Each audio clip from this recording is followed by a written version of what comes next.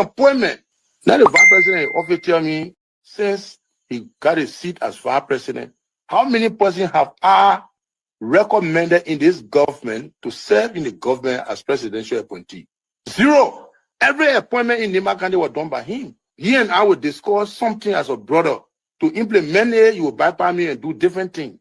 I don't talk on it. Now you need to deceive us. The thing we saw, it frustrate us. So why can't you lie? Why can't you steal? Why can't you allow the citizens to be? You see, we just tell you that why we vote tell you. But you fool us, you screw us, you use us and later on abuse us. So why? The government makes you lie. Why? But that's the question that we ask. The good person in our whole United Party, that President Baka.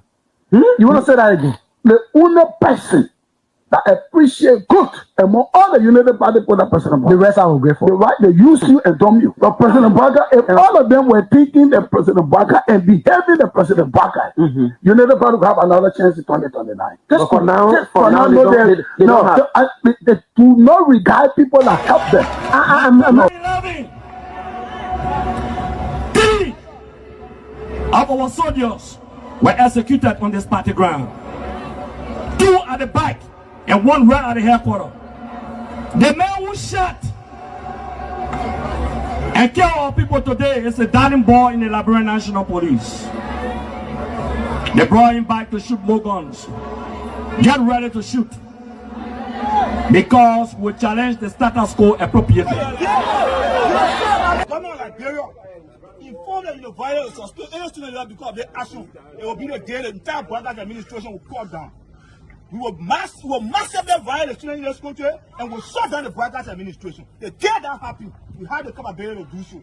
And if they think this is the renovation project is a joke, let them try it. The fall of the Brothers administration begin with this. If they think they will tumble on any student in this country or at the university like Garguah and water with impunity, while our children saving opponents and lottery in the Western world, while we are subjected to agile power and bad learning conditions here, and the thing will say. In the first 100 days, no car will get stuck on a major road in this country. And I mean it. You say it out loud?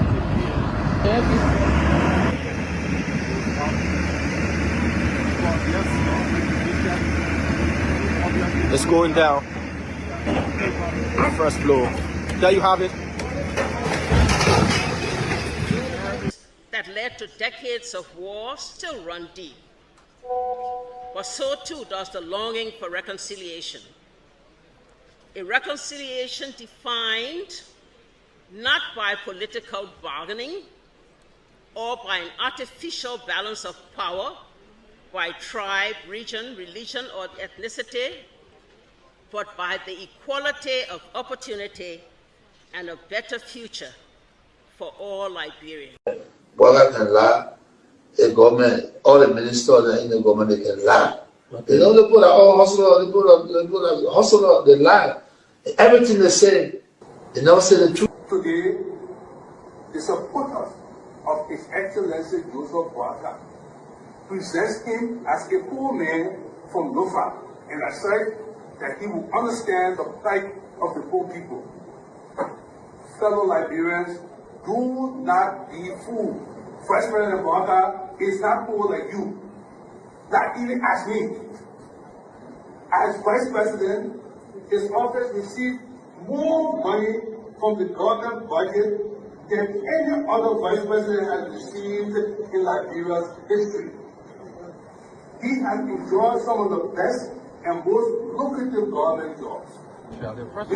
There's this, what I call sort of vicious lie about the fact that Mr. Pewee is gay or bring gay lifestyle to Liberia. It's complete bullshit.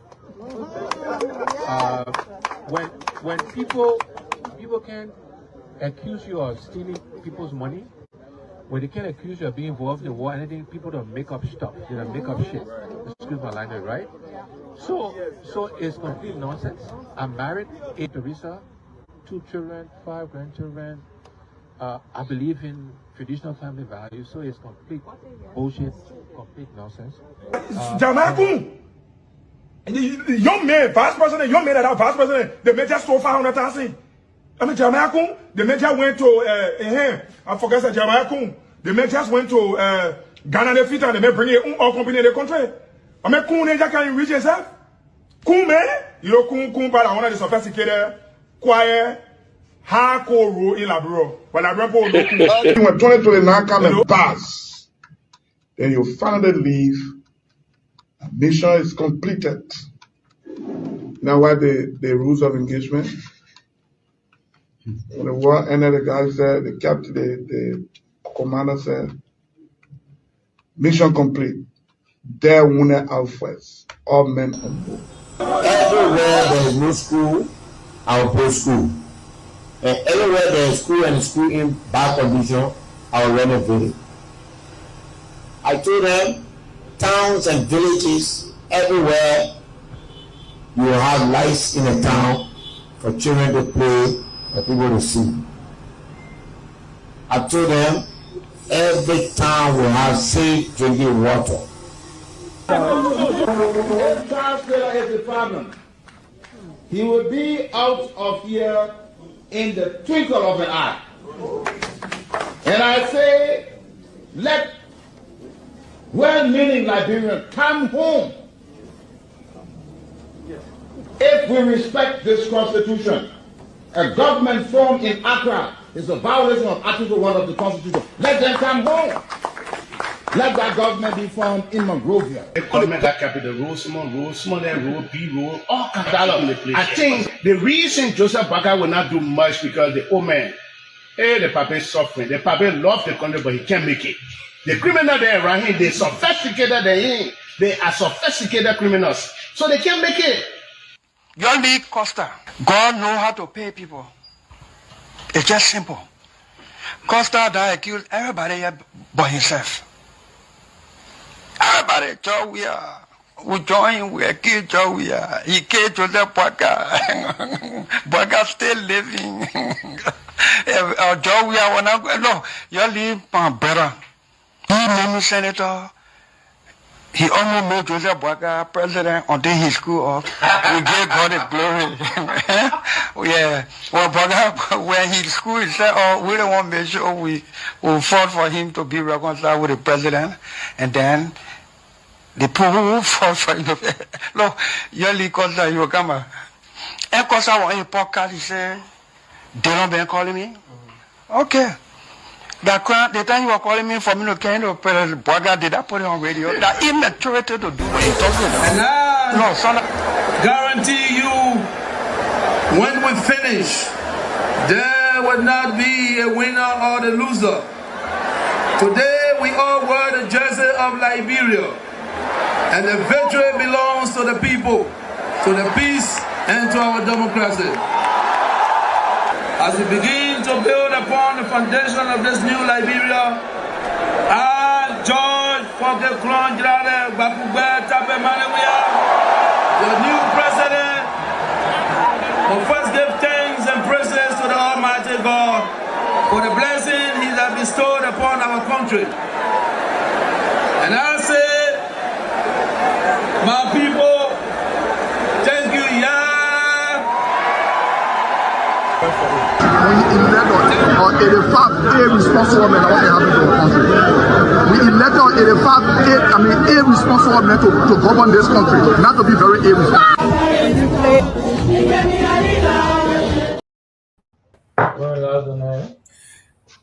Hello, ladies and gentlemen. It is 5 p.m. here on the East Coast. I am Jerome Gayman, and I'm tuning in from the great city, the market of Miami, the real Miami, South Florida. Kidding, you know, I was trying to wear my green tie, but it looks like my friends over here at StreamYard don't like the color green. But I'm wearing green today. Just take my word for it, it's green. The reason I'm wearing green is today is St. Patrick's Day in the United States. And those of us who have businesses and we have partners, It's a great thing to celebrate our Irish brothers and sisters. Today is St. Patrick's Day. You should be wearing something green. The shamrock, to celebrate our Irish brothers. We got all of us got some Irish blood in us. So this week, particularly today, all the way leading into the weekend, we are going to be having what the Liberian men call fine time. We are going to be celebrating the Irish drinks, in particular Guinness, and other drinks that are favored by the Irish. So for today's day, all the Basa people will be Irish. It is a decree. Decree this March the 17th at 5:13 p.m. and 9:13 p.m. also in the Republic of Liberia. I declare you all Basa men and women, you are Irish for the next 24 hours. And let me add my brothers and sisters north of Grand Bassa in Nima. Oh, Nima, you are Irish today. I declare, Nima, all Nima Irish. And you go a little southeast of Grand Bassa County, we have our sisters and brothers in Riverside County. Used to be Riverside Territory. Riverside County, you are declared Irish. And then as I go north to the great people of Magibi, I declare you also Irish. Then the entire Republic of Liberia, I, by the power vested in me, King of the closing argument, I declare Tomalin George, Dr. Peabody, Myean Torgbean,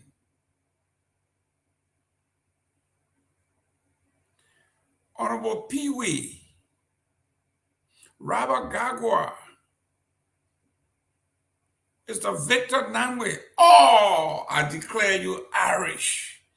Go out, stop by the nearest store, get yourself a nice big bottle of Guinness Stout, and begin to celebrate your Irishness. Oh, before I go any further, all my sisters and brothers from Cape Mount, I declare today, I declare you Irish women and men. We are going to be celebrating St. Patrick's Day, and in another day or two, we are going to be celebrating the end of our fast month on the 18th. Actually, it's tomorrow. That's the day that I have always been Muslim. That's the day I go to my friend's house and we eat and we have a great time. And listen, it is usually one of the best days. You know, most people don't understand my relationship with my Mandingo brothers. When I was growing up, we were very poor. So we have this Mandingo family in Bassa that was very good to us. We couldn't pronounce the French name. We used to call him Didon. But later on, I got to find out that the word Didon is derogatory. But the name actually is pronounced Diodone. It's French. But because we didn't want to pronounce it or we didn't know how to, we just cut it short and call him Didon. But his name was Diodone. Later on, when I got to talk to people who are fluent in French, when I spelled it, then they said, but this is not Didon, this is Diodone. So now all of my sisters and brothers in Cape Mount, you know, I grew up in Congo. There's a town, the capital city of, people think it's Rabasport, but I think Congo is the place to be when you're in Cape Mount. But then how did you get this Gayman name? Like, because it just seems like you either Mandingo or your vice. So. I'm everywhere. I grew up in Mano River. I grew up in Congo. I went to Congo public school. So listen, you can't tell me anything about Cape Mount. We used to have a great time there. Then later on, we moved to Bomi. So I'm all over the place. You see? So I am a child of Liberia. I'm from the Republic. But yes, we celebrate all cultures, all of our folks. We are all the same. Whether you are from Ireland, or you're from Israel, or you're from Palestine, or you're from Iraq, we are all, when you sit and start talking, we all have one thing in common. We want the best for our children, for their future. There is no culture that says we don't care about our children. You sit around, mothers talking, they talk nothing else but the children, the future and the well-being of their children. This makes us one people. Don't let politicians divide you. Tell you that you are short, you are dark, you are light-skinned, you this and that. We all have one thing in common. We all sat down around the table. We want the next generation to be better than this one. That's what this is all about. Well, let me welcome Fanta. Welcome to the show. You are muted. Hello, how are you doing? I am doing well. It looks like this camera doesn't like green. Today I got up, I was celebrating my Irish brother. I wore my green tie and my green handkerchief, but it looks like a brick wall again. So this thing, but it looks nice. It looks nice. Better it's nice. It's nice. Yeah, right. Hey, Myean, how are you? I'm okay. Good, good. How are you feeling now? Working hard? I'm much better than before. Okay, you see that malaria and typhoid is no joke. I'm telling you, like. Yeah, you know, and for some reason, all the book people we got, all the big mouth they make, nobody can find something to kill this thing. But when they sit around and talking to each other, you think they're Albert Einstein. They're the only one that know the book and don't get them pen. They know how to write nonsense with confidence. But isn't it wild that every time you go to the hospital in Liberia, you either get diagnosed with 3 things? Yes, if it's not malaria 1, it's malaria and typhoid. If it's not malaria and typhoid, it's malaria, typhoid, and malaria 2. It's like, what is this? It is. Liberia is a conundrum. Liberia is it's a mystical country. I don't want to say, I don't know whether it's a country, a territory, a place, like one of those fictitious countries like Wakanda or something. Because I just can't get my head around what is this place called Liberia. Please, can we be a Wakanda? Please, can we just have the right leader and be a Wakanda?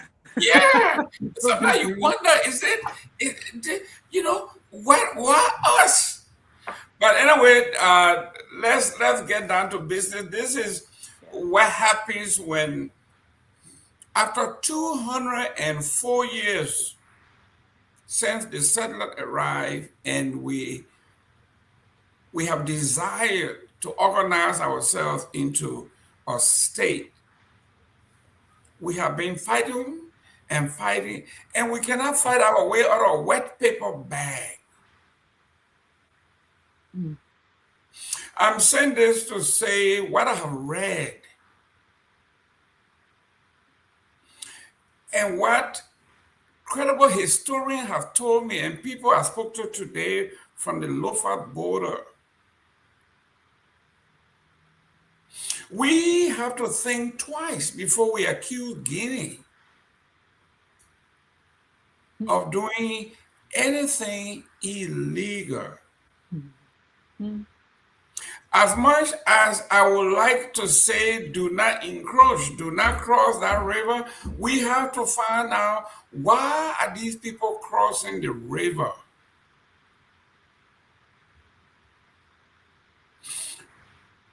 The lack of patriotism, greed, and selfishness is what got Liberia to where it is. If you are in a relationship, if you are in a marriage, your wife or your husband is your equal partner. If you are making a major purchase like a car or buying a home or making a major investment, you have to consult with your partner because whatever goes wrong will affect not just you, but both of you. If Guinea is our partner and we share a common border, this particular river, then that means that river belongs to both of us. If Fanta wanted to dig diamond or dig sand, it is a simple courtesy to say, hey, Jerome, listen, I need some sand. I'm going to be dredging sand for a while. I'm building a house. I think I will need 10 cubic feet of sand. And after that, I'm done. As a friendly neighbor with credibility, Fanta has we say, go ahead. We all want to go ahead. But if you didn't consult your partner and you brought your dredging machine and you begin to dredge and dredge and dredge and brought all your equipment, your partner will say, you know what, this is quite disrespectful. So this brings me to where we are after I have done the homework and have talked to people and have spoken to folks and have read historically and have read and talked to folks. Guinea confiscated the equipment, the heavy-duty equipment. Instead of Liberians going to Guinea and trying to inquire professionally, they went there to talk to the folks to give back their machines. And the Guinean authority I spoke to said they were shocked because, first of all, anything that has to do with the border and illegality has to be turned over to the Department of the Equivalence of Lands and Mines in Guinea to do the investigation.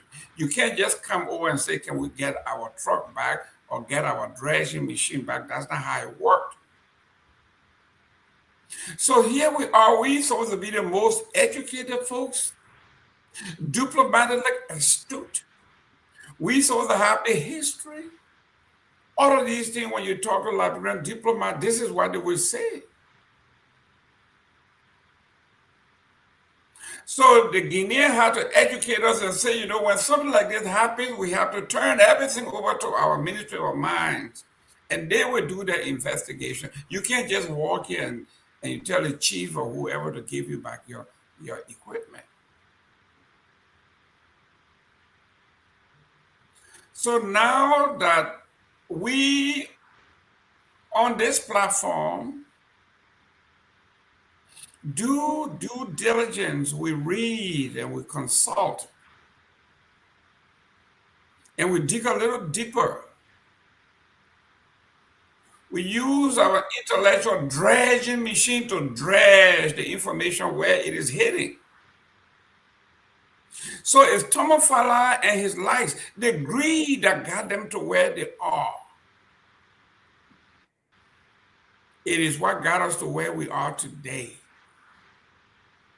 And the reason Joseph Walker is between a hard place between a rock and a yellow machine. That is the reason. His nephew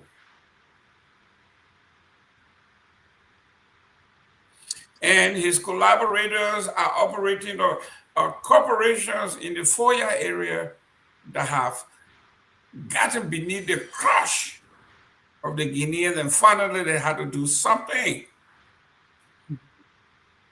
So let's go to the newspaper here. It says police really not that yet. The Guinean soldier crossed into Liberian territory of Lofa a day after the Conakry summit. Why?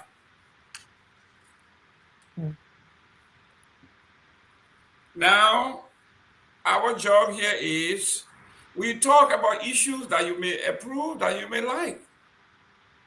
We will also talk about issues that you may not like and you may not agree with. But we have one thing in common. It would be factual. Just yesterday, they said, the headline here They're managing the Liberian-Guinea border, the tensions, lessons from our history. We said that. Then we also read to you after President Bouaka went to Guinea, he came back, he said, nothing to be gained from war. Bouaka says after Conakry talk. And all the supporters of the president were all over the place. That this was a diplomatic coup. When we saw the communique was so vague, it absolutely said nothing.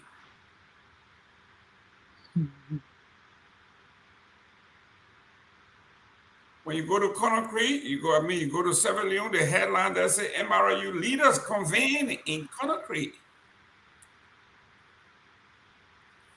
So after they have done their victory march, running around in circle, waving the flag, then this morning, this headline came out. Guinean soldier crossed into Liberian territory again, into Lofa, a day after Conakry summit. Why?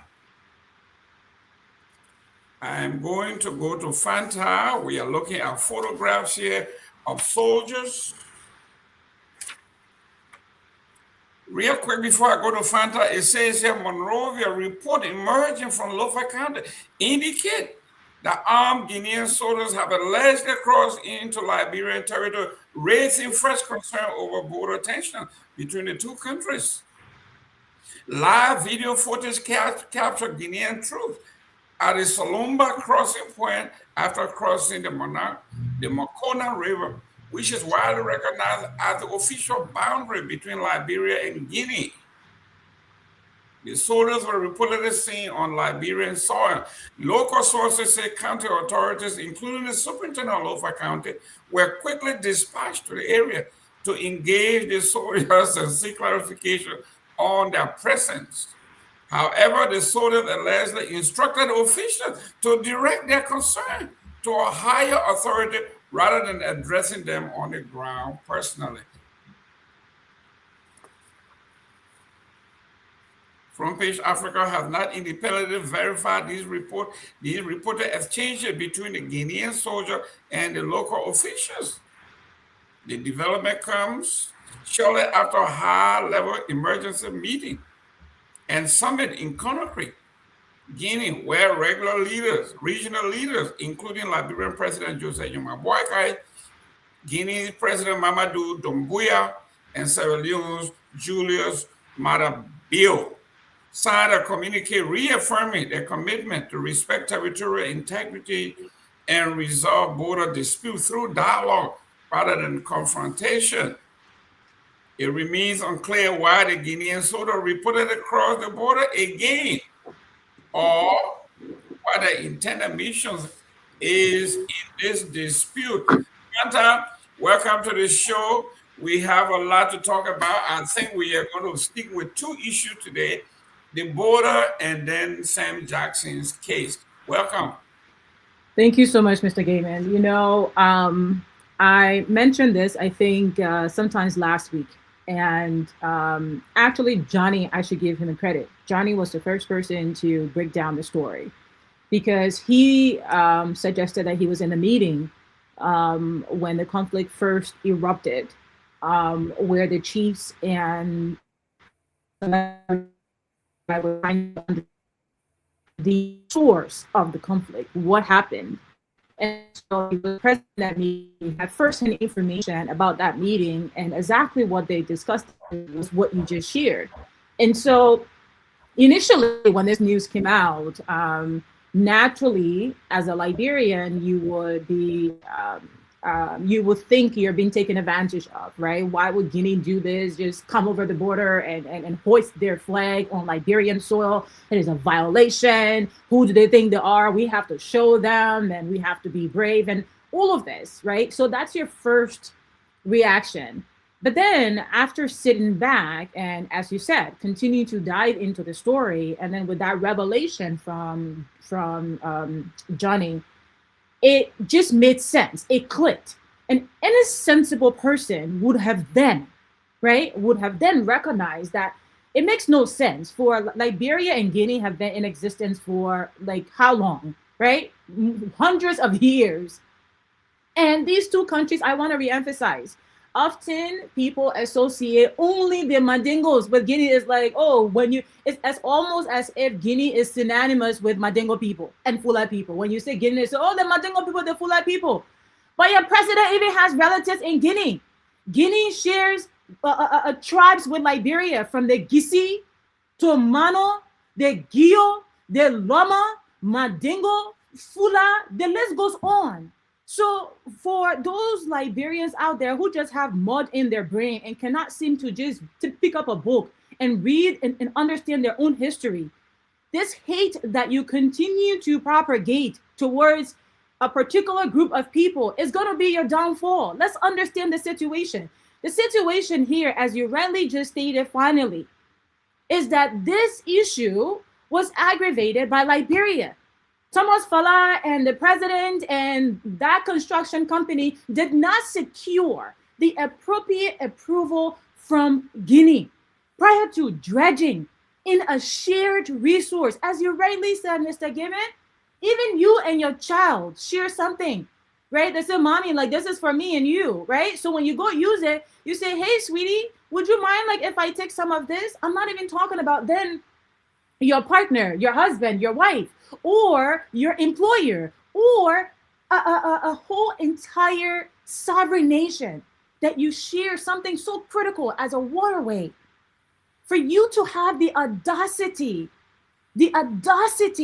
to get a dredging machine and put it in that river without seeking appropriate consultation, appropriate approval, is completely and utterly disrespectful.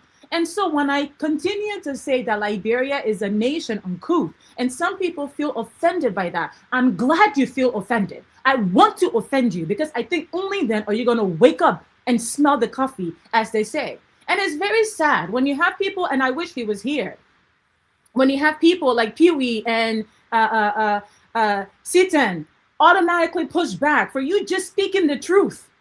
Can we just speak the truth? Because if we are not here to educate the public about what the actual truth is, then we should not be here. We should not be here. If there was anything contrary to the actual story, which was this construction company that is constructing the presidential villa in Foya illegally dredged sand and also critical minerals from a shared river, the Makona River, that both Guinea and Liberia shared. If we cannot speak that truthfully because we are getting checks from the government because of political reasons, then we are betraying Liberia, the very Liberia that you're saying, oh, Liberians cannot criticize. What you are doing is treasonous. It's worse. Because until we can hold ourselves accountable, look ourselves in the mirror, we will never fix our problem, Mr. Gayman. We will just continue to dance around in circles. This is why Liberia is where it is today. Absolutely. We don't speak truthfully about anything. And I just did a brief analysis like about this. It's posted on my page. I really would encourage like Myean to share like when he has a chance, because it's quite insightful. It just gets to the crux of the matter. Thank you. Ladies and gentlemen, we're going to revisit this because one underlying issue in the Republic of Liberia, whether you like it or not, it is greed, self-aggrandizement. No, we are talking about zero patriotism. It's all about here and now. It's about me, me, me. The nation has never been in part of the calculus. When you see on the national level that 66 or the 68 concession agreement were bogus. We're going to come back to that, but for now, let's go to a present issue. We discussed it briefly yesterday, a group of Liberians that are stranded in Cambodia. Myean, please show a few of the pictures. Let Liberian people just get a glimpse of what these people are going through. These are the things we are talking about. And the editorial yesterday said it, a nation that cannot even secure her own land, personal land, between stakeholders in the country. how then can you defend a border? Here we are, Liberian citizens stranded in foreign land for over a year. They have been appealing because they are not minerals, because they don't have money, because they can't be sold. They are useless. 100 of your citizens languishing, being abused. We heard they are sleeping in the streets. But yet Liberians are jumping all over the place. We are now on the international stage. Our image in the international scene will be elevated when we sit on this Security Council, which is absolutely meaningless. We told you this year that you can dance all you want sitting on the Security Council as a non-member. Just imagine somebody is telling you that you are a non-entity and you dance. Here we are, group of Liberians. People trying to find greener pasture. People who thought the grass was greener on the other side.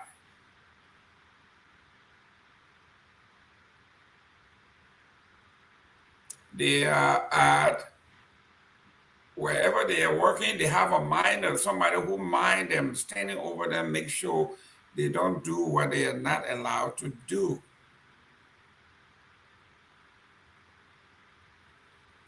Men who were trying to make a living. If your country, if your citizen would rather die in a foreign land than home, then there's something wrong with home.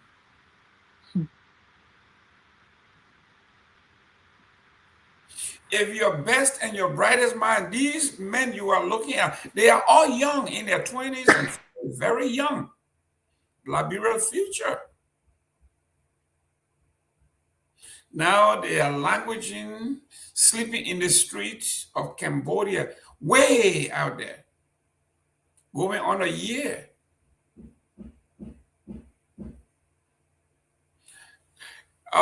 Myean, can you bring them on, please? Let's discuss some of these issues real quick because my blood is boiling. They're already on.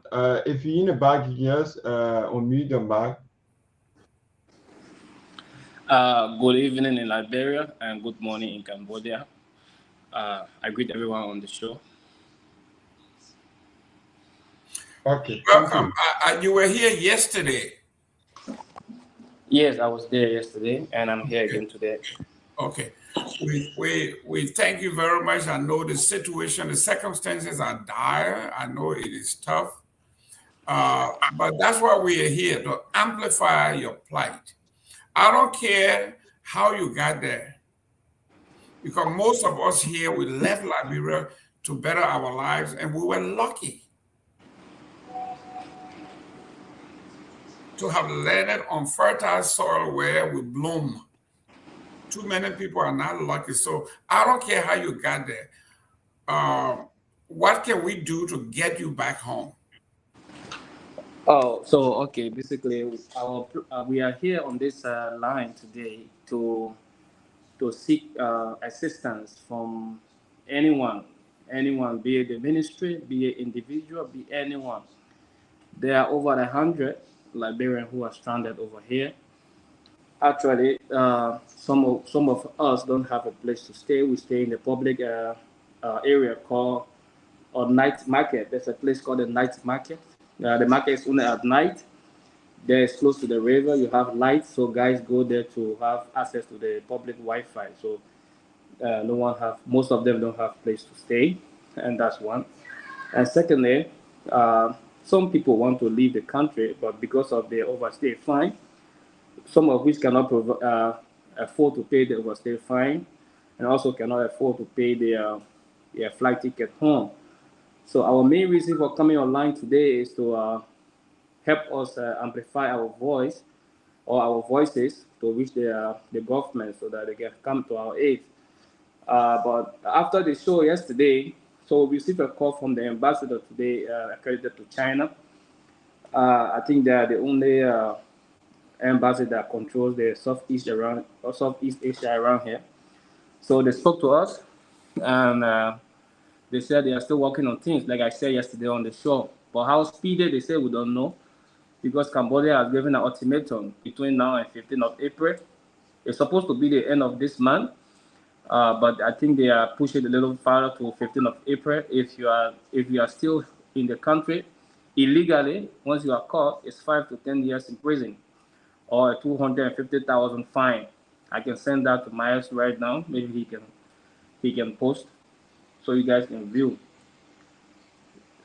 So we are just asking the media and the public to help us amplify our voice or our voices to the relevant authority, because other countries have already repatriated their citizens, like Kenya, Uganda, Ghana, even the Guinea as well. They are taking away their citizens going back home.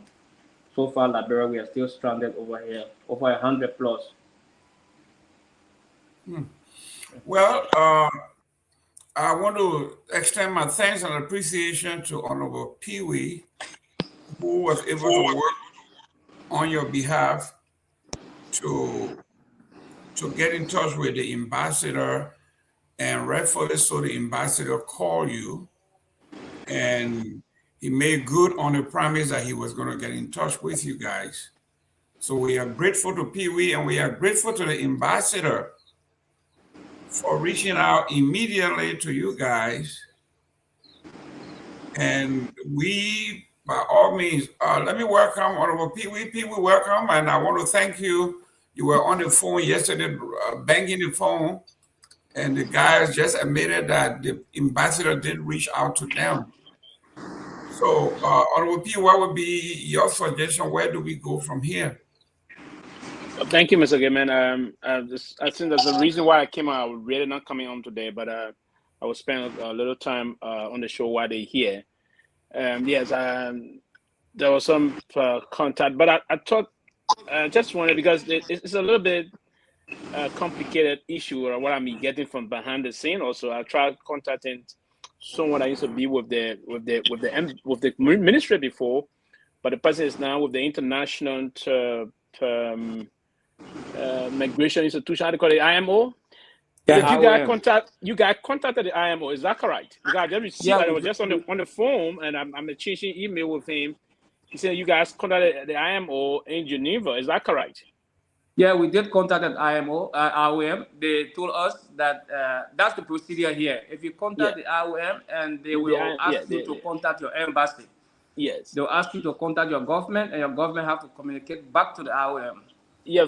Hold on. I just want to. So you contacted them, and but there's a situation. Some of you guys are saying you don't want to go back home. Is that correct? Yeah, some of them say they don't want to go back. That's their choice, but majority are willing to go back. Okay, yeah, because yes, some of the concerns, and that is it's an international benchmark policy, so they won't take you to a third-party country. That's absolutely not going to happen. If you contact that institution, they're going to take you back to your motherland, your country of citizenship. That's what he's saying to me. I can't call it. That's what he's saying to me yet. But and unfortunately, also from the other perspective, currently under 11 got travel documents. Is that also correct? No, around a 30 plus have travel document, and some people document was confiscated by those companies. Okay, by the company. They have the copy, okay, but they don't have the physical passport. Oh, okay. Yeah. So those, because there's some arrangement by the government also. The Ministry of Foreign Affairs via the office, the Deputy Minister of Legal Affairs office, trying to work with the embassy, I'm told, and then they will work eventually. If everything is done, then the ministry will directly write the Cambodian government foreign ministry to seek waiver of because you guys are started accruing illegal presence. So the reason of accruing illegal presence is meant to waive the almost $10 to $15 a day. Whenever every day you accrue, you have to pay.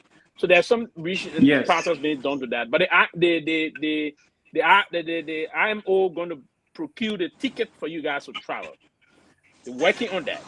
But to finalize all those things, you guys travel document all of the necessary preparation as to final destinations will have to be concluded before they can move to buy the ticket. So my question to you now quickly is that the rest of the folks that got the travel document and those that are saying because they have ruled out taking you to third-party country, that's not going to be possible. So how many persons are now currently really waiting to go?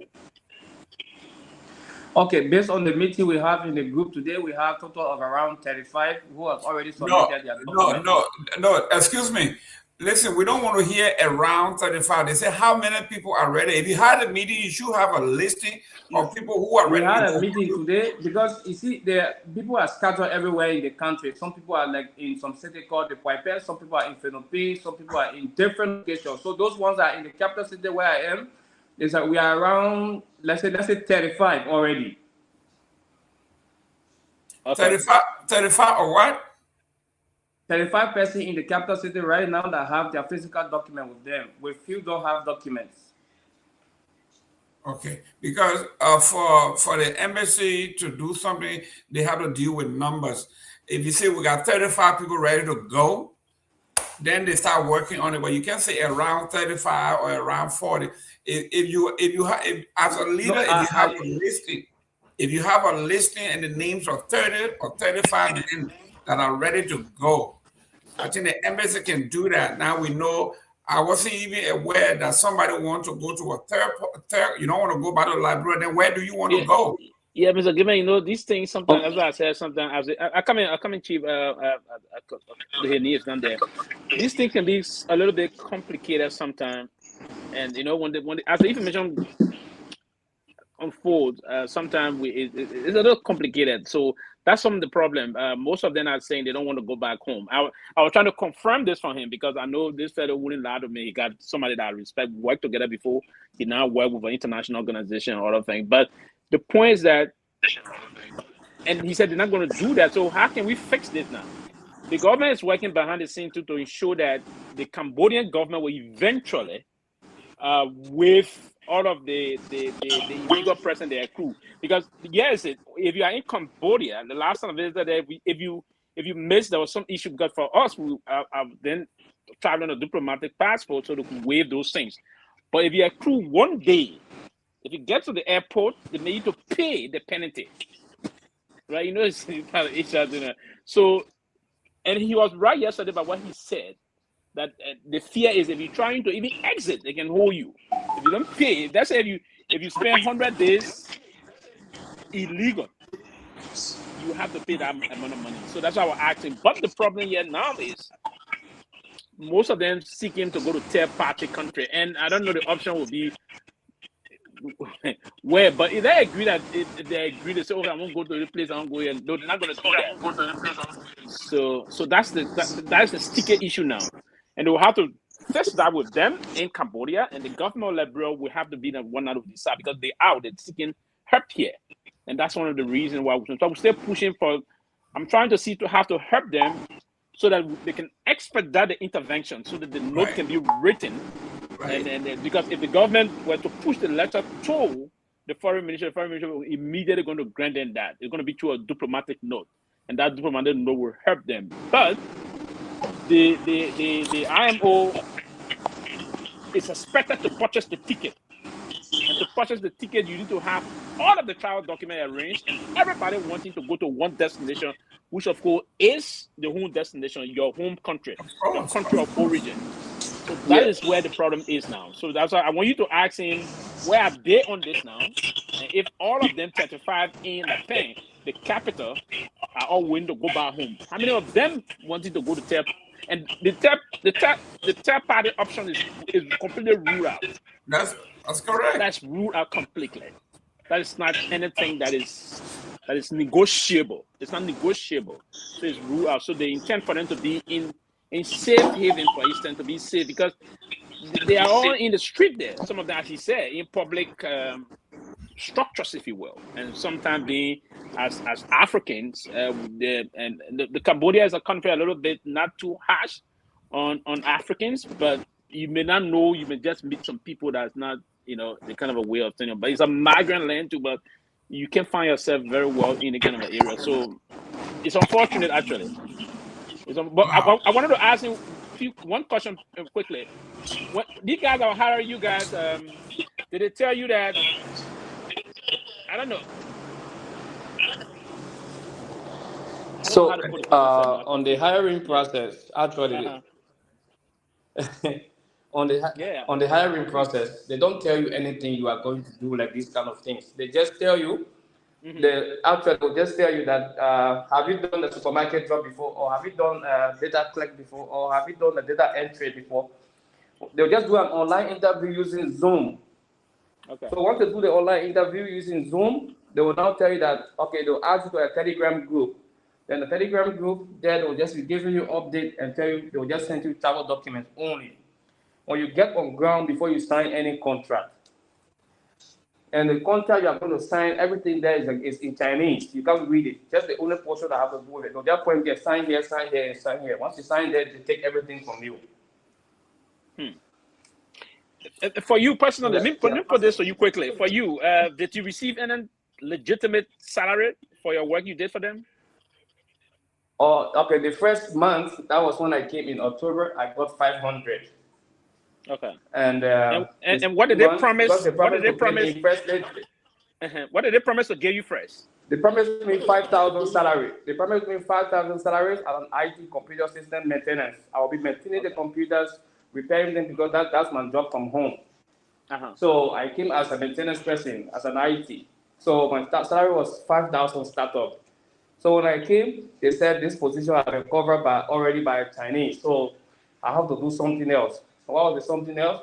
They just said something else. After a few days, I received PC to be sitting behind, and I started doing the job they were doing the office by chatting people online. So they later brought the contract for me to sign, and I signed. I did not see the figure. It's written in Chinese yen. So they just tell you this one is in yen. You have to sign it, and you cannot do otherwise. Because when you are signing, there are people standing there with guns. You know those gangsters. They have those small pistols with them. They just say, and you have to sign. You will be frightened. You will sign. So upon signing, at the end of the month, if you don't meet your target, they will deduct all the salary and be left with around 500, 200, 300, 100. Anything they give you, that's the final. So in the first month, I got 500. That was the month of November. In December, I got another, I think 500 or 400 before the Christmas. And the Christmas, I got sick. So lucky for me, I was taken to the to the hospital close by, and I was diagnosed of kidney problem.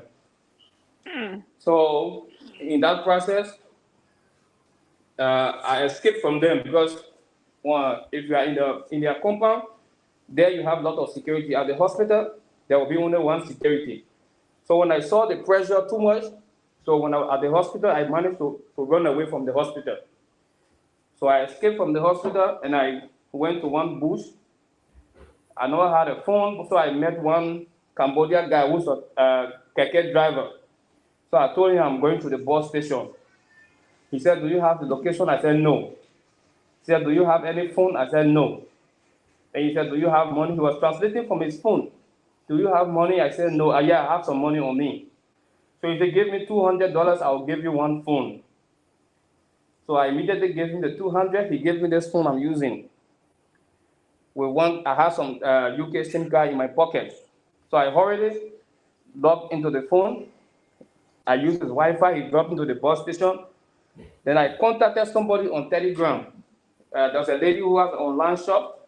I contacted this lady on Telegram. She helped me book a taxi that took me to the city. And she took care of my medication. And I was safe from there. So since that time of December, I've been lounging around the city here, just looking for a way to exit. Now I have gone to the immigration so that I can leave. By that time, I already owe 2 months of fines.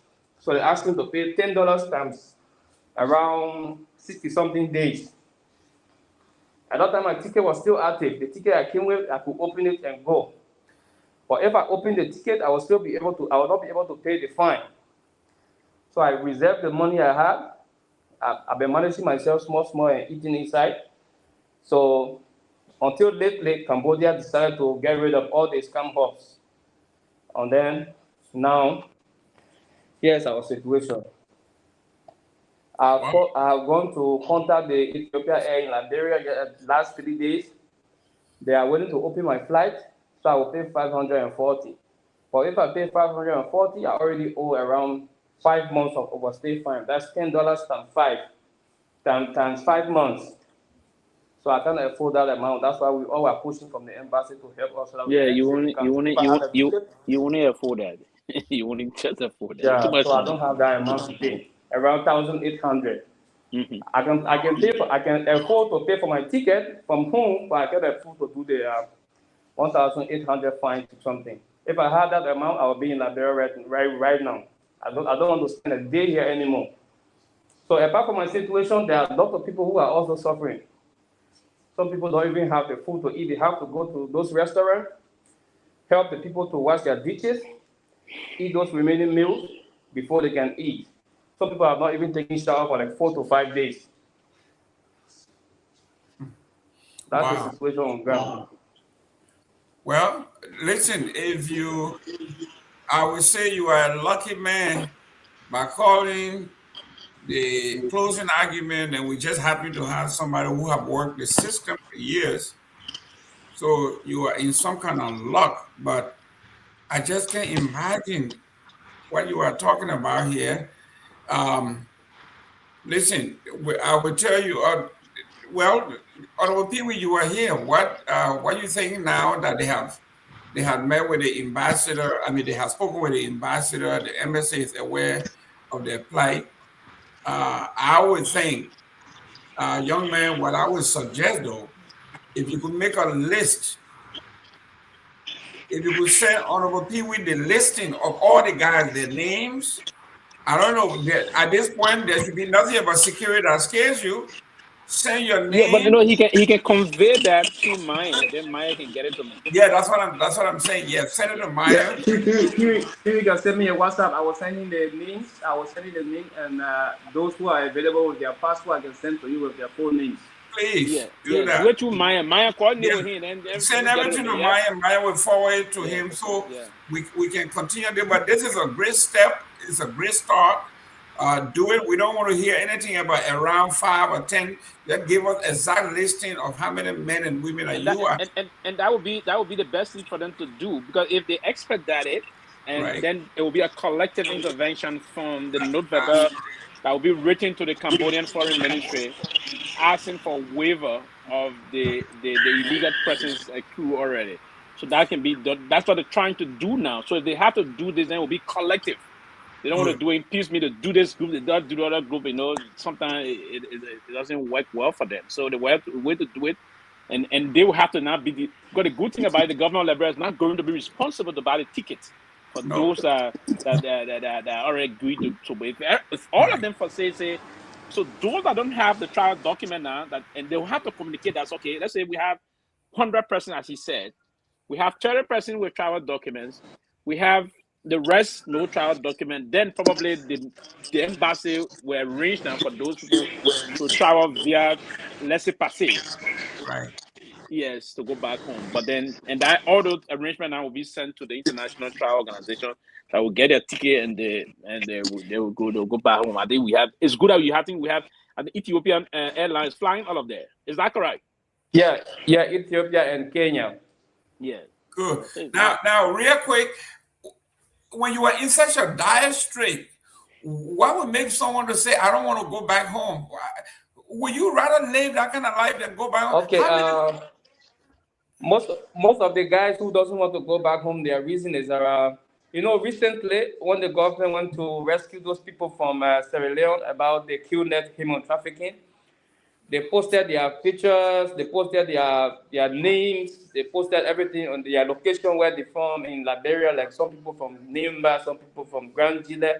So they were posted on social media. So that is one of their main reasons that even though they found themselves in this kind of situation. So they are pleading, if there's a help, no problem, but they don't want to be exposed to the media, where this person will be identified as a deportee or as a rescuer from a crisis in Cambodia. That's some of their reason of saying they don't want to go back through the government route. Honorable Pewee, I just can't fathom the kind of life. And someone said, if the embassy is willing to help you, repatriate to your homeland. For some people, they don't mind. Some majority of the people don't mind going back home via the government route or via any route. That's why today when we had a meeting here today, most of them expressed their willingness to just go home once and for all instead of staying here. Because similar situation happened in Oman in 2022 when the government also went to rescue people from Oman and the UAE. And that's a similar situation happening over here. But I think UAE are much better than here because here it's almost like a prison, a complete slavery. Can I just add something? Yeah, go ahead, Fanta. Yeah, what is your name, brother?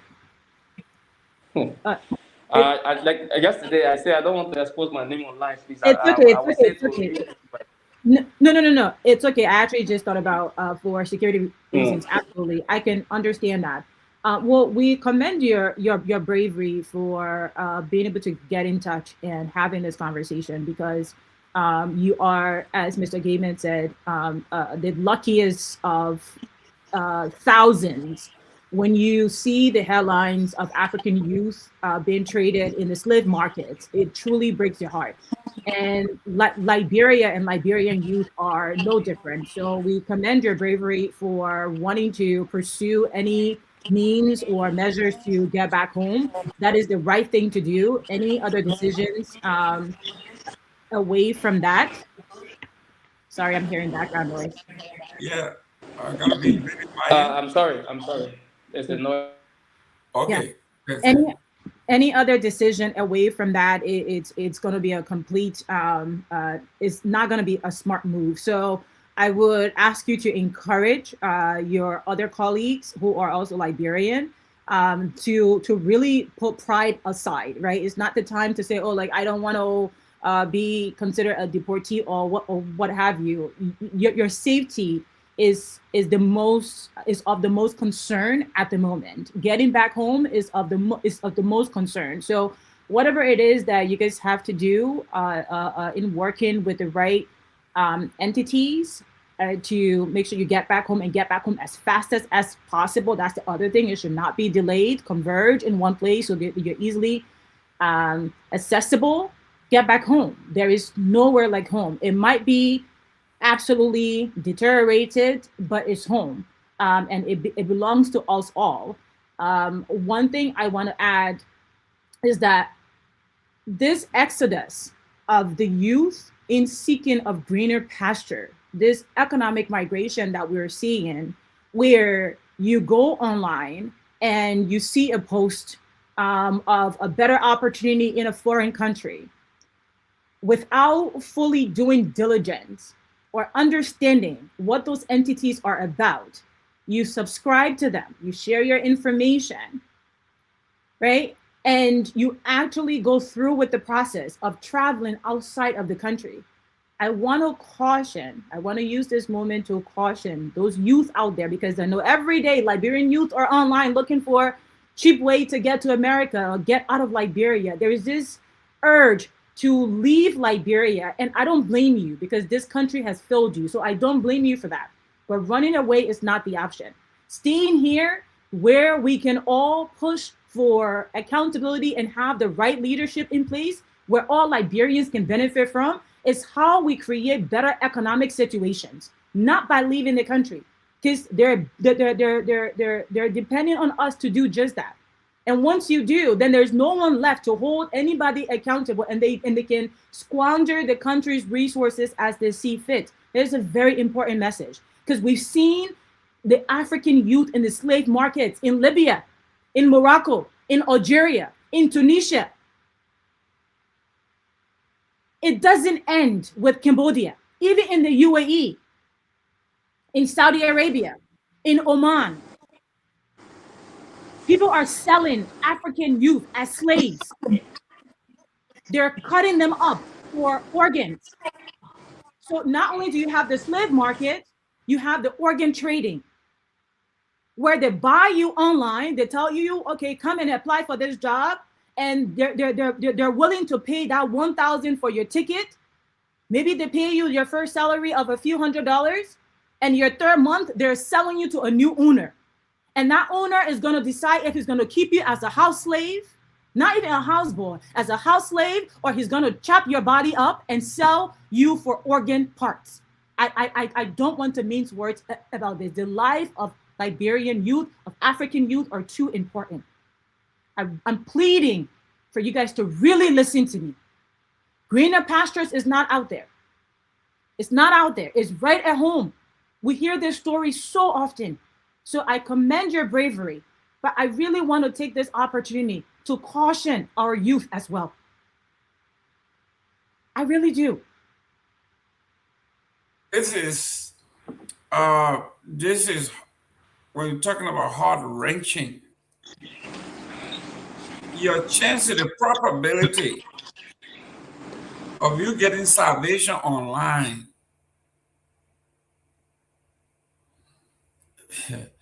Look, we talk to our young folks. Even in the United States, when the Sheriff Department, the FBI, when they do stings,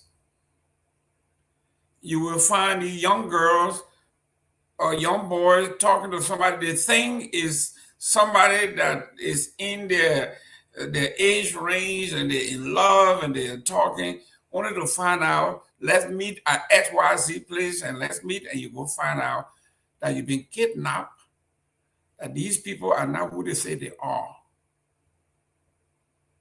Some will drug you. I mean, the only good thing, if I shouldn't say good, but the only fortunate thing about the 100 the people, the picture we saw there, thank God there are no women there. Because the way these people treat women. There are also women here. There are some females. I think we have around 10 females, if I'm not mistaken, on the list. But another thing that's happening here that she mentioned, there's also a trafficking. When the company take you from here, they will use you for a few months, like 4 to 5 months, and also sell you to another company for around 5 to 10,000. They keep selling you around, like a slave trade market. Sell you to this one use you, and sell you to another one, just like that. That's how the process going on here. We did not know about that, but we started to see that. If this one see you that you are performing very well and you are good in the computer area, they will just use you for a few months and then call another company to buy you for around 5,000. And when this company buy you, you have to work for that 5,000 to be completed. And once they are done with you, they will sell you to another person for another 5,000 to 6,000, just like that. That's how the process goes here. Non-ending. It never ends. Lord. Yeah. Well, for our sisters, geez, I don't know what to say. If the men have gone days without shower, days without food, just imagine what our sisters are going through. Mr. Gayman, it's a really hard, like you say, heart-wrenching, but it's beyond that, because when you see your brothers and sisters, and Myean, there are videos out there, there are videos out there. BBC recently did an undercover documentary. I think it was BBC or like one of them, The Guardian. An undercover documentary, Mr. Gayman, of these people selling your brothers and sisters as if to say they are commodities. Oh, how much are you going to buy them for? Oh, they're a good worker. Like, how much can you afford to like pay for them? Like, this is how they sell Africans. The modern day slavery that the African youth are attracted to. This digital, this quick life, I want to make it overnight. So I'm going to go online. I'm going to go online and I'm going to click on this link, and I see this scholarship in Thailand. I see this scholarship in Vietnam. I see this scholarship in Italy. I see this scholarship in... Mr. Gayman, I have relatives who left their family members, did not, like their father died during the war. You have a mother struggling, selling Kool-Aid to raise her son and send him through school. The best of school. That woman will put that Kool-Aid on her head, walking up and down Galley Street, selling coal, selling acheke, whatever she can sell, to put that kid through school. Mr. Gayman, this little boy was beautiful, so handsome. Mr. Gayman, I don't know what got in this little boy's head. I don't know what got in his head. He followed some friends to that Libya route. They went to that Moroccan route. Mr. Gayman, when you see this little boy today, you don't even, he's a walking shadow.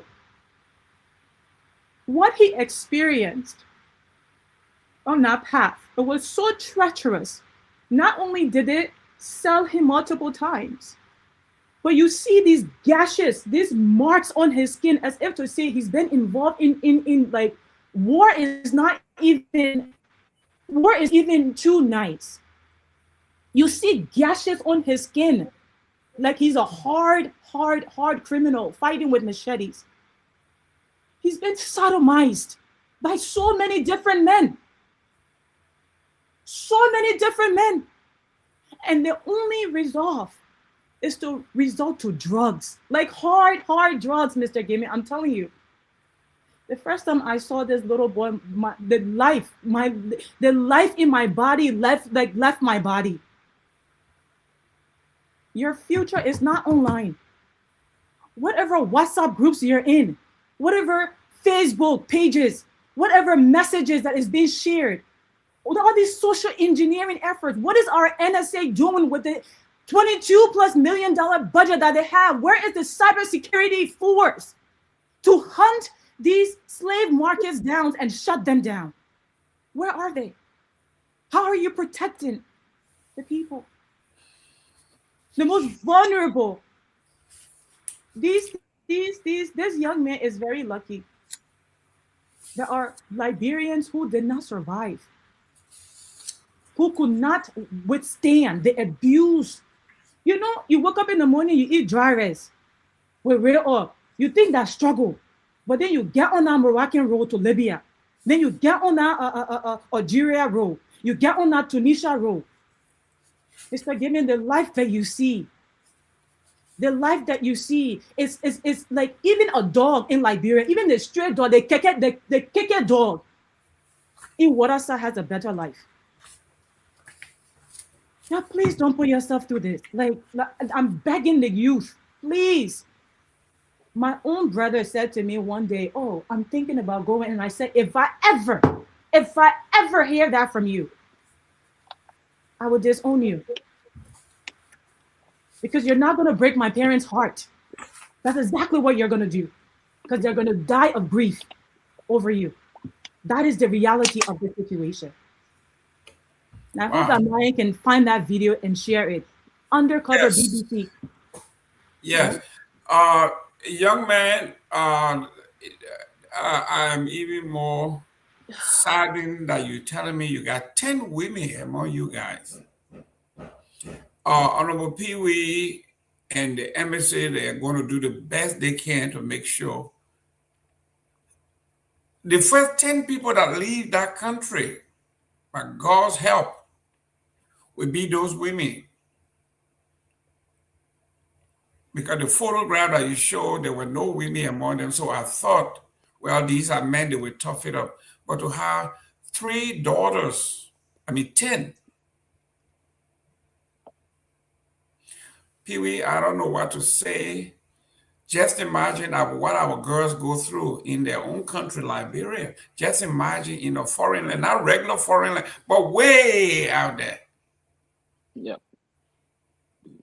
It's you know, it's quite unfortunate, and they treated in some of the worst cases, if you want to think, in the most disdained, in a mild manner, if you will. And again, but it's quite unfortunate. On a serious note, it's unfortunate. But the young people or even those that are involved into or trying to indulge into this kind of a thing to leave the country. I understand we've around 5.7, almost 6 million people. And that's what I was saying. The last time we brought a debate about Ghana, I was saying that it's just not that terrible in Liberia. I understand the quest for people to leave is very high, but it's not that terrible. And there was time that when we were staying in government, then I recall the government trying to, and the National Security Agency tried to pull her to the influx of Liberians, even moving to study in Cyprus, about receiving scholarship, because often at times most of them will move in to get the scholarship and move in, and there's difficult times. They can't even continue the studies, there's problem, then so the government put halt to it. But most of our folks, we actually, we don't have a very effective kind of a cyber network in the country. No, most of these things will happen just via ESA in the community. Somebody contact someone, say the people here, oh, you want to be part of this? So if you're even asked, I don't know, he'll be willing to tell you, but as he stated yesterday and today, the guys came in the country and recruited them. And my point is that if you've been recruited, and listen, the Constitution of our country gives the latitude to every citizen 18 and above, the only group of people that you get out of Liberia, those that are under the age of 18, they will have to show, and that's, you have to go to the Ministry of Justice, get said documentation, made it from both parents. If both parents, one of the parents are traveling with that child, and then the other parent will have to acquiesce the child leaving the country. That is a system in the ministry in the country, and the airport authority, the immigration officers, we have to see that document. But if the parent, if the both parents traveling with that is okay. The both parents moving, all of that. So only those under the age of 18 that the government will have to check. But if you are 18 and above, the Constitution calls for freedom of movement. You are liberty to leave and enter Liberia anytime. What you need is travel document. The only thing the Liberian government can say, and I said that yesterday, they will have to upgrade in terms of the travel advisory mechanism. We have to be reviewed. We have to put into place certain conditionalities that will follow enhance and educating our folks about where to go, when to go, and how to go about it. If there are certain information you don't have, you call on the Ministry of Foreign Affairs. They will have to update these things so that it will help minimize or significantly reduce Liberians putting themselves in harm's way. Now, the issue about the way they were recruited, basically, imagine they bought their ticket legally. They got their travel document legally. Those guys took them and they left the country. So my point is that in this kind of a thing, sometimes you contact and no one wants to. Everybody would think that's and again the problem is everybody wants to think Mr. Gayman that yeah, I'm receiving some kind of feedback, man.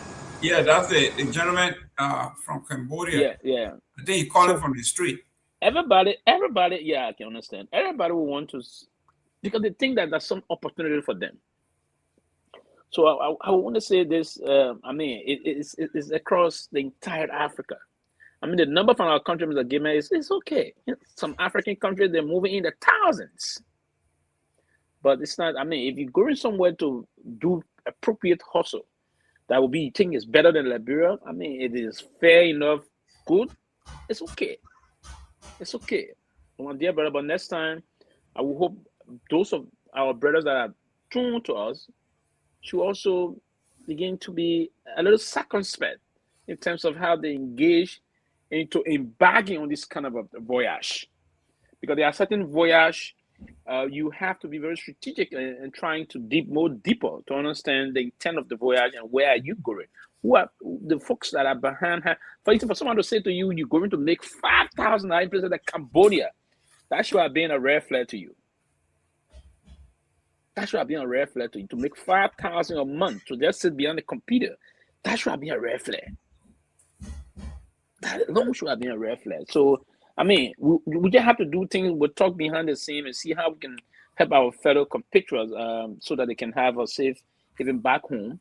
But this is normal. A lot of our Liberian brothers and sisters and African brothers and sister comrades, most of them die in the struggle. Some of them die in the middle of the Atlantic Ocean, Mr. Gayman, in the need of seeking opportunities. So this is quite a concern, and trust me, it's something I will always say to people, and I've never indulged into taking all the time, and probably everyone will have different kind of chances or opportunity, if you will, and how to tap into these things. But even if I not had those kind of opportunity, I don't think I would ever allow myself to follow some. I mean, it's unfortunate if people are desperate to do some tough and desperate things. And I don't want to hold nobody responsible or anybody guilty yet. Those brothers were just unfortunate that those those unscrupulous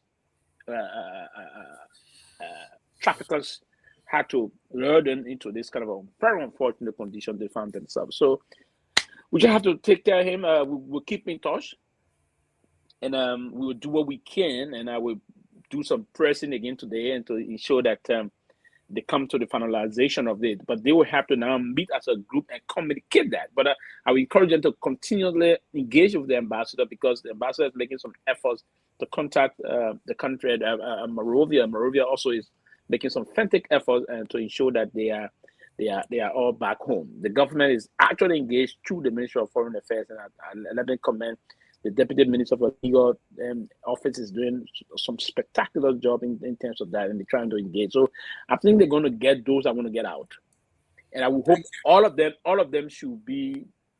I mean, pray to get out and seek other proper opportunities. Get out and seek other proper opportunities. There will be some opportunities. I mean, just can you win DV? There will be some great opportunities. Just believe in God. But Honorable Pewee, the kind of expertise these guys are talking about, why not come back home, use the experience, form a consortium, and work together? I mean, working for yourself, as difficult as it is, there is glee or some self-satisfaction in that. So, young man, thank you very much. I don't know what time it is in Cambodia, but you have done an excellent job. What time is it? It's 5:24 a.m. It's almost morning out there. Yeah. Wow. Listen, we keep checking with us. Hopefully by Friday, come back on, see where we are, and let's stay in touch. Don't let this thing die. Let's work together. Make sure that we bring you home. Okay, sir. Thank you so much. I'll be available on Friday again.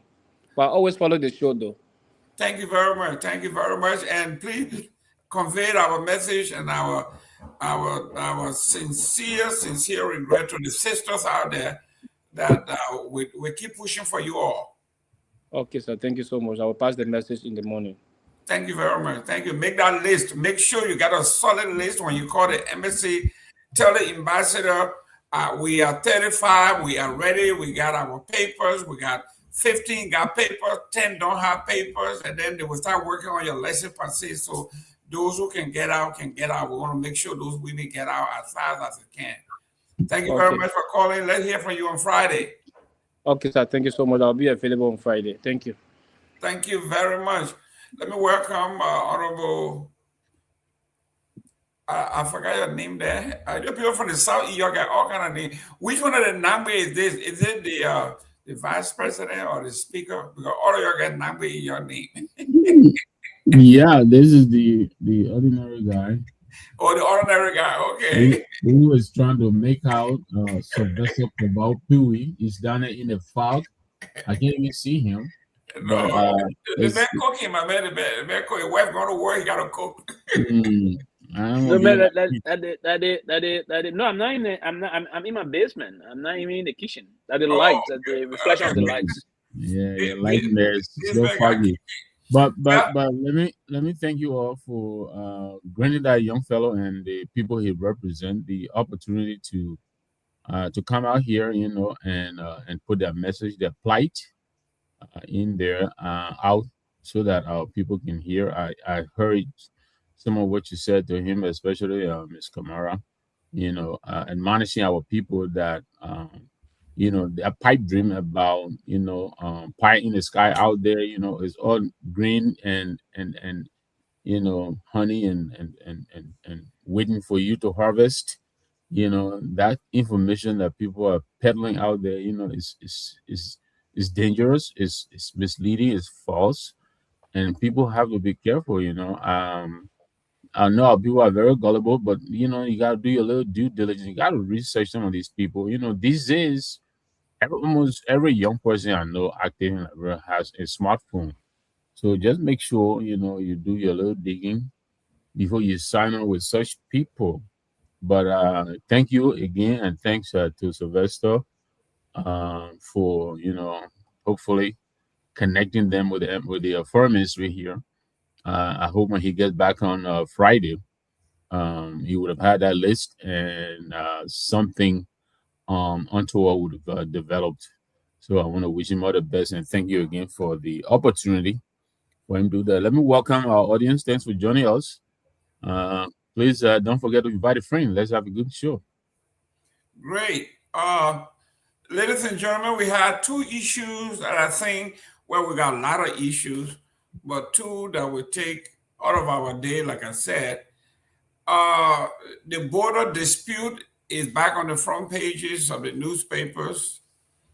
The police have released Sam Jackson after detention period. We're going to discuss this. For those of you who pin your life on the rule of law, this is why we said if this platform have not made an adjustment, we're not making an adjustment, we will stick by the rule of law. Wherever it leads us, there where we are going to go. Wherever errors are made, we will point those out. But we will not rush to judgment. In the meantime, I am going to make my comment. I know Sylvester Pewee, I know who he is. If I see him out of character, as much as I respect him, I will say the same thing, and vice versa. Sam Jackson, man of his caliber, should not be in the same discussion when it comes to domestic violence, beating your wife. Whether he wants to be politically correct by saying sometimes we go to extreme. We fall in love extremely hard.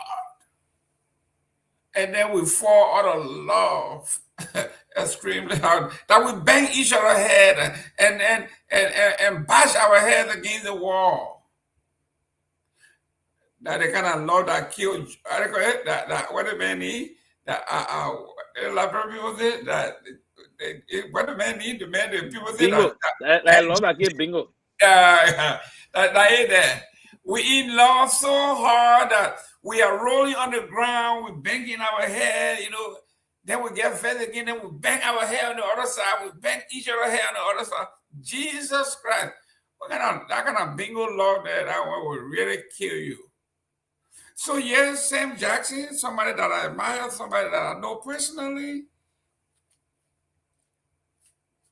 I met Sam Jackson personally. I read about him. I was, we were a member of the progressive, member of the PAL movement. So all of those guys were people that we look up to.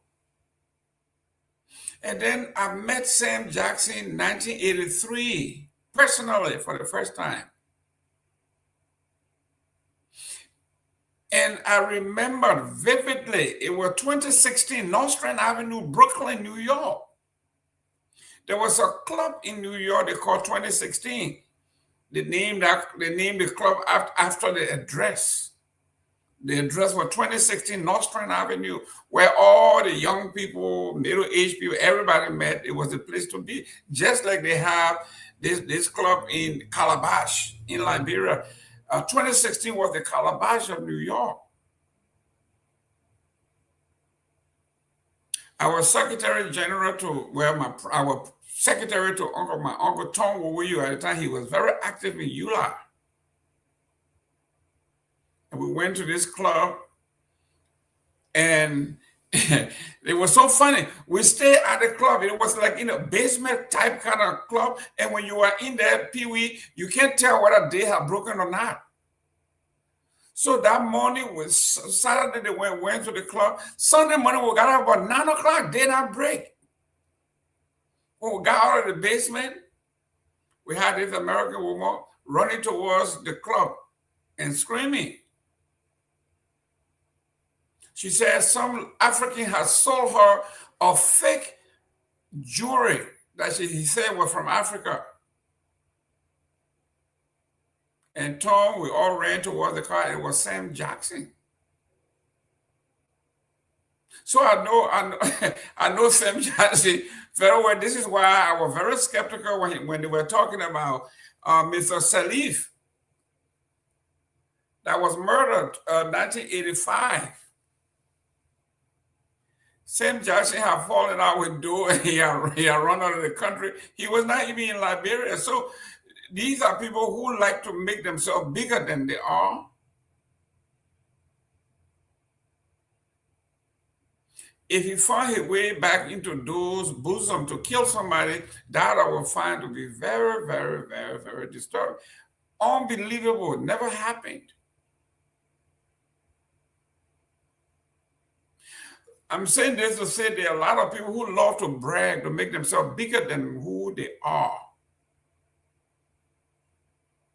But what I'm seeing here, yesterday, Honorable Pewee, we had a professional police officer on here who laid out some things, maybe the conversation that was had here. As usual, most of our government officials listen to this particular station, this platform. Maybe the decision to release Sam Jackson may have been based on some of the things we said yesterday. I know Tomalin George went on the limb to say he thinks that he will be charged today. So, Honorable people, it says here, Liberia police release Sam Jackson after detention period ends. And this is from Front Page Africa. It says Jackson had been held for questioning in connection with an ongoing investigation, but was released without being formally charged. Authorities say the case remains under investigation and that further steps will be determined by the outcomes of the ongoing inquiries. The matter originates from the death of Tony Jackson, the wife of Sam Jackson, who died on March the 12th under circumstances that drew the attention of law enforcement. Her death prompted an investigation aimed at establishing the cause and determining whether an individual may have been involved. Following initial findings, Jackson was identified as a suspect and taken into custody for questioning. An autopsy was conducted on his wife despite his objection. However, police did not file charges within the constitutionally required time frame, leading to his arrest. Leading to his release.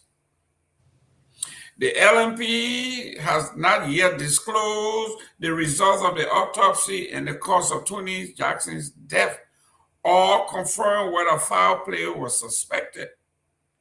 Officials say the investigation is ongoing and have assured the public of a full and impartial process. Honorable, here we are.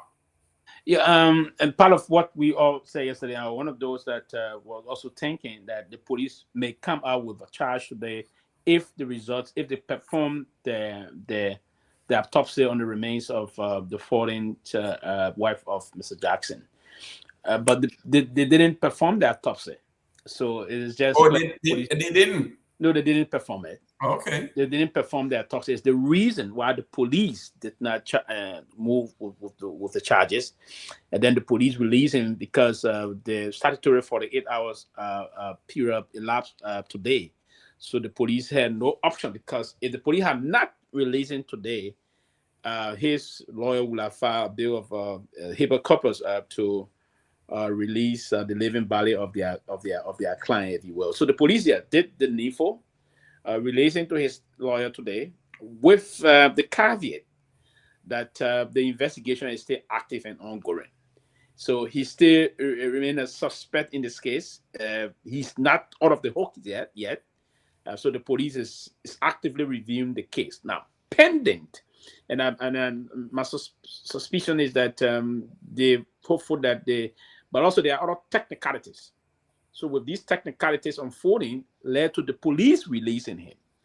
His lawyer also said that they needed time to get their own pathology. They are also seeking that they want to perform their own autopsy.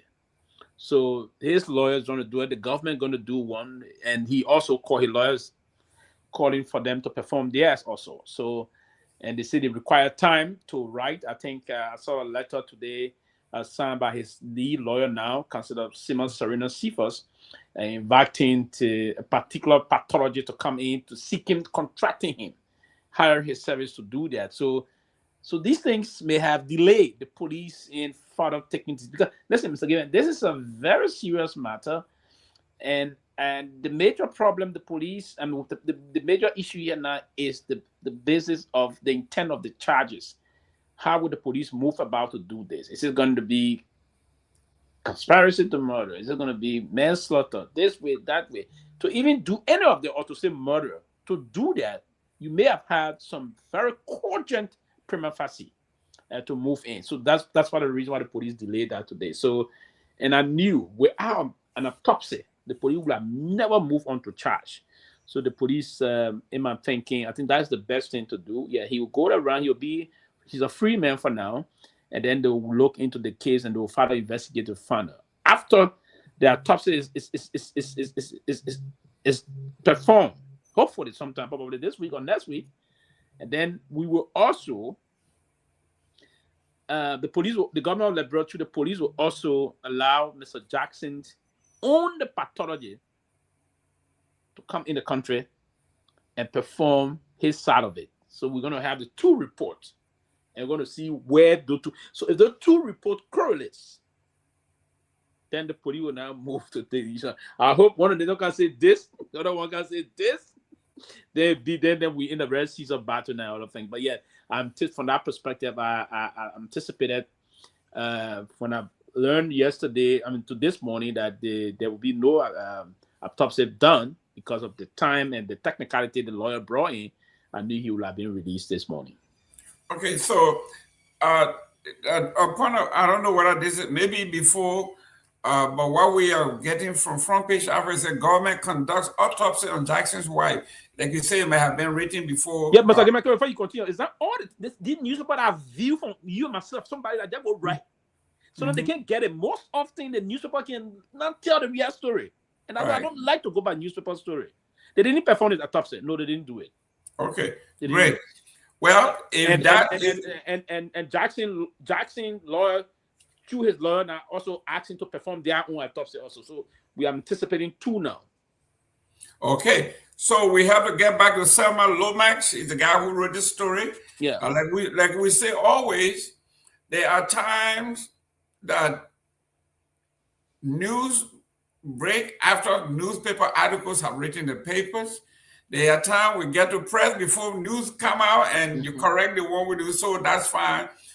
It's a good thing that the lawyer raised the contention that, listen, it wouldn't make sense that you are having, for you to perform an autopsy, there has to be some conflict, there has to be some reason. Where is the death certificate? What's the cause of death? If there is some counterclaim, then you say, let's do the autopsy. So those were some of the stuff. And then if you are doing the autopsy and somebody is incarcerated or somebody has been accused as a suspect, maybe it would make sense for that person to have representatives. But Jerome, Nora is saying here, and I listened to the clip from the IG himself. He said the autopsy has been done. So I think Sylvester is behind the curve on this one. Kromah is on record as reporting that the autopsy has already been done. The autopsy have been done? Yes. When today? Yes. Then I knew The IG said they will come up with the date for them to give it out to the public from their result. Yeah. So the autopsy have been done. Yeah, that's what the IG said. Okay, Today at the press the autopsy conference. have been done. Okay, then I take that side. But Mr. Jackson, and I take that side with some line. I stand to be corrected on that. But Mr. Jackson, lawyer also, Pewee lawyer also request to perform their own autopsy. The investigation is ongoing. The autopsy has been conducted. Further analysis is So that's Gregory Coleman. Okay. I'm sorry. Go ahead, Sylvester. I mean, Jerome, you were. Yeah. I was trying to say, so if that have been done from the side of the government, that is good. Then we hope to see the one from the defense. No, it's not defense. Sorry, the one requested now by Mr. Jackson, the accused. Right. Not the accused. Sorry, the suspect. I'm still trying to. I want to be very careful with my statement because the one requested now by the suspect, right? The purported suspect from the case. We hope that because his lawyer wrote a letter today to one doctor, I don't know from where, but we want to see that person will respond to the affirmative to come and conduct that. Then we wait to see it. But I think it was a smart thing for the police to now. Okay, it was done, it was conducted, but the result not or probably that the reason why they didn't charge today. Because you have to wait for the results. Yeah. Then you can use that. Especially the toxicology report. Yes. That have to go out of the country. Yes. Absolutely. You're right on that. Yes. Wow. Yes. Well. Ladies and gentlemen. But it's gonna be a long haul, actually. Yeah, Fanta, go ahead. Yeah, just quickly. So when we're talking about these things, especially verbal confirmation like that, can we share the video on the show with the audience for those who are also conflicted as to whether this has been done or not? I think that's going to be very beneficial. I didn't see that video. I didn't see the interview. Yeah, my mistake. I'm sending it to Myean now. Okay. No, it's on Facebook even. But Myean, you guys cover that today? The one I have is the entire video, but that particular part is talking about. If you had that entire video, you cover it. I mean, we can listen to how long is the video? It's 9 minutes. It's at the beginning. It's at the beginning of the. I just put it in the chat room. I think about 35 seconds going in here. Throughout the interview, I'm about to put it up anyway. Okay, go ahead. But I don't know what Fanda is done. My concern is, and let me greet you all again. I'm concerned with the lawyer's inability to put a gap on Sam Jackson. I think he will give them a very hard time throughout this case. Has he spoken since he was released? Has he said? Yes, I saw another clip today again. I'm talking about another clip which I didn't share in the chat room again, my mistake. But someone sent me a clip this morning, and where he's out. He has a lot of information, but it's probably good we are not playing it here because it's laden with choice words. He's cursing everybody from everybody to everybody. Sure, but you made a point, Jerome. He's a madman. Yeah, just a Actually, man.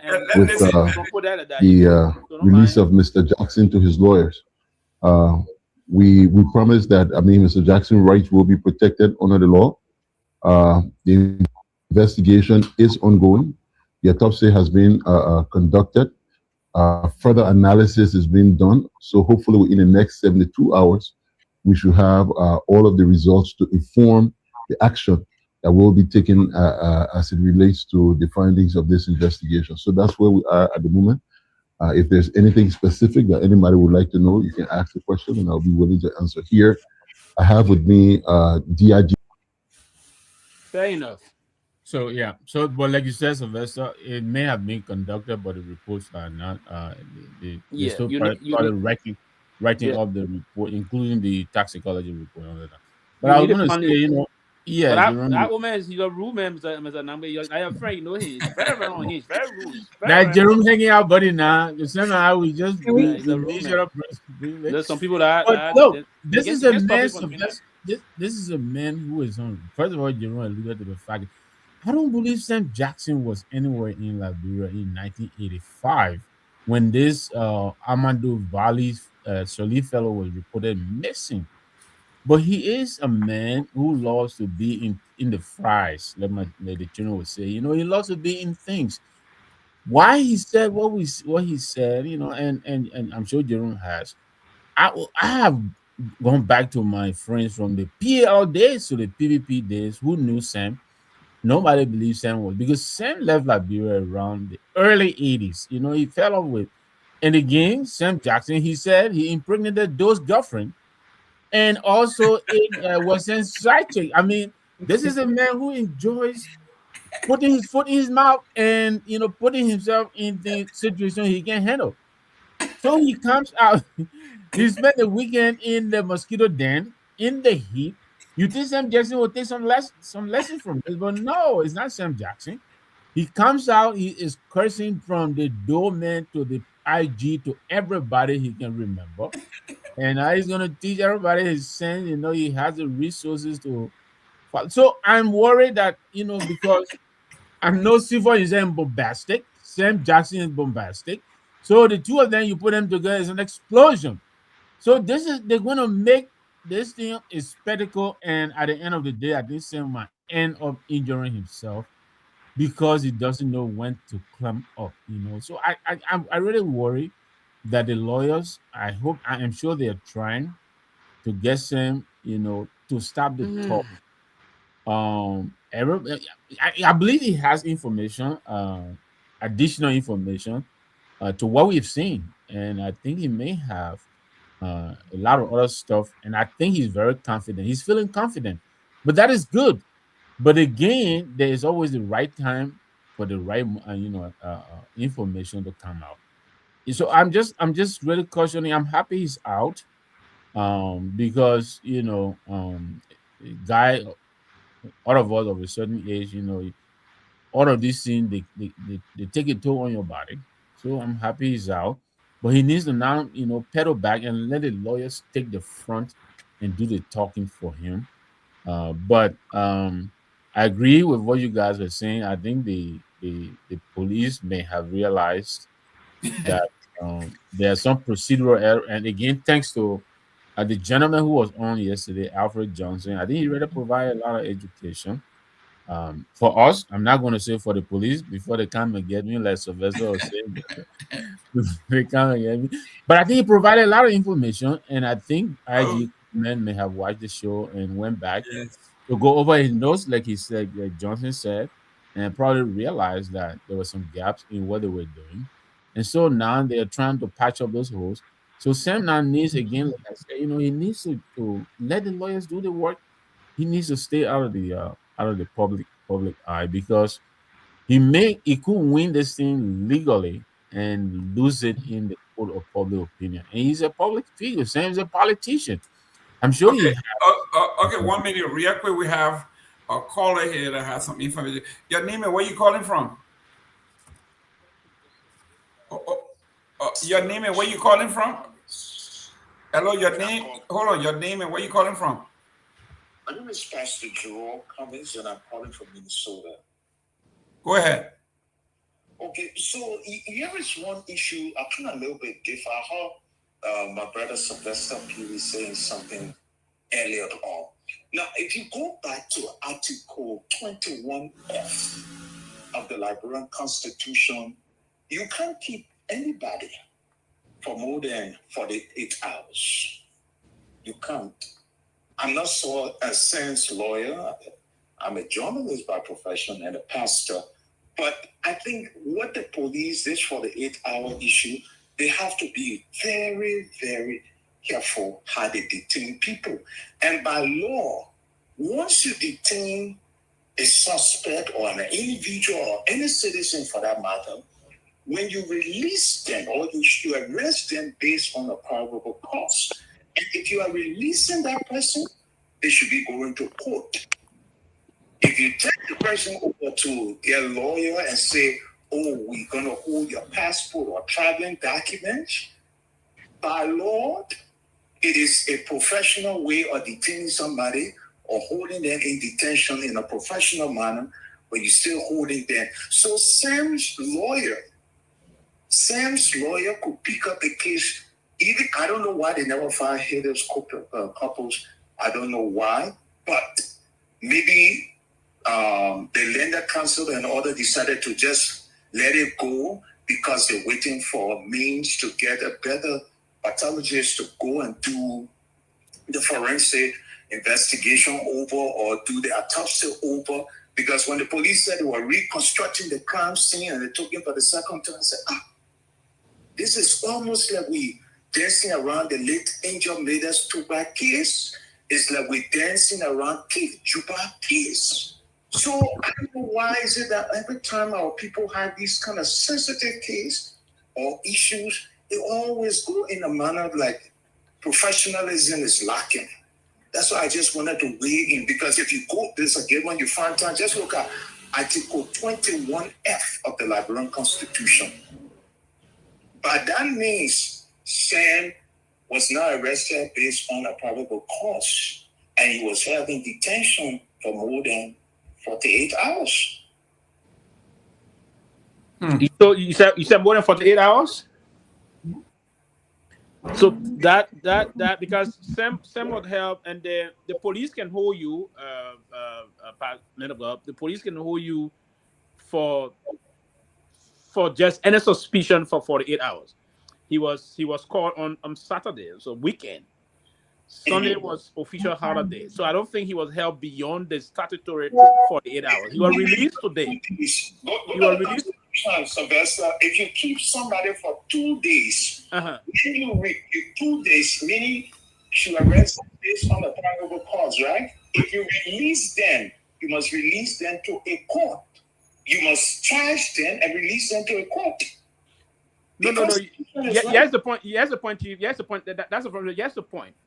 If you for instance, he was called in on Saturday morning, the weekend. Sunday was not a working day. Monday is an official holiday.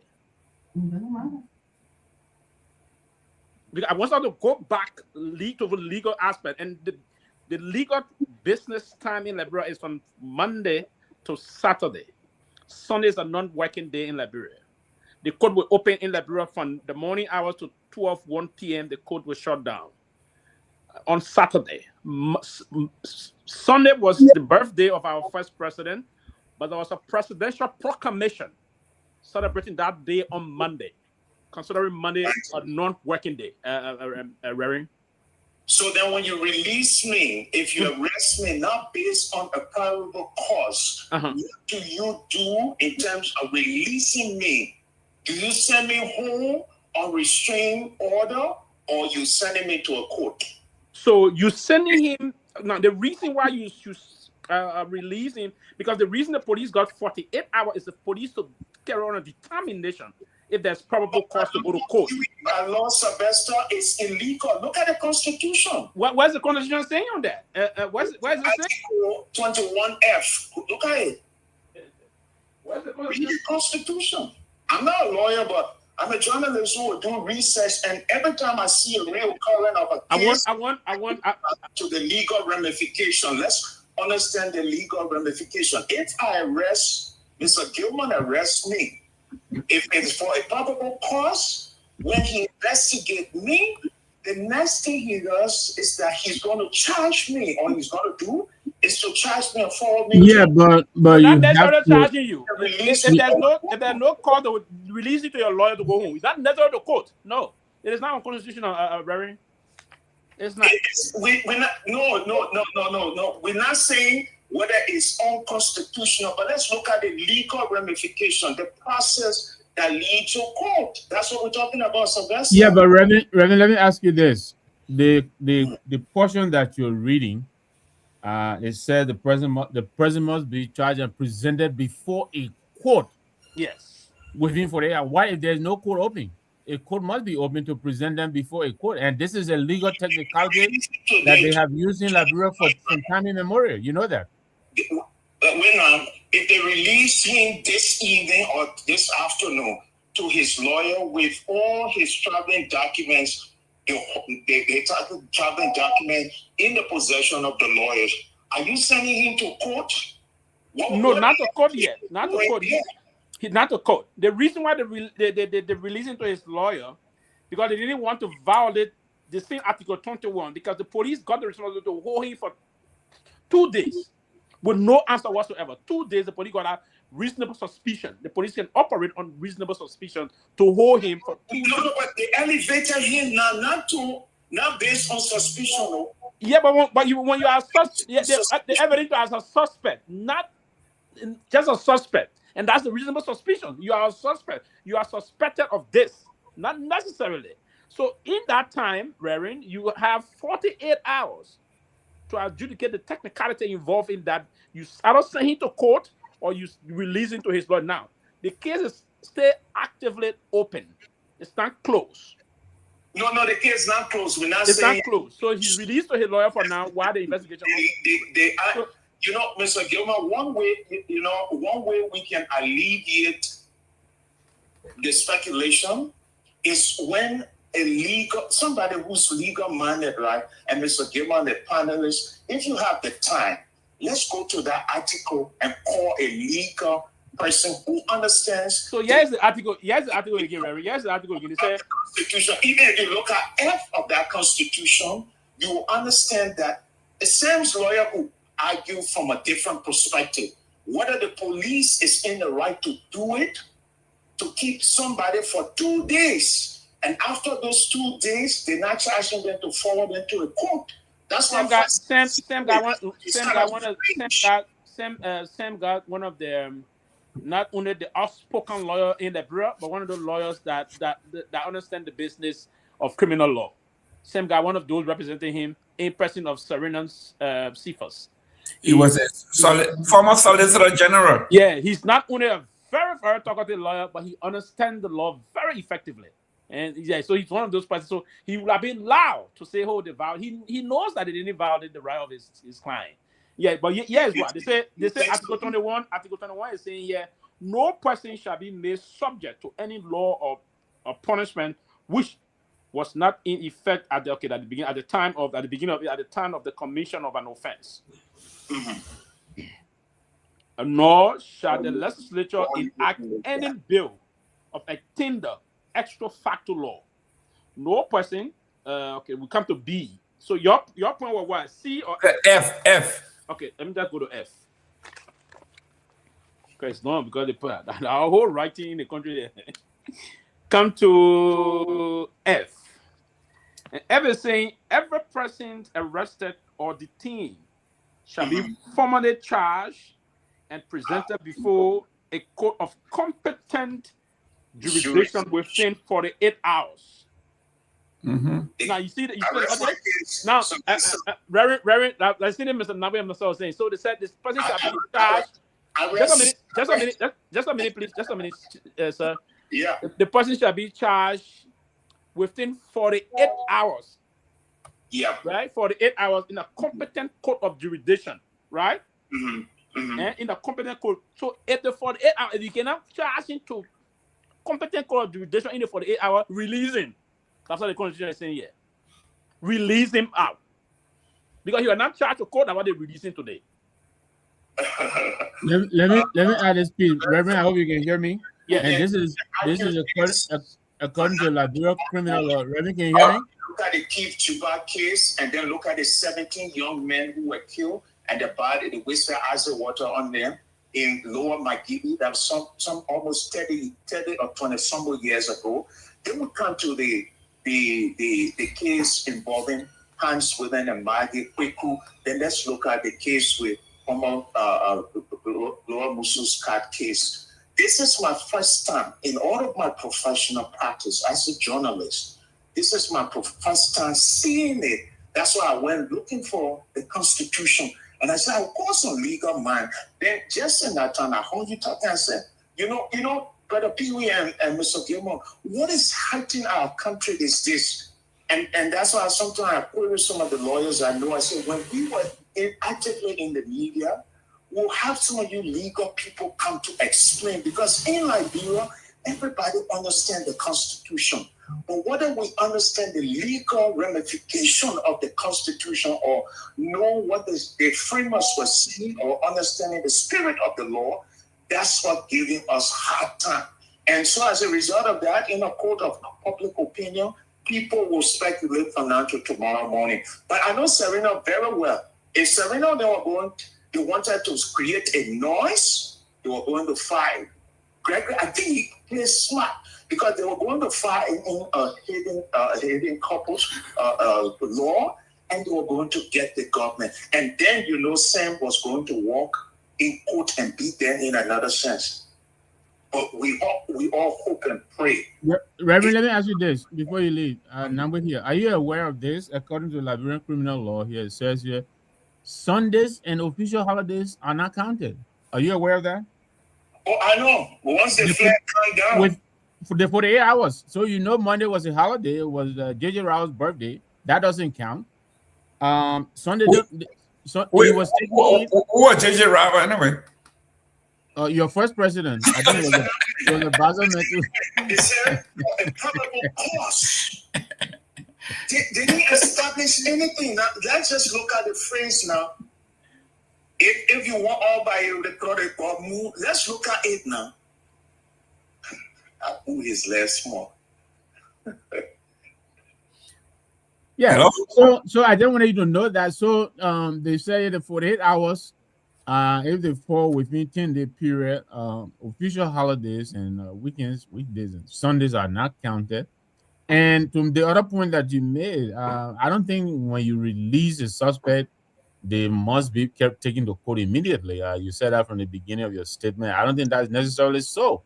But what can also happen is we're seeing people being released if they cannot be charged within 48 hours and rearrested immediately if they need more time to keep them in detention. All of these are legal tactics that can be carried out by law enforcement.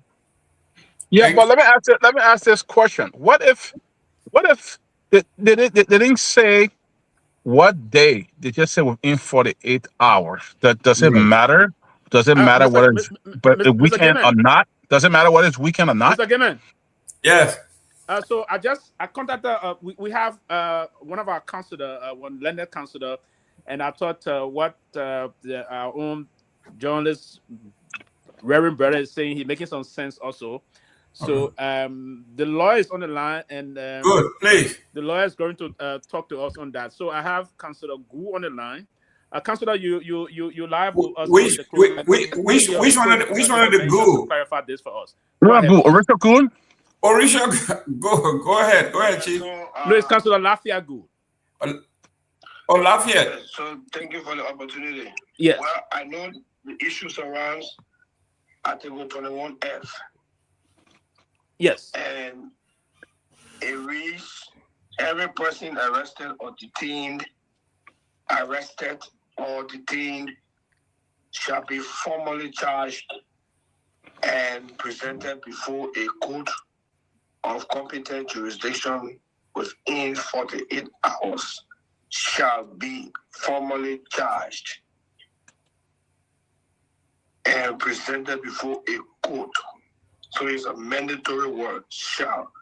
Once you arrest a person and you detain a person, you must ensure that the person is charged within a 48-hour period and sent to court. If you don't do that, should the court determine the existence of a prima facie case against the accused, it shall issue a formal writ of arrest, setting out a charge or charges, and shall provide for a speedy trial. So once you arrest the person or you have the person in your detention for the commission of the crime, as you consider the person to be a suspect, within 48 hours the person should be charged and follow the code. Okay, so Councilor, let me hold you there quick because our dear brother, the Reverend brought a point. I think that's the reason why I call you. So by releasing him to his lawyer is a continuation of detaining him. It's a constructive detention. Yes, that will call constructive detention on the law because he's been supervised. Whereas the court, the police who are charging, if they have evidence, if they have been a prima facie case, so are charging and saying to the court, if the matter that they charge him with is a non-billable offense, he will then file a formal criminal appearance bond before the court, and the court will set forth the condition of that bond. In the absence of doing so, and releasing him to a lawyer or a parents or grandfather, whoever, you are keeping him still under detention, or that what we call constructive detention. But let me ask you a question, Counselor. Doesn't matter what day, weekend. Doesn't matter what day doesn't matter what day you arrest this person. Within 48 hours. Doesn't matter whether it's Saturday or Sunday, but you have to release them within that 48 hours. It doesn't matter. It doesn't matter on what day you arrest the person. What matters is the ending day. The ending day for the 8 hours. If the 48 hours ends on a Sunday or a holiday, you know that the courts are now open on Sunday and holidays. So it will go to the next working day. But any day you arrest somebody, the 48 hours begin to count. And if it ends on a working day, you should follow that person to court on that working day. Okay. If on a Monday, Sunday, or holiday, you must carry the person to court on the following working day. Okay. Thank you so kindly, Councilor. Thank you. We appreciate it. Thank you. Thank you. Can I just? So in other words, quickly we still have Daryl on the line. Before the, I think he made that sense. He was absolutely correct. They shouldn't have, but putting him under his lawyer supervision, technically he's still being detained. That's correct. So he was absolutely correct on that. Okay, the preacher is still on the line. Fanta, real quick, go ahead so he can come back. Yeah. So innocent until proven guilty, I think it's a tenet of the law that should be applied to all citizens. In fact, everyone that has applicability, right? Let's just put it that way. I often see this disproportionate interest in the law for cases that involve, quote unquote, the elites in our society. Rarely do we see this level of energy when it comes to cases involving the marginalized or impoverished. Why is that? I'm very curious. I mean, most of you are much smarter than I am. But this constant energy when someone has been victimized to that we invest to almost remove justice or unravel the justice system beyond whatever we can to prove a person not guilty.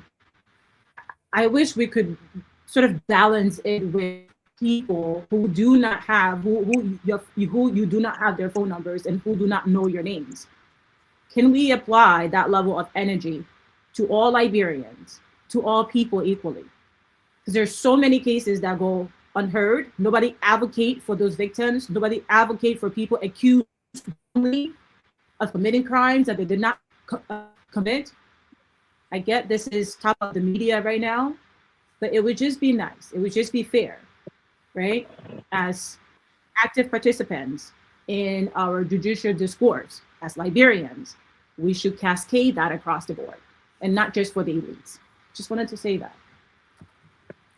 Well, this is what you are saying. We are all been saying the same thing. I think everybody here, we all advocate that justice should be done to all. But it's, to be honest with you, it's a tall order because in Liberia in particular, it's all about class, status. You can say that across the world, but we're limited to Liberia for the time being.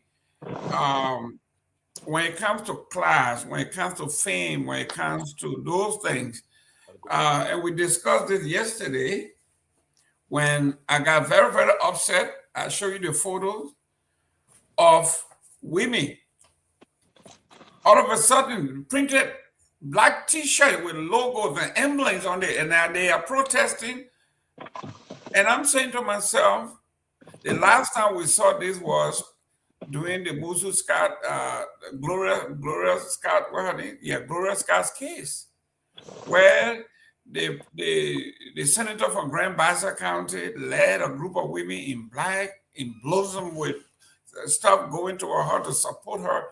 Those are the times you will see these folks. So you are right. They have never been about justice all the time.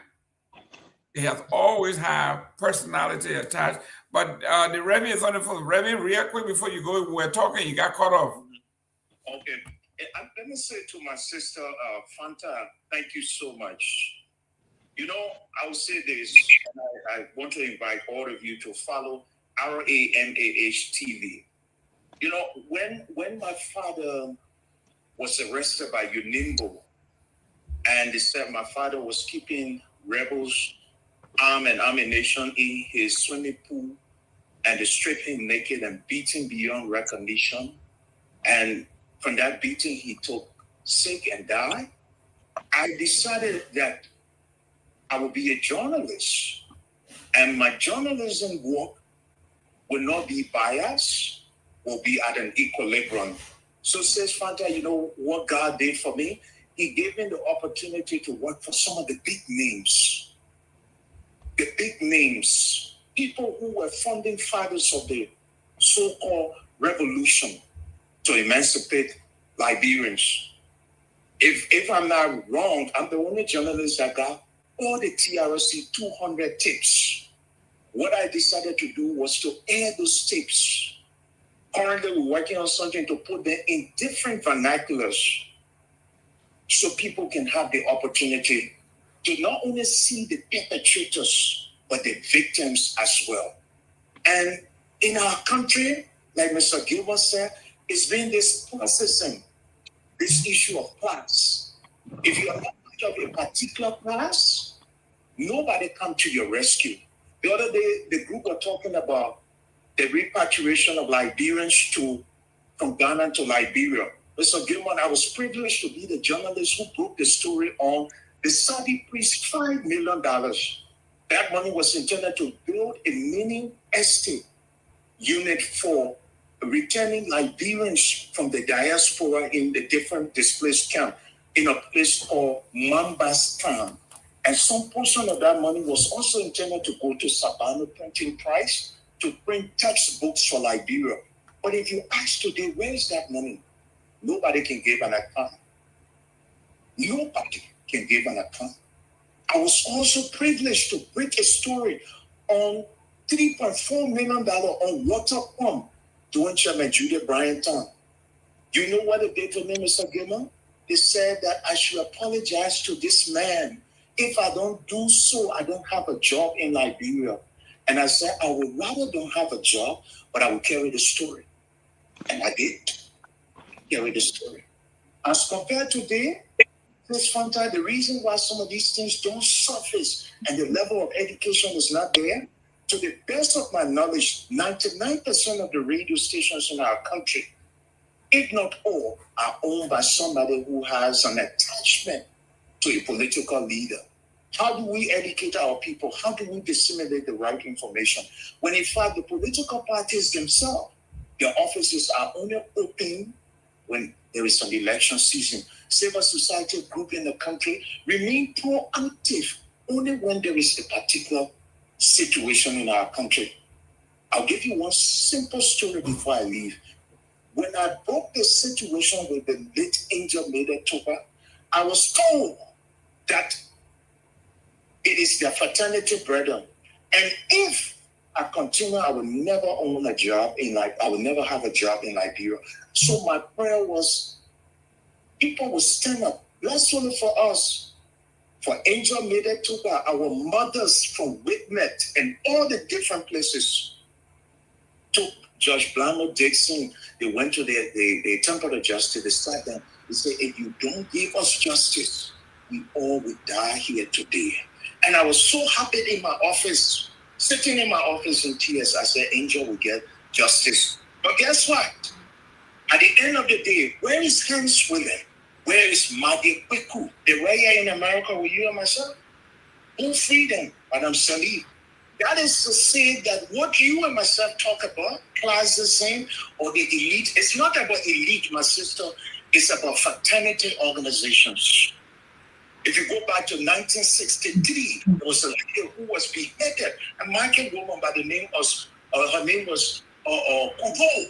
When they beheaded Kudo, the case came from Banga to Monrovia, who was sitting in the George Chipper, the late William V.S. Tupman. That's why I say follow our page, because I'm just letting all those stories, all the different videos, I'm just letting them to go. Because I thought when we were doing it, people were saying we are against the political party, we're trying to dig our old wounds. We must do what the South African did, the Rwandans did. But look at what is unfolding in our country. We are only good at honoring thieves, murderers, and rogues. That's why when something suffers, only a few people will cheer their political leaders or cheer the party, and the victims go crying no justice. So this case for this government is a litmus test. If they pass this test and Mr. Jackson is found guilty, many people will say that this government is ready to do something. Until then, we are watching, and we're carefully watching. It's so good that Councillor Gu buttressed what I was saying. If you hold somebody, Mr. Gilman, after over 48 hours, it's against the law. I want him to go to court. I really want him to go to court. I really want us to get to the bottom of this, because many of our brothers and sisters continue to be victims. Before you continue quickly, I know you're going to conclude. I want you to understand it's not against the law to release them, but to release them on a certain conditionality. That way it was a violation, but it's not against the law to release them. No, I'm not saying it's against the law to keep them after 48 hours. Yeah, okay. Brother Sylvester. Yeah. But Mr. Gilman, thank you. I will make time, and I'll make some time available. I'll always find that time, and I'll come. I love the closing argument. And Sylvester, we got some unfinished business. Okay, come on, let's talk about it. I know. Okay, thank you. Crossfire days. Listen, Councillor Gu, you got to call me. You owe me a good pepper soup from Philadelphia. You didn't cook that soup, and you went to Liberia. So we're talking about, we got some unfinished business, Lafayette. But yes, all unfinished business. Yeah, we're finished. But ladies and gentlemen, this is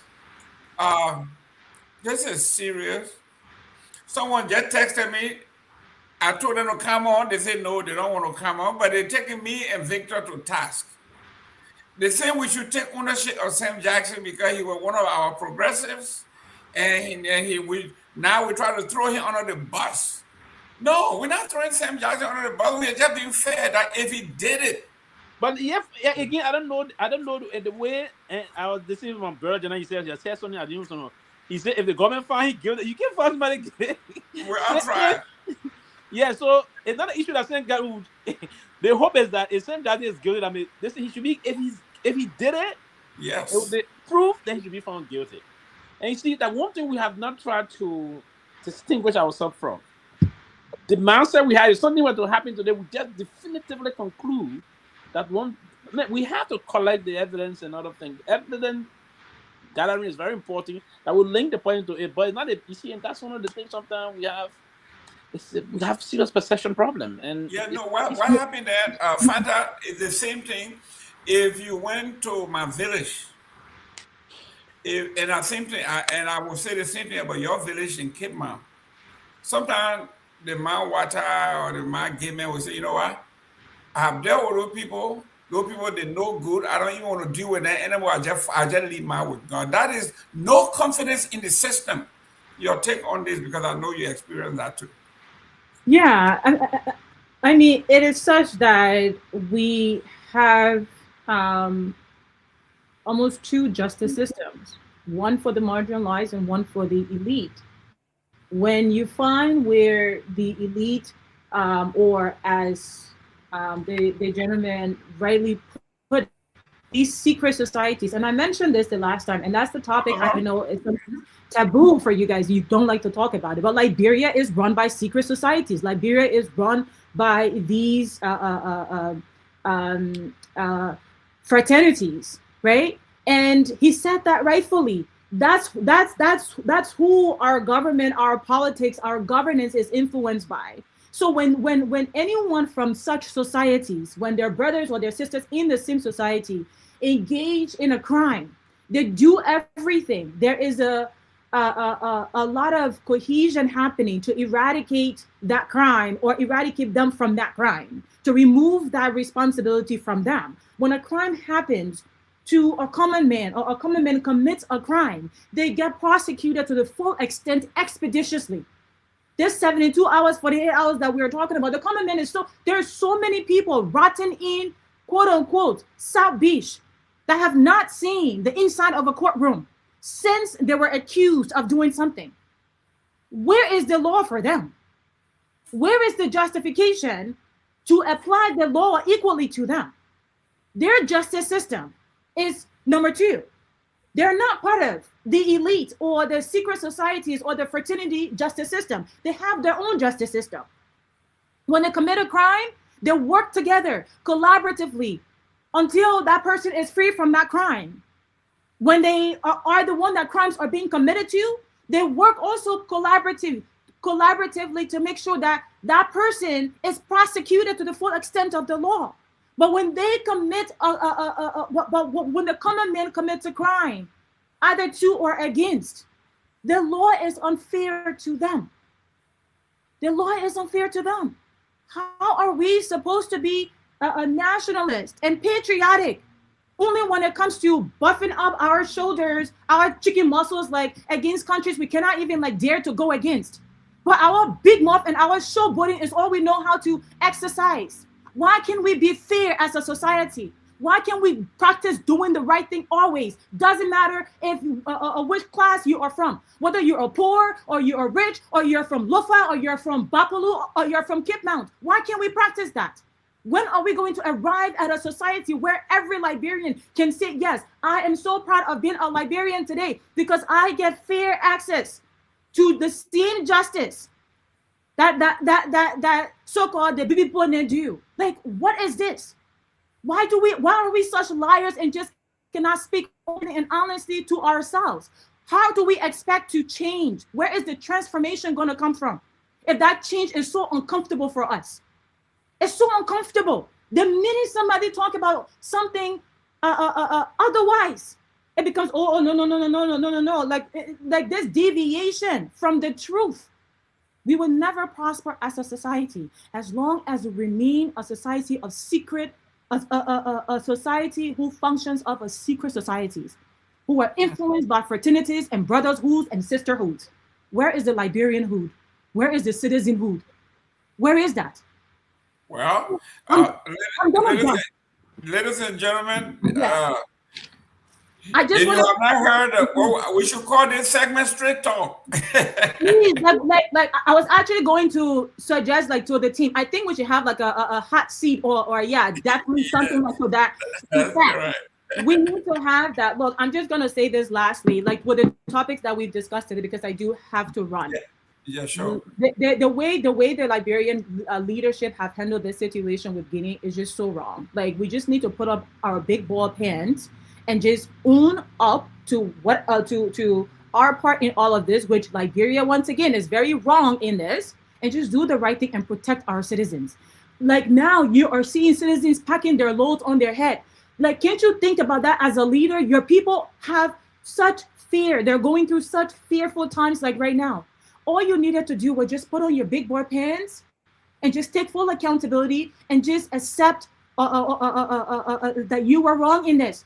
So now they don't have to be displaced. Liberians at the borders are being displaced at this moment, putting loads on their head to go where? Where do you expect them to go? Because you feel in your leadership like to them, you feel in your responsibility to them. It's always so selfish and always about the 1%. What goes into your pocket? What goes into your stomach? When are you going to actually care for the people? So the leaders really need to step up.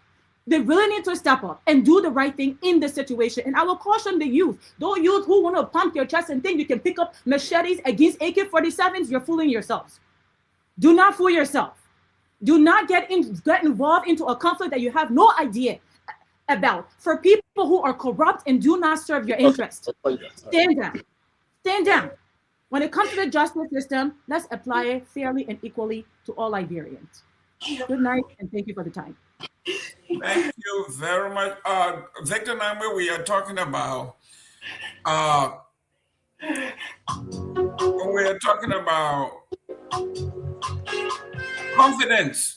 confidence in the system. Today we have young men that were charged, were accused of setting the Capitol building on fire or ablaze. And they are now languishing in prison, in jail, against the law.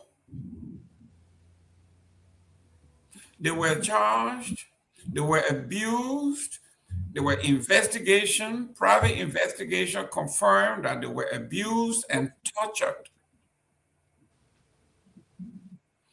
There were several of them that were accused in that fire. All the Unity Party, the lady that was a member of the Unity Party was released.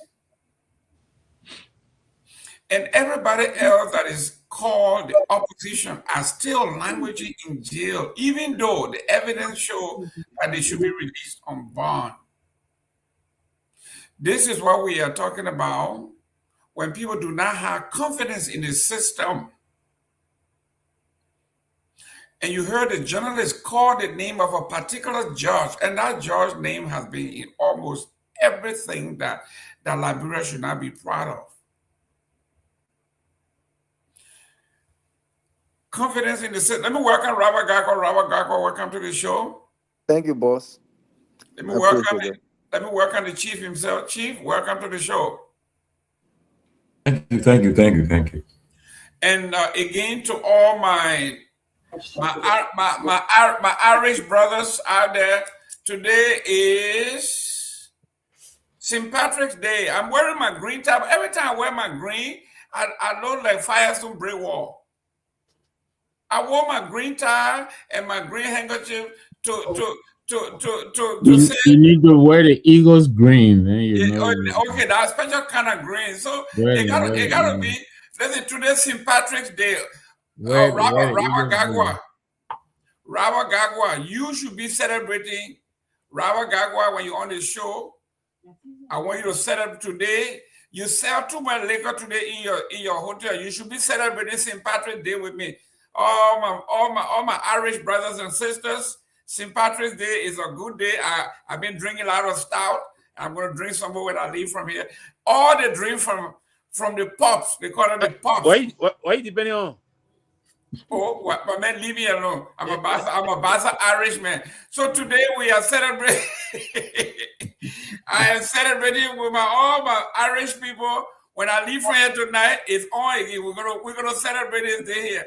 So when you were not here earlier, I said by the power vested in me, Victor Nagbe, Tomalin George, Robert Garguah, Sylvester Pewee, I declare you an Irishman of the day. That's the power vested in me. You are all Irish today. You are a Bassa Irishman.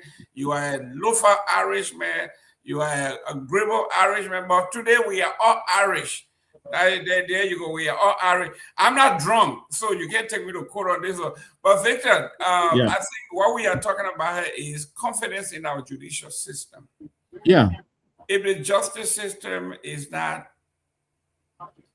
calibrated, it doesn't have an equilibrium, then that skill is not, the skill is like this, tilted. The skill should be like this, not like this. And from what we are seeing in Liberia, you may have had a lot of stories from the old days, and it just continues.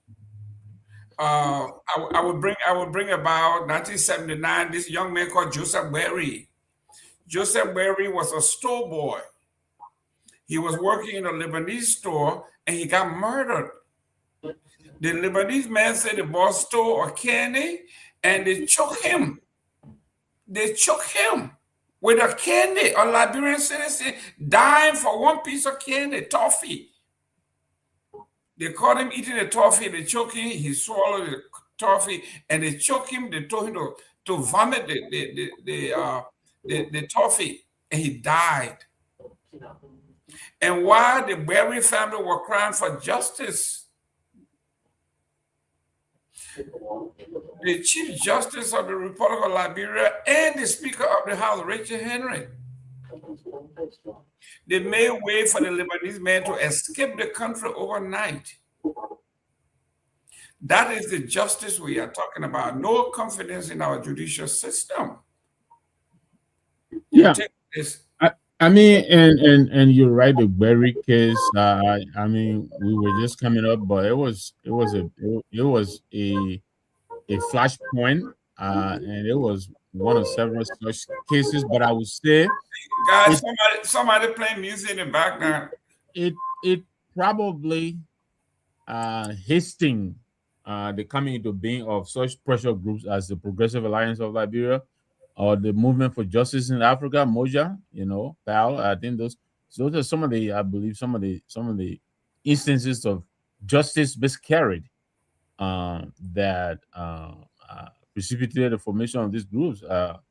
Fanta, before she left, she was talking about the propensity for cases that they deem to be high profile cases, to move through the system with deliberate speed.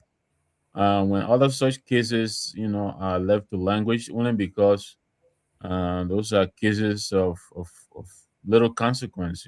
People of little means. The Berry kid, he was a store boy, and yes, he was killed because they say he's still a candy. And when we talk here that the Lebanese and the Indians have owned Liberia for a very long time, people think we're joking about it. But yes, these people have, over the years, taken advantage of our people. Why? Because our people in authority are in the pockets of these people. And I mean, the Princess Cooper case is one recent case. I can't tell you whatever happened to that case, to the killers of that lady. But this is how it has always happened. And coming back to the current case in point, I think the problem we're having is our guys. I mean, so much money is put into security, but you wonder how much training they actually get in actual training. Some of them take the per diem, they go overseas, and lay up in a hotel for 2 weeks, 3 weeks at a time. But having them actually really do participate in the training and come back home with substantive, knowledge to govern such matters. It looks like most of these things are done on a flyby, no rubrics. What is it like the gentleman was saying yesterday? You go and you look over your notes. There's certain elements that must be present in a charge for it to hold. You go and check this. When our people are doing this, what are they checking off against to ensure that justice really is actually taking its course? And so most of the time, it's guesswork, it seems to us. And that is why the approach to these cases is usually uneven, because one case seems to carry more preference over others because there are no benchmark, no index, no reference point. Is there, This, if the person did this and did this and did it, then they're guilty, no matter who they are. We need to have those kind of things. I don't know if that's how, but yes, there are a lot of people who are very concerned about the way justice is being dispensed in Liberia. Most of it is based on who you know, connection, networking. I mean, I tell my friends, most of them are lawyers in Liberia. Yeah, they go to court, but most of these cases are decided at night before they even get into the courtroom. Unfortunately, that is a fact. That is a fact. Wow. And so when this is happening, people, their confidence in the system seems to really to struggle, and for good reason. I mean, the Supreme Court in recent times has done very well, but the progress has been stymied, has been rebuffed by the executive, the president of the Republic of Liberia. He has consistently violated the law. He has consistently. The Supreme Court tells him you cannot remove a speaker. What does he say? He's going to lean on the side of the majority. What majority? And what do we have today? We have a bumbling, incompetent, somebody in the house calling himself a speaker. Every day he's embroiled in one scandal or the other. Either he's got 1,000 girlfriends or he's planning to rape somebody else. And he is still Speaker of the Republic of Liberia. And we think we call ourselves, There's a gentleman here by the name of Trogon Bayou. Trogon Bayou said, never seen a Bassa man who is also Irish. I guess they will call you Bassarish. So, gentlemen, I am now Bassarish. But back to you. Let me pass it on to Robert Garguah. We are talking about, in a way, I want to thank Honorable Pewee and my good friend Lafayette Gu for coming on here and giving us some legal clarity. But let's talk about this Sam Jackson case have brought out some of the worst in us. My man, please acknowledge Telvi Code, Telvina. She's in the comment section. I beg you, please. Oh, she's in the back? Yeah, she's in the comment section. And okay. Tell me. She's saying howdy. Tell me, welcome. And let me chew your bone a little bit. Tomalin, tell me, say yesterday, of all the talk show we have had, she said yesterday was so special. She had to come on. Then someone asked her, I think it was Robert or somebody said, so you want to tell me all this time you've been sitting here or you've been faking it? Maybe Tommy got crushed on the guest. Who knows? Yesterday, who knows? Oh, listen, breaking news. Breaking news. Tell me. Yeah, no, he's coming back in on Friday, so I guess she's coming back. She was so pop up with that kind of accusation. Tell me, listen, all the good-looking guys over here, you don't want to sit with them, but because that guy came on yesterday, she pop up, she said, look at me, in my words phone, I had to come on. What? Okay, we got to bring Mr. Johnson here. My man, you're talking too much now. You're on your own with your room. Yeah, I gotta bring her. I gotta bring Mr. Johnson back here as a full-time panelist. So my sister tell me I used to do something every Friday, but now because we're not good looking, so she don't come anymore. Honorable Pewee, I want to come to you. Well, no, let me go to Tomalin. I want to go to Robert talking. Robert selling King Juice back there with one of the Irish people. Oh, Robert, you okay? Yeah, I'm good. Okay, Robert, we talking about the host can enjoy the talking to so he can forget. Yeah, no, I was listening to him talking, and we were talking to him because the basketball can talk. Yeah, the man got somebody. Irish ball. Yeah, Irish, but Irish. That's me. So, Robert Garguah, let's talk about the system. Okay, how important is it for the citizens to have confidence in the judicial system? I mean, it's very important. It's extremely important. We cannot overemphasize the importance of this relationship that I think is missing. This relationship of trust that is missing, and this relationship cannot just be built by just throwing more money at it. It has to be earned. uh, you know, money can do a lot of things. Money can get a lot of things done.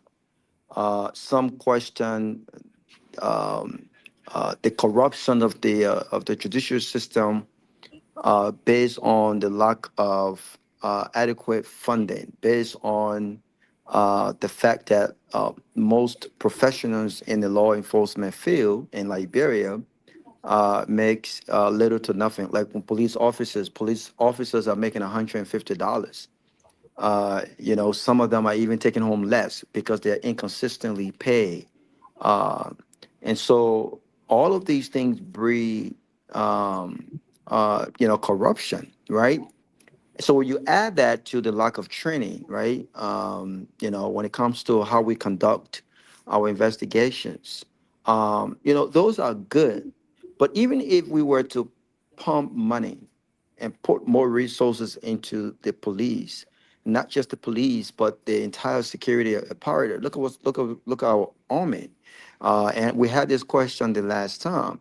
Given the national security threat that is being posed by the Guineans, if we were to go to war, are we militarily equipped for that? Can we trust that our armed forces, the armed forces of Liberia, are they equipped to go to war with the Guineans to ensure that we're protecting what is ours? And that's a question that is left hanging because I'm not sure if we are.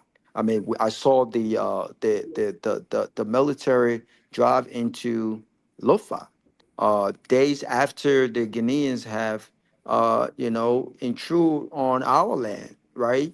And the equipment, the military vehicles that were taken into Lofa, those vehicles look completely outdated, right? And things like that.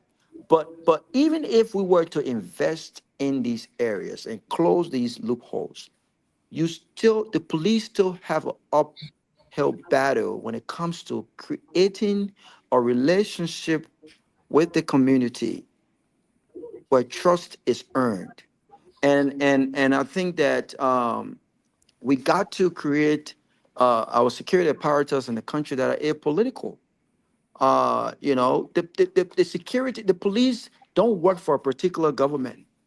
The police does not operate under the mandate of political party and political administration. The police core responsibility is to protect lives and properties. That's what they're there for. And so when these cases happen, people look to the police for independence. The police should be independent in every operation that they do. But how can the police operate or function independently when every government that comes into power has their own administrators? Same thing with the army. We are changing chief of staffs that we've invested so much training, and we are transitioning them, we are retiring them prematurely, and they're becoming minister of defense. And then after that government is gone, that's the end of his or her career because the next government has its own minister of defense, right? But we're retiring chief of staffs, these people that should be there guarding these institutions. And so we not only do we need to invest in ensuring that our security apparatus across the country, particularly our police, have the tools, the equipment, and they are well paid so that they're not easily swayed, or lured into corruption, that they can independently do their jobs. They can do that, right? But right now we can't say that that's the case. That's the case. And so the police is seen as massively corrupt for many reasons. When you look at the IG, not Gregor Coleman in particular, but when you look at the way the IGs under various administration has functioned, it tells you that they are a regime inspector general. They're taking orders from the president. They work at the will and pleasure of the president. And not all of them, or not a single one of them, can say, you know what, Mr. President, if I'm not allowed to function independently and do my job independently, then I don't want to be police chief. Not too many people have the, you know, that resolve to say, you know what, I don't need this job. If this is going to interfere with my principles and my own core values and my expertise and my professionalism, thanks but no thanks. Not too many of the folks, you know, can walk away from these types of jobs, right? And so they have no option but to do what the political demands are. Once we start to change that, once we begin to see the police handle cases from an independent perspective, once we begin to see the police with the tools needed to do their job, handle crime scenes, and, you know, and do the things that, I mean, yesterday we were talking about one of the forensic officer asking for gloves. Can you imagine? So it tells you that we don't have the business. It's not that these guys are it's not like they're not educated. They're educated, but they need the tools. I don't care what country you find yourself. If my hotel and my outlets have a certain standard, I work at a five-star hotel and the largest in the southeast with almost 1,300 rooms, right? We have 4 or 5 outlets. But the standard is we should have Collins glasses for white and red wines, and we don't have the standard of glasses and guest expectations that we I don't care how good the bartenders or the servers are, you're not going to meet those standards. Simple as that. So in order for them to be successful, we've got to give them the tools to do their jobs. We have to train them properly to go out there and do their jobs.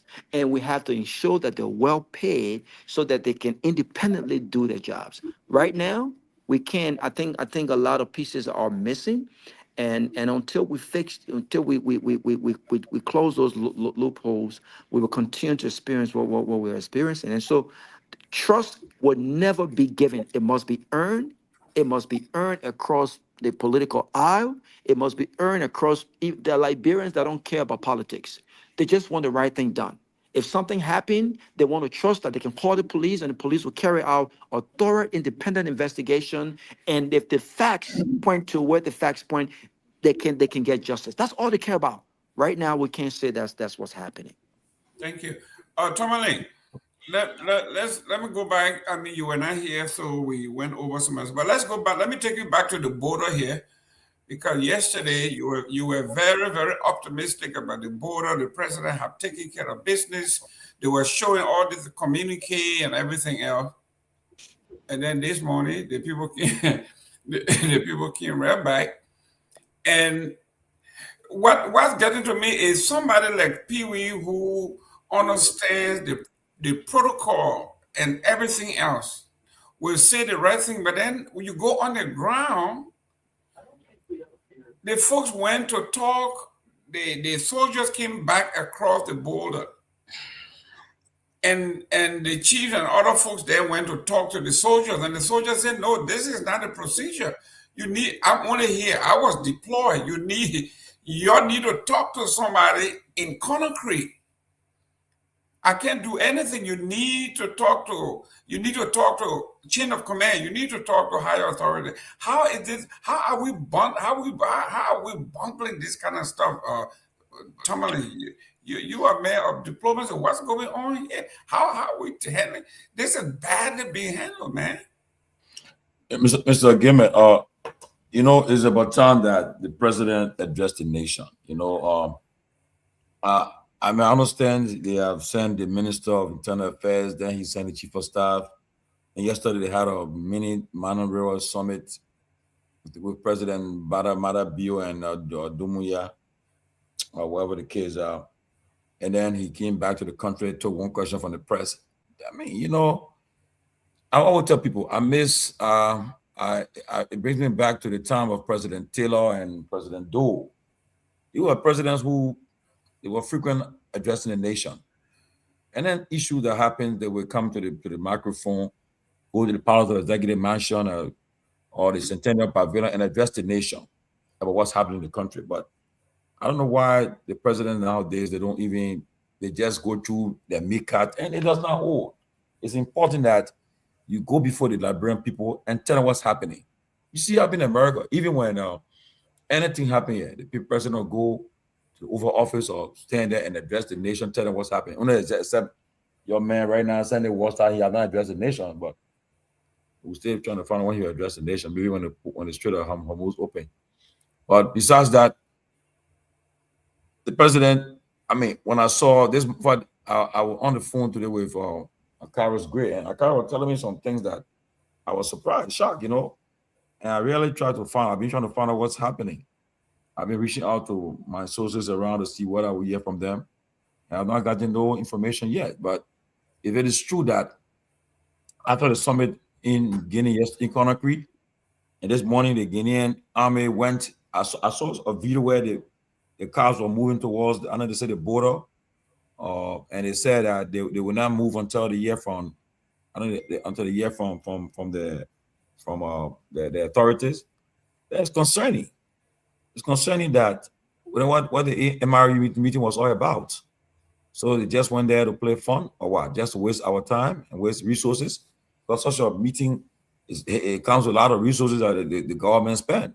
If you just take all your national security officials to Guinea and spend the whole day, the plane that went there, the money, the time they spend there, that per dime for them, the security people, the staff, the aides, a lot of money was spent. So what is happening, And now, I mean, they settled the issue at the border.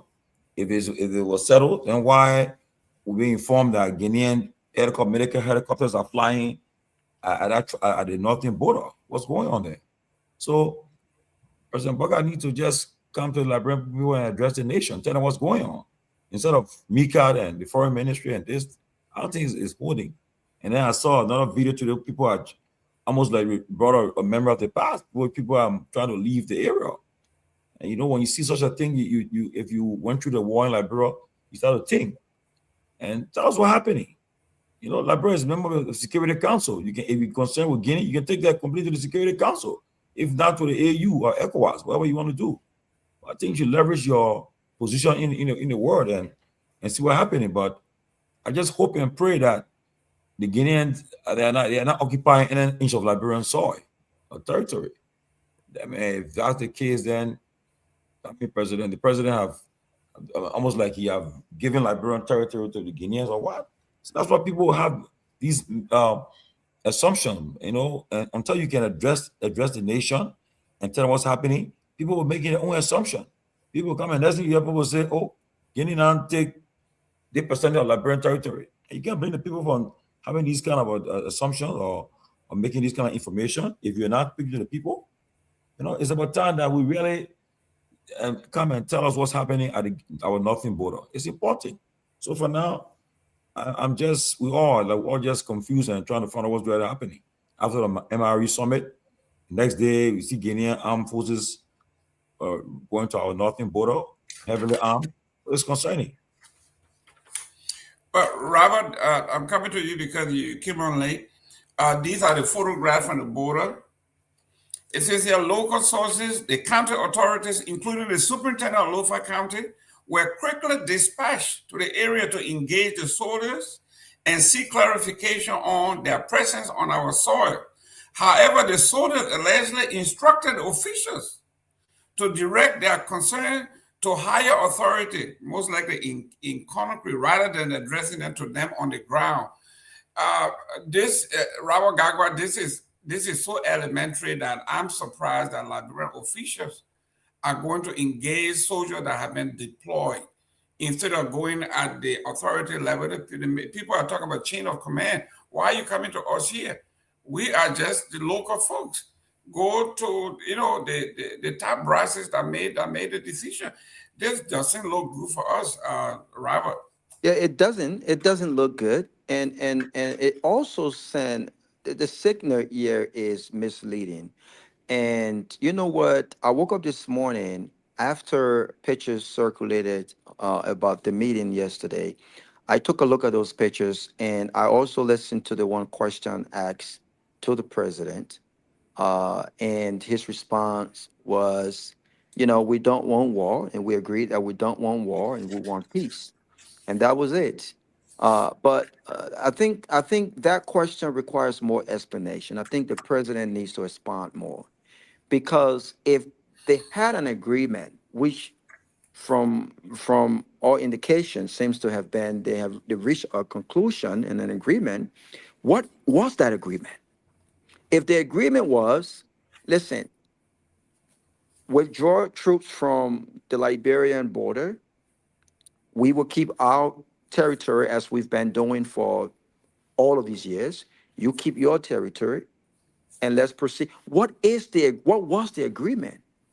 Because when you see what happened this morning, it tells you that there was no agreement. Or if there was an agreement, then the agreement was that the Guinean will continue to intrude on Liberia's territory with no consequences whatsoever. Why are we? This is nonsense. This is weak leadership. And sometimes diplomacy is not a bad thing. Let me be clear. And we must give the government credit for their effort to deal with this diplomatically. I think they deserve credit. I think President Boakai deserves credit. We don't want war. We don't have to be aggressive here. But let me say this. When you poke the bear, and when efforts have been made to handle certain situations diplomatically, and the other side continue to insist otherwise, then I think it's time for us to put on our big girls and big boy pants.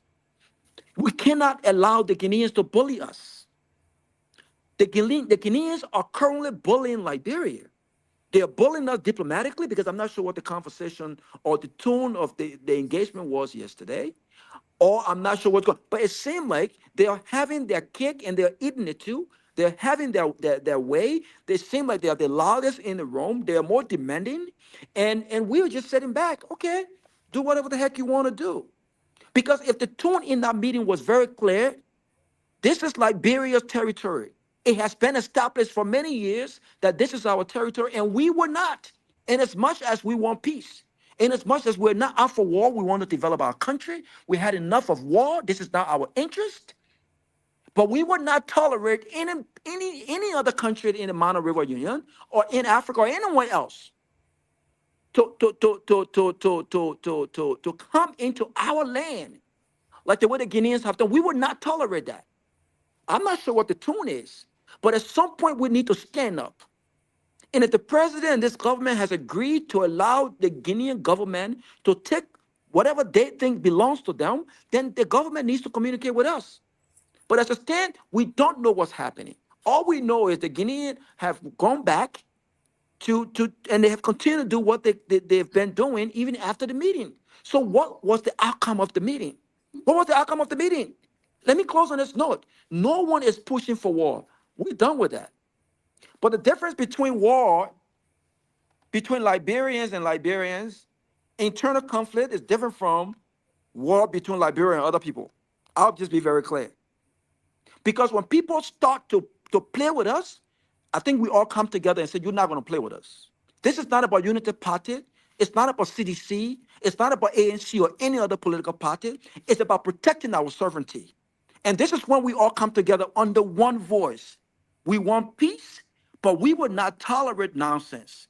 The president have got to set the tone here. And as far as I'm concerned, I don't know what tone has been set. Diplomacy, yeah, that's fine.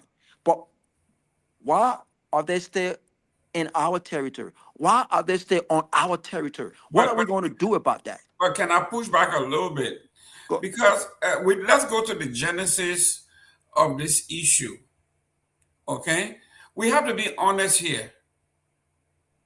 The president's nephew and their company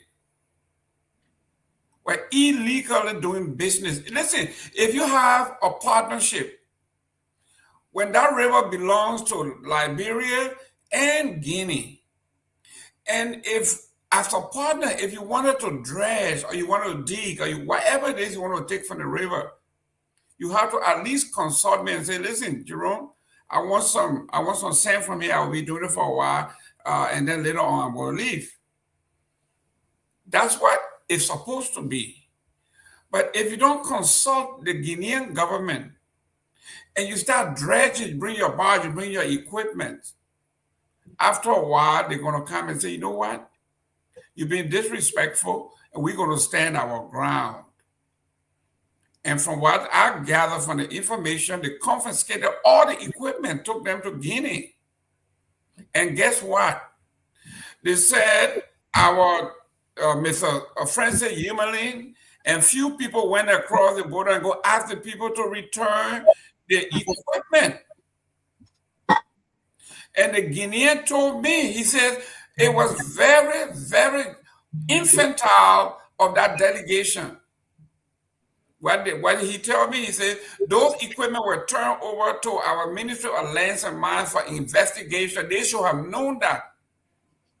They don't come asking us to give them back their equipment. Equipment were turned over to the government. And the government will investigate. If any crime was committed, then they will let us know what happened. You can't come to us for equipment. So if the president's nephews own a company that is dredging there, and the government doesn't want to deal with that, is the genesis of what's happening here. More than that, Jerome. More than that. More than that. The millions, I know Seleke is coming, and our resident diplomat is here. We let him come. Yeah, can we go? Yeah, diplomacy is not just. We'll release you into the custody of your wife. I'm coming to give it to you. I'm just throwing some red meat. I was going to say diplomacy is not just talk. There are a lot of intangibles that go on behind the scenes. Those people have been dredging the road. The government today admitted that BK had been dredging that water. The water does not belong to Liberia. When they went to Guinea, did they carry some of the millions that they've been dredging out of the river? Did they carry some to Dopoh? Maybe that's what they didn't do. That's what Dopoh doing. Okay, let's shake hands. All of that. When you leave, my boys are coming back at the border. But anyway, back to you, Chief. I will push you back on Robert because Robert. No, I want hear Sylvester. I want hear Sylvester and Seleke. No, when let them come in. Go then Sylvester because Sylvester got to go. Yeah, but all I'm saying is maybe if that's the agreement, then Mr. Nagbe, then address the country. And this is why I want to hear Sylvester, because I am sick and tired of this engagement from the administration perspective that stops at press releases. I mean, it almost seems like they have something against having press conferences. I mean, everything, official press release. Everything, official press release. Well, why is it that those press releases cannot be articulated by the president? Yeah. Or what is stopping the foreign minister? May God bless her heart, because I think she's one of the best ministers in this government. I think she's been doing a lot of great things. But why not, Sylvester? Why not come on TV? Why not invite the media? Address the country, the foreign minister, the president, the vice president, the chief of staff of the armed forces of the country. People keep saying it's not that serious. It is serious when our people are relocating and trying to leave the place. It is serious. And this is how it starts, because we have done absolutely nothing. We can let the Guineans bully us. This is nonsense. No, they're not bullying us. We wrong them. Let's go. Seleke, go ahead. And Mr. Pewee, I want you to be thinking about this one, because the presidential press secretary said Lofa is trying to claim land. I don't know where this woman is coming from, but she's totally off the chart here. We'll come back to her. But Seleke, let's talk about this is called reciprocity, right? Government will respect each other. We got other things that we need to do. Then Tomofala and the people, this is the greed that I'm talking about that killing us. You are so selfish that the national interest takes backseat to your personal greed, your own wealth. Now you done got into a serious mess. And now we don't know. Talk to us about reciprocity. Talk to us about the nephew code, the nephew and uncle code. No, that one, that the nephew up here, that's not for Seleke, that's for Pewee. He coming, you got that uncle. Yeah, let's go, Seleke. Reciprocity. Yeah, greetings everybody. First of all, Guinea is not a 6-month-old country or 1 or 2 years old country, right? So Guinea and Liberia, they've been sharing border for more than 120 years or 140 years. Thank God made that land. Exactly. So Why is it ever since? No, that new land. Government that new land. Making no more new land. Why all these years Guinea has never come to that particular location and claim that it is a land? That's the question that should be coming to our mind, right? But I see a lot of people and talking about this is not political. This is about saving our sovereignty and all of that. If anybody is trying to politicize this, it is the Liberians, officials, and the citizenry themselves, because the government of Liberia, government in, government out, what they used to doing, that what they tested with Guinea, and because Liberian people can't stand up to demand it, for accountability and all of that, so they think they can do that to Guinea and get away with it. And this is being truthful, right? You have a company in Foya who is constructing a presidential villa, and part of that work they are doing there is not to do any money in a particular location that they are doing money in. They're doing it without the consent of another country that they all join ownership with that river, right? And everybody's supposed to say Guinea should sit down and they do that, where they are extracting millions of dollars. And the people, they realized this, they came, reacted, and everybody say, oh, ever say Guinea and Liberia better get up? Has Guinea ever encroached on a particular location and say, this is our land? That's the first question that should come to all of us mind.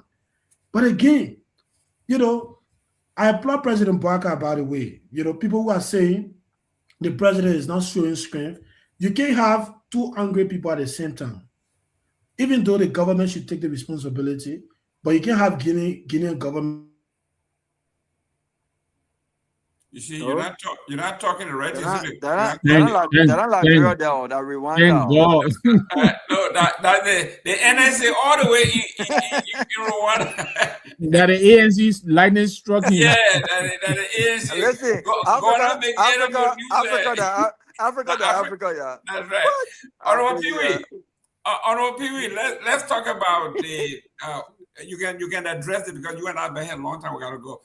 Let's talk about the presidential secretary's press release, her statement on her page, and then what we're talking about here. I don't know. Did you read the press secretary's letter? No, the president is new of stating a lot of counterproductive or reasonable. Hello, my man. Your contempt charges you are tracking here. Don't bring other, But you saw the way the comment she made last on the whole full security thing and other things. So I don't know until you say the new thing. She always trap or says. Yeah, she says. Hello. She said Lofa is claiming the land, and the people are saying, "Why are you talking about Lofa claiming? That's Lofa County. Lofa is not claiming anything. That's Lofa territory. You can't use the word claim as though it don't belong to them and they just decided to claim it." She's saying that Lofa is trying to claim the land. That is this the government? Is this the government perspective, or this is the press secretary perspective? But it doesn't matter. She represents the government. So then she needs to make a disclaimer. Because how can you make a disclaimer? You cannot make a disclaimer in her capacity, and that's the reason why I said she always making these very alarming and incendiary comments that are very counterproductive, not in the interest of their own. Listen, this is not about Lofa no more. This is about the sovereignty of the Republic of Liberia. Mm-hmm. That's right. And so for her to even it's out of ignorance that she even mentioning the name Lofa here. It is the territorial integrity now of the Republic of Liberia, not Lofa no more. So for you to be the chief spokesperson of the President of the Republic and trying to sound that way, you see, we saw that there's a problem we have in the country. So now we have to be that's some sort of very sensitive thing and very fluid situation, dedicated things that we can be married. He says and people say, "Oh, you want child?" Liberia is this way that we have a lot of Liberians that loyalty is to other nations. So that's the problem. They consider Liberia in the need because Liberia is considered to be a very palatable nation, a nation of friends, likable people. And then they want on the other side. Well, on the other side, then they want to, let's agree that we all got linked. Myself, I got linked twice to Guinea. But the basic line, we all have to be very, very, very much mindful and sincere here. How about you say, Lofa want to claim land?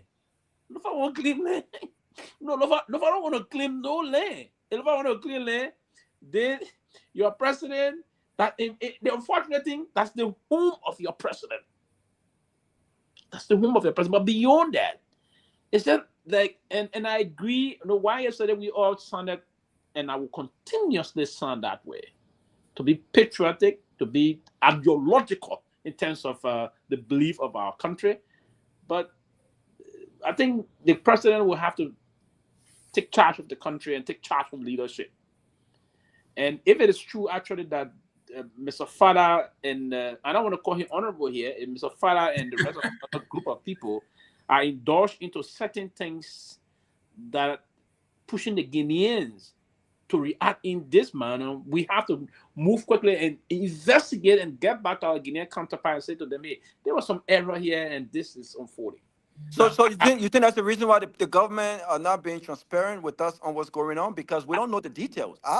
We just assuming, but we don't know the details and the genesis of what's going on. From the joint communique, the surface of the joint communique I saw yesterday, not getting the in-depth of it. What they tell Liberian people that the both countries in the Myean UN recommitted economic cooperation, security cooperation, and all those things. That is the generic side of any joint communique. If I were to push up, ask me, I say, oh, do a quick issue about, because that's the position of it. All of the joint communique, so those rapporteurs that was just at the time listening to all of them, that's what we put. That's the general thing. Oh, both countries, that's clear. It is this not language. Even our citation that were coming up, the relationship that has subsisted between us, we want to recommit. That's the language that will be found too. But what I suspect is that the Guineans may have registered their dismay and frustration and disagreement on certain things seriously. That may have led to this. Because if yesterday John communicated statement or anything for us to take to say we did that, the meeting was cordial and other things, and they come to do this today, that means something is not right. But what I'm very disappointed in now is I expected the government, I expected the president to come out and say we met with there was a tripartite meeting, and from this tripartite meeting we agree as the MRU nation to recommit ourselves to security, economic cooperation, and all those things. But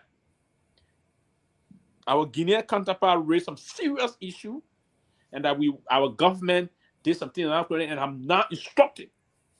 The president will start taking some action. Yeah. If you took some action on arrival, immediately to the airport that, hey, we committed this, but I have instructed the Minister of Mines to begin to investigate who's doing this and all of them who's doing this, and they should report to my office in 2 weeks. And I'm instructing also the Liberian National Police to instruct the Minister of Justice to investigate which of the company was involved into doing this. If he did that, that's a litmus test to your Guinean counterpart that you have started now to launch an investigation. You, at the level of the president, said they didn't know about this. They were not acquiesced by the government of Liberia. So you bring that, because this is diplomacy.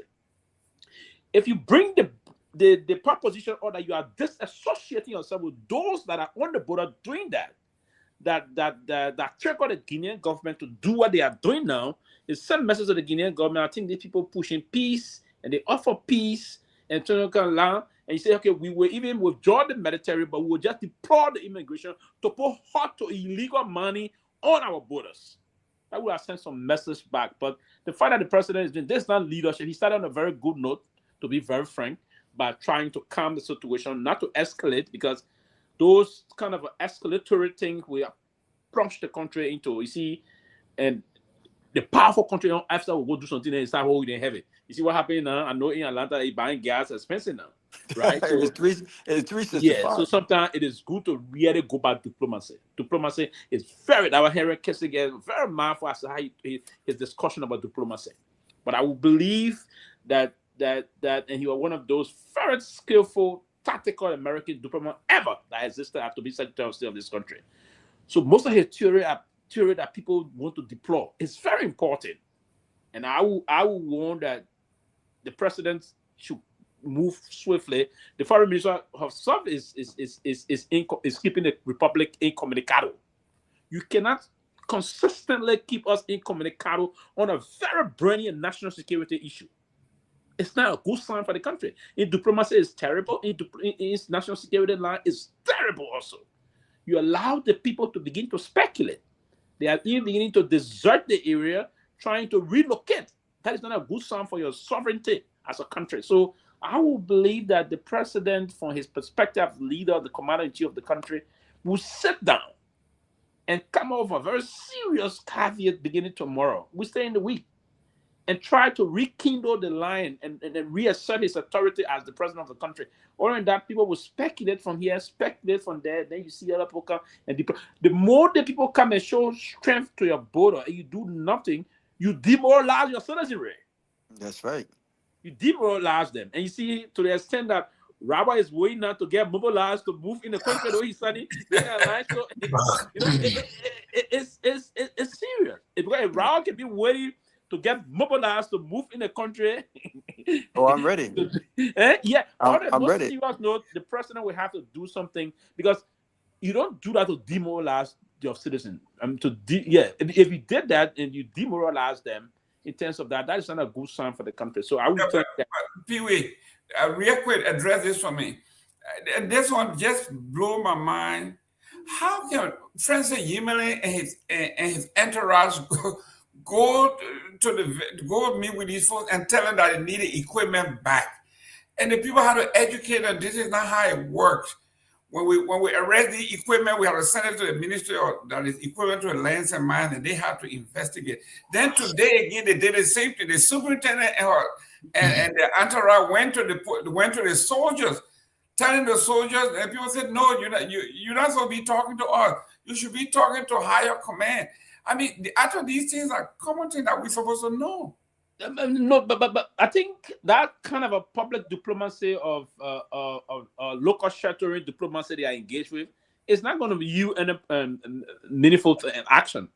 Now, the first thing I would say to this local government officials that are doing this thing, or the Minister of Internal Affairs himself, it seems to be that they don't even know what they're doing, because the soldier deployed at the Guinean border, they are foreign command from their command headquarters. You can't get anything from them. They deploy. These are French military officer. They would take command for any military officer will take command from his superior officer. Now, the unfortunate thing here, Mr. Gayman, is that the president flew from Conakry back to Liberia yesterday, and then the Internal Affairs Minister, why he couldn't settle all those things from Conakry? Conakry will have just given a telephonic instruction to those military officers. Listen, diplomacy is not very fruitful result in this matter for now. And I will hope that they will change, the Liberia government will have to change the tactics of her diplomatic engagement. The way to go about it now is the president to announce openly that we are investigating those that were involved in something I would want to refer to as sinister. And I'm instructing my Minister of Justice to immediately investigate this, report findings to my office, and I'm instructing the Minister of Mines to ensure that there should be no mining activity whatsoever unfolding at that crossing point. You inform your Guinean counterpart about that. At this level, the discussion has been elevated now to the presidential level. That's the highest talking point. It's not going to be now reduced. It should continue at the presidential level, then there will be descending instructions from the president now to the two foreign ministers to eventually meet. Then they can even arrange meeting now somewhere around that local area. The two ministers will now meet. But if it is not resolved at the presidential level, no level of local government official intervention is going to yield any positive development moving forward. There's going to be a stalemate in this thing, and I hope it don't result to a diplomatic quagmire, because that will not be a good. I don't see us going to war, but the tension alone is not good for the trade and commerce for our two countries. Now, that crossing point, that river, is also used for strategic investment and economic viability also. So trade and commerce is paramount also. So I would think the president should take seat of this matter and use his diplomatic poise to resolve it, and then allow the superintendent is nowhere. And you saw what the Guinean military commander was saying, that He said we're taking instruction from Conakry. We're not taking. We cannot change that instruction from here. That's a different command structure. So to work into that, you need to blend that with some diplomatic mix-up there at the highest level to resolve this. Other than that, we're going to be in this for a little bit, eventually until probably, if not... Pewee, yeah. Pewee, you got a call here. Hold on. Your name and where you calling from? Mr. Gilmore, this is a good friend of the Mr. Pewee. Your name and where you calling from?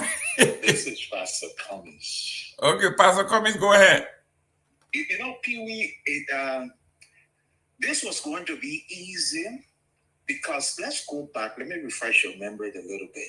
Let's go back to when this government, you remember they turned over a guy who they alleged, the Guinean government alleged that Liberia was holding somebody in her possession who was planning to overthrow the Guinean government. You remember? Yes. Yeah, it's one captain, one Captain Pewee. Yes. Yes. So if you have this kind of rapport, right?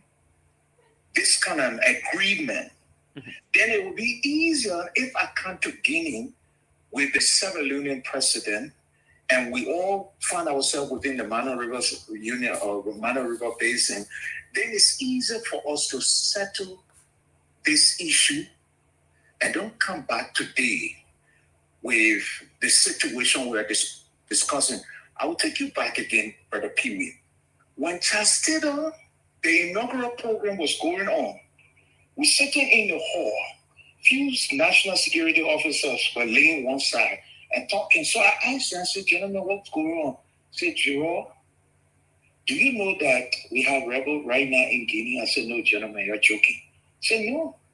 On the day of inauguration, that's one.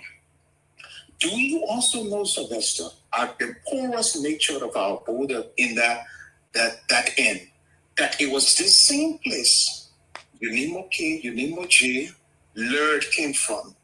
Are you also aware that Sekou Damati Kone, in a presentation at the TRC, make reference to the Guinean government for the support and the support of Madam Seleke? Are you aware of that? Mm-hmm. So if they have all these things that transpired yesterday, and this government just a few years back just turned over an alleged dissident, then Mr. Dumia, it's easier now for you to trust your father. As he said, Bouaka is his father. It's easier now to tell President Bouaka, this is the issue. Except, Brother Pewee, except they're telling us that there is another narrative that we don't know about. And so you're right, my brother, that the president needs to take charge. But the thing I have over the years with all these government, and this is where Charles Taylor beat them, this is where Madam Seleke beat them, and Sandra Doe beat them. In terms of information dissemination, all the government of lately, the performance is very poor. Very much. Very poor in terms of disseminating information to the Liberian people. So you will leave us to speculate. It leads me to a point that, look, I think what transpired between Emmett Cohen and the Ivorian government, President Doe and Mr. Taylor, it seems like there is a writing on the wall, Brother Pewee, that is bigger than what we are looking at with the Yimade or that of Thomas Fowler.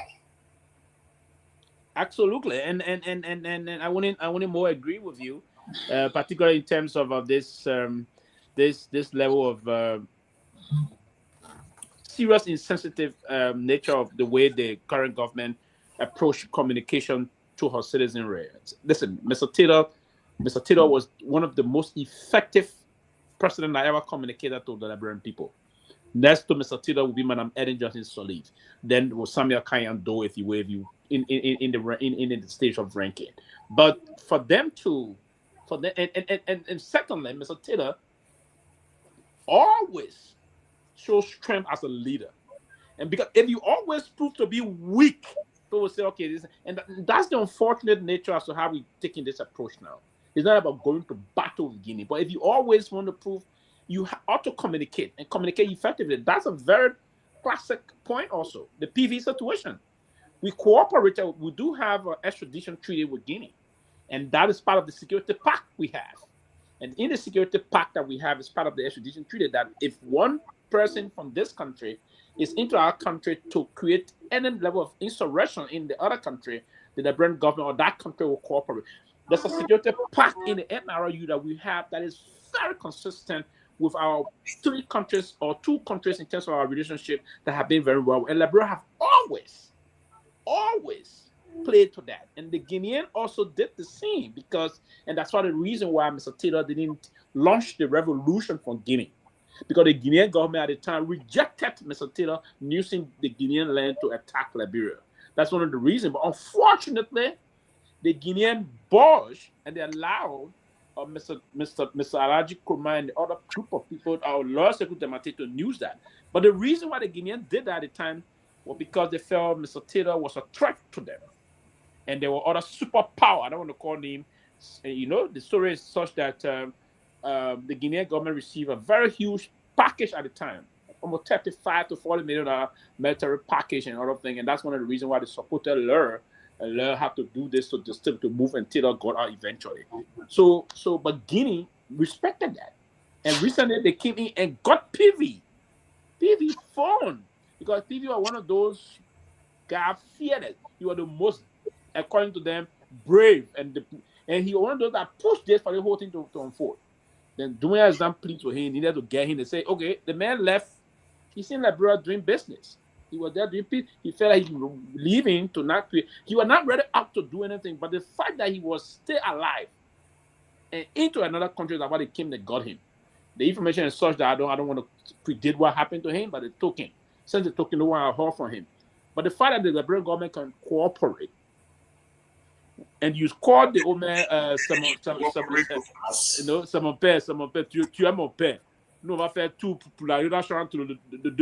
if you say all of those things, why can't you reflect that? But Honorable Pewee, when we talk about reciprocity, right? Okay, I have done this for you when you were in need. Now I'm in need, and I came to you, and then you treat me like this. I mean, this is, to me, reciprocity is, listen, the good you're doing for me today. I mean, you are a diplomat, right? Okay, you do this today, that down the line they're going to pay through. They're going to pay dividend. Somebody, you need me today. I come to your aid. Tomorrow you're going to need me. But for it to drag to this level now, where it has become embarrassing, where those videos I was seeing, those of you that were in Liberia that saw people traveling for days with those things on their head, the only thing they have, baby on their back, things on their head, they're moving. I saw that today and I said, wow. It is very, very traumatic. On our Tomalin George, I mean, those photos that I was seeing today, that live video that I was seeing today, it is demoralizing. Mr. Gayman, when the president arrived from Conakry yesterday at the airport, the answer he gave to that question, it frightened me, because when he said we now up for war, all this stuff, I felt that nothing really came out of that summit in Guinea, because he wasn't even definite to say, well, we resolved that this is what's going to happen. In fact, tomorrow we'll send our Joint Chief of Staff to have a meeting, confidence meeting. Nothing worry about that. And then the report I just got from I'm hearing that the place called Solomba in Foya. Yes. The Guinean troops are there, and then the locals engaged them today, and with the superintendent, and they told them, say, well, we cannot do nothing except from Conakry. We are from Conakry. So that means, if you are a thinking person, you will say, well, something is not right. After the 3 heads are still met, and you call our president, your father, all this stuff, the next day you send troops to the border, and they encroach into our territory. We gotta be mindful, because don't be surprised. It may not. You can never tell what can happen, because I keep hearing they say Guineans say that they didn't trust Liberia got dissidents in the country trying to go to attack them, whatever the case. So Guinea may send, don't be surprised. They can do anything and say, Lord, these group of Liberians are not happy. They will support them, they will enter Liberia, and they will go into that country. Next year, one day they say, oh, Guinea supported them. You cannot rule nothing out. If you've been in a crisis before, you can't rule nothing out. If a man feels that he's nothing border with you, is not comfortable with you, he feels that he feels threatened, he says, well, I'm terrified with that Liberian border. So in order to do it, somebody who will be the president, who's in Liberia, the president, I want to have that person who got my back. So I'm certified with Boyka. So I prefer somebody in that place there who I can count on. So this is what is important, that President Boyka go to the Liberian people and tell them what is going on. Because we have not heard nothing much from that, from what's happening. We just saw the president holding him to cross yesterday to come down the stairs. And then next thing we saw the three of them, and they're all just for the camera. So, and he answered to Robert's view. He asking one question, talk about, oh, we want no war, we have a war, it's not something to make anybody comfortable with. And then the next day, you see troops at the border, then they encroach into our territory and saying that they won't talk to you until they hear from Conakry. That's troubling though. It's troubling. And so I don't know, but we shouldn't take nothing for granted. Anything here will happening. I've been around for long to know what all things that happen. We have not have good our borders with Guinea and Cote d'Ivoire, Sierra Leone. They are all at one point in time used their border to let people enter our country. And the former 12 came from through Sierra Leone, and the other war until then came through Cote d'Ivoire, and then they, like somebody just said, the Lord and more came through Guinea. So you cannot be comfortable with that. If you have a history of what has happened, they made a military man. Okay, not because he's wearing gown and Kosu thing president, but you can't be comfortable with that. So if they take this for a joke, they'll come back to bite us. I just hope they know what they're doing. But right now, I'm not happy. I'm not comfortable with what's happening at our northern border. Reverend, before you got any more, 1 minute. Let me let the Reverend go. Reverend, you got anything to say? Oh, okay. Tomalin said earlier on, we just got to pray that our government will do the right thing, because we saw similar thing during World War II, World War III in Monrovia, when people were running to the free port thinking that it was the peacekeepers that were coming from the bourgeois island in. It turned out that it was learned. So if you stay in Liberia since 1989, there is nothing you can underestimate. Nothing. So I can tell you that maybe there's something else that we don't know that may be bigger than the picture we're looking at. But thank you, Mr. Gilman, and I see you in Ireland in the next 25 minutes. Let's do it, man. Let's do it. Listen, before you come on, my Irish brother, don't listen to these people. We are all Irish tonight. Go ahead, Pewee. I was trying to say, why we don't really want anything. I hope they just testing the authority that will understand clearly. Then I think last time I contacted more forceful than this guy. He said he's trying to put us online because the way he came to power, he believed that there's a lot of tension thing around that they can even come back. So he's doing all those things. One of those guys crossed over, he came, and the Liberian government cooperated very well. This government is not any government that we're going to have any insurgency against the Guinean government. Nothing. Liberia cannot do that. No Liberian government. From the only government probably one would think would do that at the time, and they didn't do it. We just warned them was the Taylor government, right? So I think the Guinean government should. But if they were to think that because the military is large, and you got some few tactical jeep you got there with some one Awusa thing that you got around, you think you can do? No, don't try. Most of the thing not even moving. Don't try. Don't try. When it comes to listen, Henrik Kessinger said again, and I've got a lot reading about him. He said one thing about Mr. Gayman. He said one thing about this thing about conventional warfare and guerrilla warfare. You can be marvel. You'll see the history from what happened before for most of the. Listen, the conventional warfare and corridor warfare not the same. No, not the same.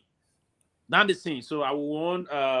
We are in the same region, and I will hope that the Guinea authority will also cooperate with the Liberian government and see reason to sort it out. Mr. Taylor did 2 movements into the Masanta Gegedu area. The Guinea were almost going to come down, and that's the kind of an issue, and that's one of the reasons why they push. They've seen suddenly all the God ahead of us support the side supporting the lawyer and all of things, and they will have to bring another group as that kind of line to stop the line. So we ought to really stop it. It's good for them to stop it. You don't want to do it, or that you plunge the entire region into problem. But I would hope that the president will take seize of the matter. If it's true that some greedy, selfish Liberian politicians were doing some business there, if it is true, we should investigate those people. And if it's a level of prosecuting some people, we should have them prosecuted on a serious note. Other than that, we don't come to jeopardize our security, national security of the rest of the peaceful people of the country. That trade and commerce is unfolding among our people, the Kissing, Guinea, the Kissy across, the whosoever, the Mandingo, the Pede, the Fula, and all those things. Those two, our 2 citizens were been very close before, and I think we should continue to go on that path instead of. But I would love for us to see a very forceful negotiator as a president. We don't need to see a weakling. No, it's not a good thing for us. So, I know Sylvester learning, but let me thank you guys. And before you come in here, somebody just posted. They said they disagree with this press secretary and I mean, this is not. It doesn't make no sense. Why would you say that for land business? That want to take Jesus Christ. I honestly don't believe this is anything to do with territorial encroachment. This is about money. I mean, this is about money. Dumbuya know that they've been mining this Makana River. He wants his share of the money. That's all this is about. And rightfully so, because we both of us own the land.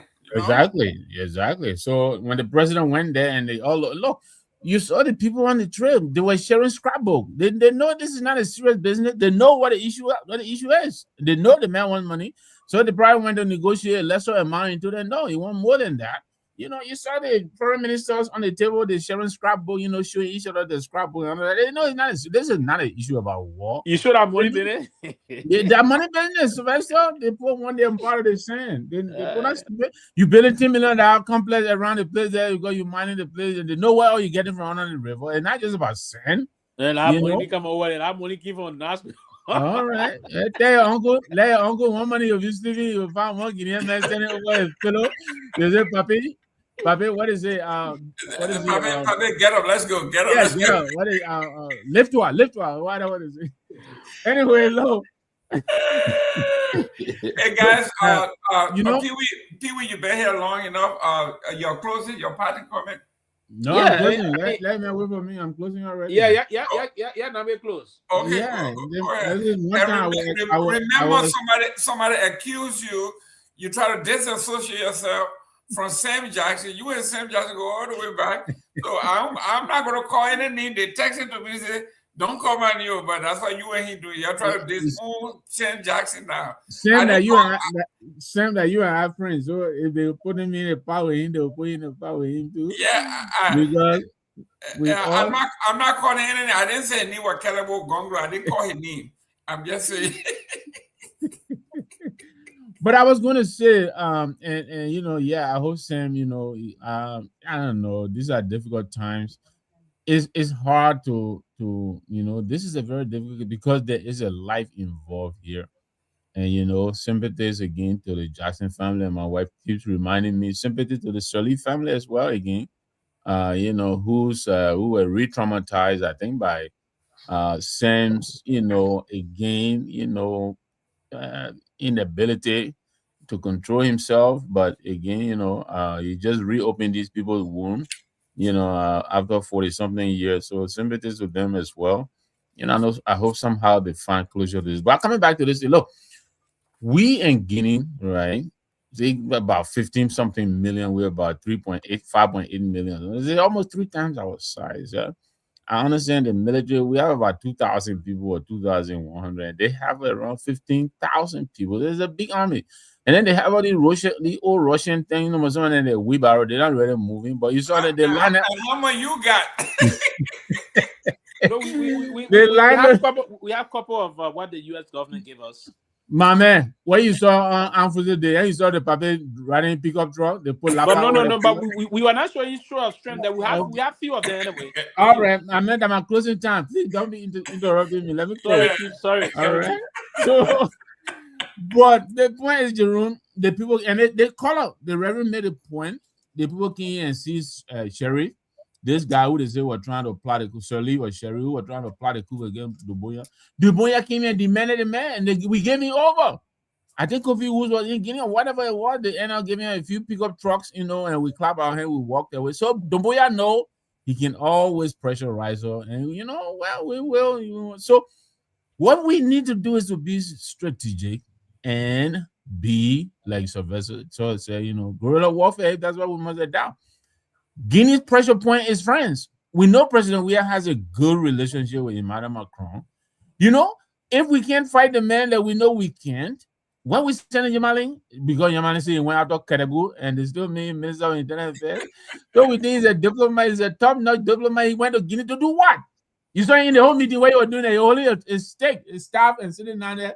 You know, I don't even know if you say any word. So we need to be smart about this because Dopoh is not going to stop. He knows now he can always come in and do whatever he wants. He wanted money from that river, and he has to get it. So I don't think it's a bad thing for the president, the government, to call on President Weah and let him, you know, do a short of diplomacy for us. You know, go and sit with his friend Macron and let Macron call about Dopoh and say, you know what, you know, left or whatever Sylvester will say, you know, arrêté, whatever he will say. But we need to employ diplomacy. You know, we can't fight it militarily. But that whole thing about getting them going to Guinea when Guinea is already in Liberia, to me, I think it made us look weaker and it made us look unserious. Look what we did. We went there, we prostrated ourselves, we begged Dopoh, we shook hands, we kissed, and we came back. This money, what they put doing, they're packing the stuff, they're running from the border because the people were still there. To all of that, it was for nothing. But it's been a great show. Thank you for the opportunity. Let's do it again tomorrow. This is a good-looking Mr. Salif. That was killed in 2020. I mean, 2000. What was it? 2005? No, around there, yeah. Is it 85? 85. Yeah, 1985. Good-looking young man. 85. When Sam Jackson was obviously somewhere around Staten Island, 85. Yeah. You met him, man. He said, I mean. You know, Sam. It's unfortunate that Sam would just want to say something, and that old man, he been radical for some long time. You know? Yeah, so but the sad thing about it is, if you look at all the statements, and there's some people they know he probably was just talking nonsense, but they're running with it.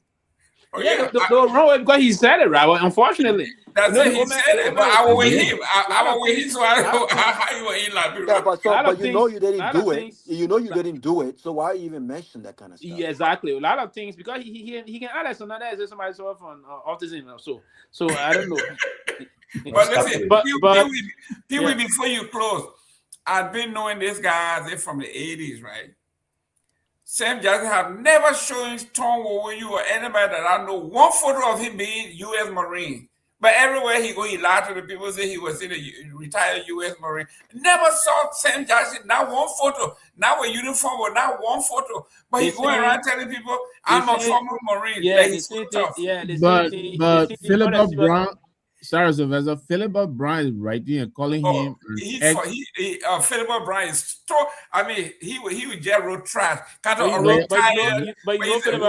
know Philip Brown, expert, military expert. Are you kidding me? You know Philip Brown,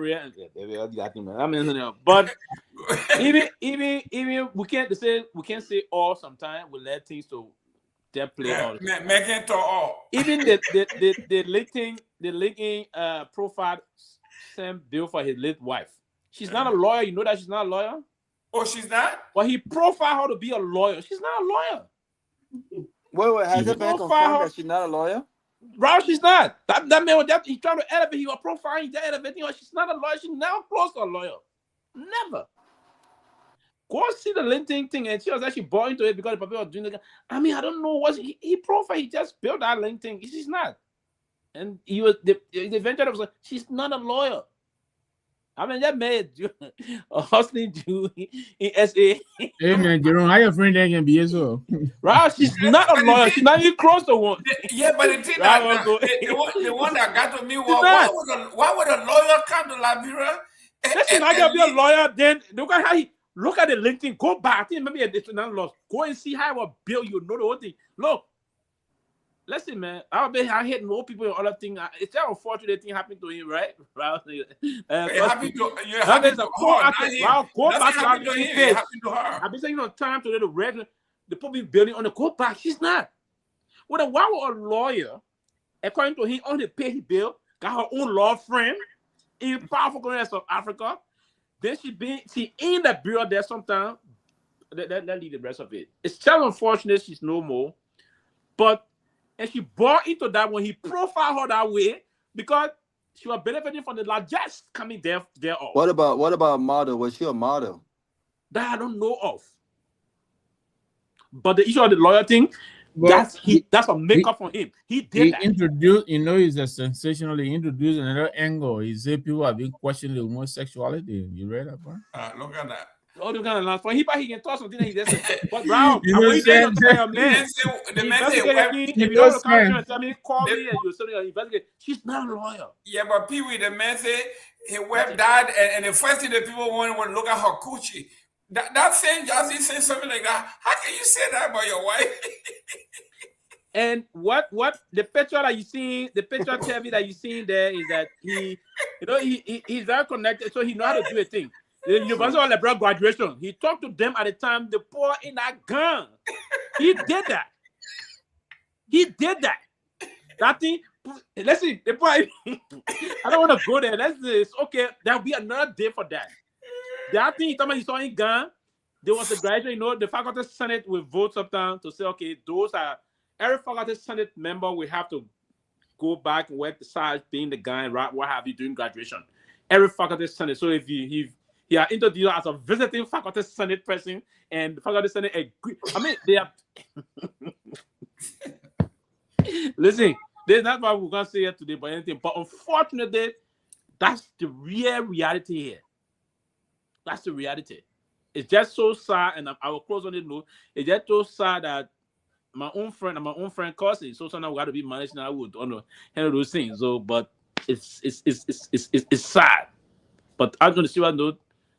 Tony Malnebo. I know the other thing. I'm struggling to call the name, but she was never a lawyer. She had never been to law school. Nothing whatsoever. Nothing. So, Mr. Gayman, good night, man. I think we'll be here for some time. See you tomorrow. Night. Thank you very much. Yeah, but I'll be here to close. Yes, thank you, Robert. Yeah, man. If you guys know anyone's coming from Liberia tomorrow or Thursday, man, I need something. It's very urgent, man. I need something. I need them to bring me something. So anyone who is coming from Liberia to the U.S., any part of the U.S., I can expedite whatever they bring in on Wednesday. I have a serious emergency. I need them to bring something for an important trip. So just putting it out there. But it's been a great show, man. To be honest with you, I'm quite exhausted with this whole thing. Unfortunately, just getting started, Robert. Don't get it. We ain't gonna nowhere yet. We ain't gonna nowhere yet. Listen, how you be on a high and then you just come on a low. I'm really exhausted with the whole Mr. Jackson case because it has taken an emotional, it's like an emotional roller coaster, pretty much. I wonder how he feels. I listened to an audio, allegedly released by him, and I know Mr. Jackson, he's not going to back down. I know where he's at right now. He's hurting that he can't speak out the way he wants to speak out. But he did mention in the audio that I listened to that you think I'm just going to sit down and allow these MFers talk, make these things up, and just what we said yesterday. You know, he's talking about I have no record of domestic violence. You guys don't know the facts. You think you're just gonna make this thing up because you don't like Samuel Jackson, and it's just he sounds like a very confident person. And listen, our judicial system demands that one is innocent until proven guilty. And everything Alfred talked about yesterday, or most of what he talked about the crime scene and protecting the crime scene and contamination of the crime scene, that could cause or pose these challenges to prove these kinds of cases. I think when you see what happened at the police, I listened to the press conference. The police have not was not able to charge him. He's not out at his house. The crime scene is no longer a crime scene because I'm not sure if he's in.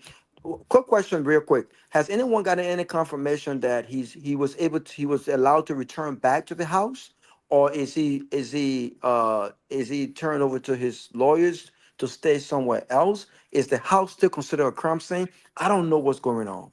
You know, Yeah, but that's a good question. But I think yeah, he was allowed to. I think they've done because it went back there. I think they have removed the crime tape from there now. I think right. back So home. the crime scene is no longer a crime scene. He's back home now. He's probably somewhere eating his fufu and drinking his soup. Unfortunately, he can't share that on social media. If it was up to him, he would share that on social media. But they said somebody said he been cursing in the storm today. Yeah, he been cussing.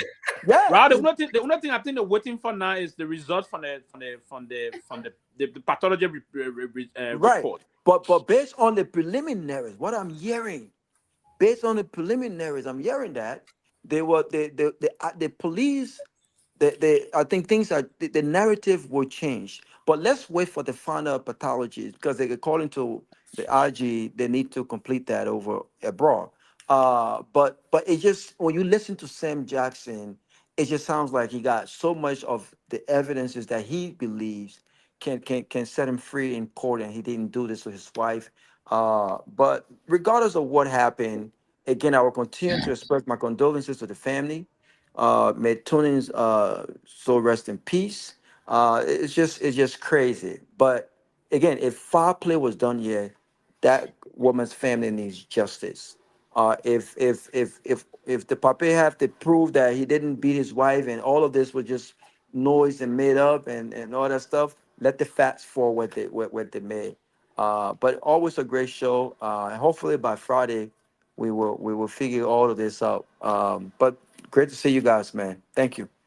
Thank you. Honorable George, take us out. Yeah, we had a guest, a lawyer on Saturday, and we had Alfred yesterday, and it says some things that I pay attention to, and I believe that's why the police, knowing Greg, that if he had everything, now he would be moving out to arrest and charge.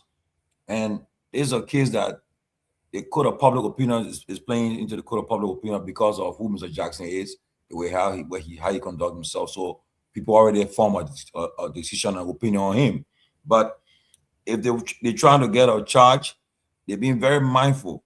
You can't overcharge him, and the charges, like Afro was saying yesterday, you got to be very careful, because if you charge the guy the wrong way, there's a possibility that he'll walk away free. So I'm sure they're trying to cross the T and dot the I's. And in a chat room today with some lawyers, and they were saying that they can allow him and try to arrest him tomorrow or whatever they say. But the autopsy report is the result is very important. You see, the defense lawyer have already asked our man who been on the show before, maybe he'll come here too, Rocky Federal Corporal, to come and do their own work. So it's a case that then the South African government is involved too. So I don't think but Sam Jackson has requested his own examination. Yeah, and under the law, I heard they have the right to do it. Absolutely, So I think the police too they are trying to be careful what they are doing with this case, because the case is being watched across the continent now.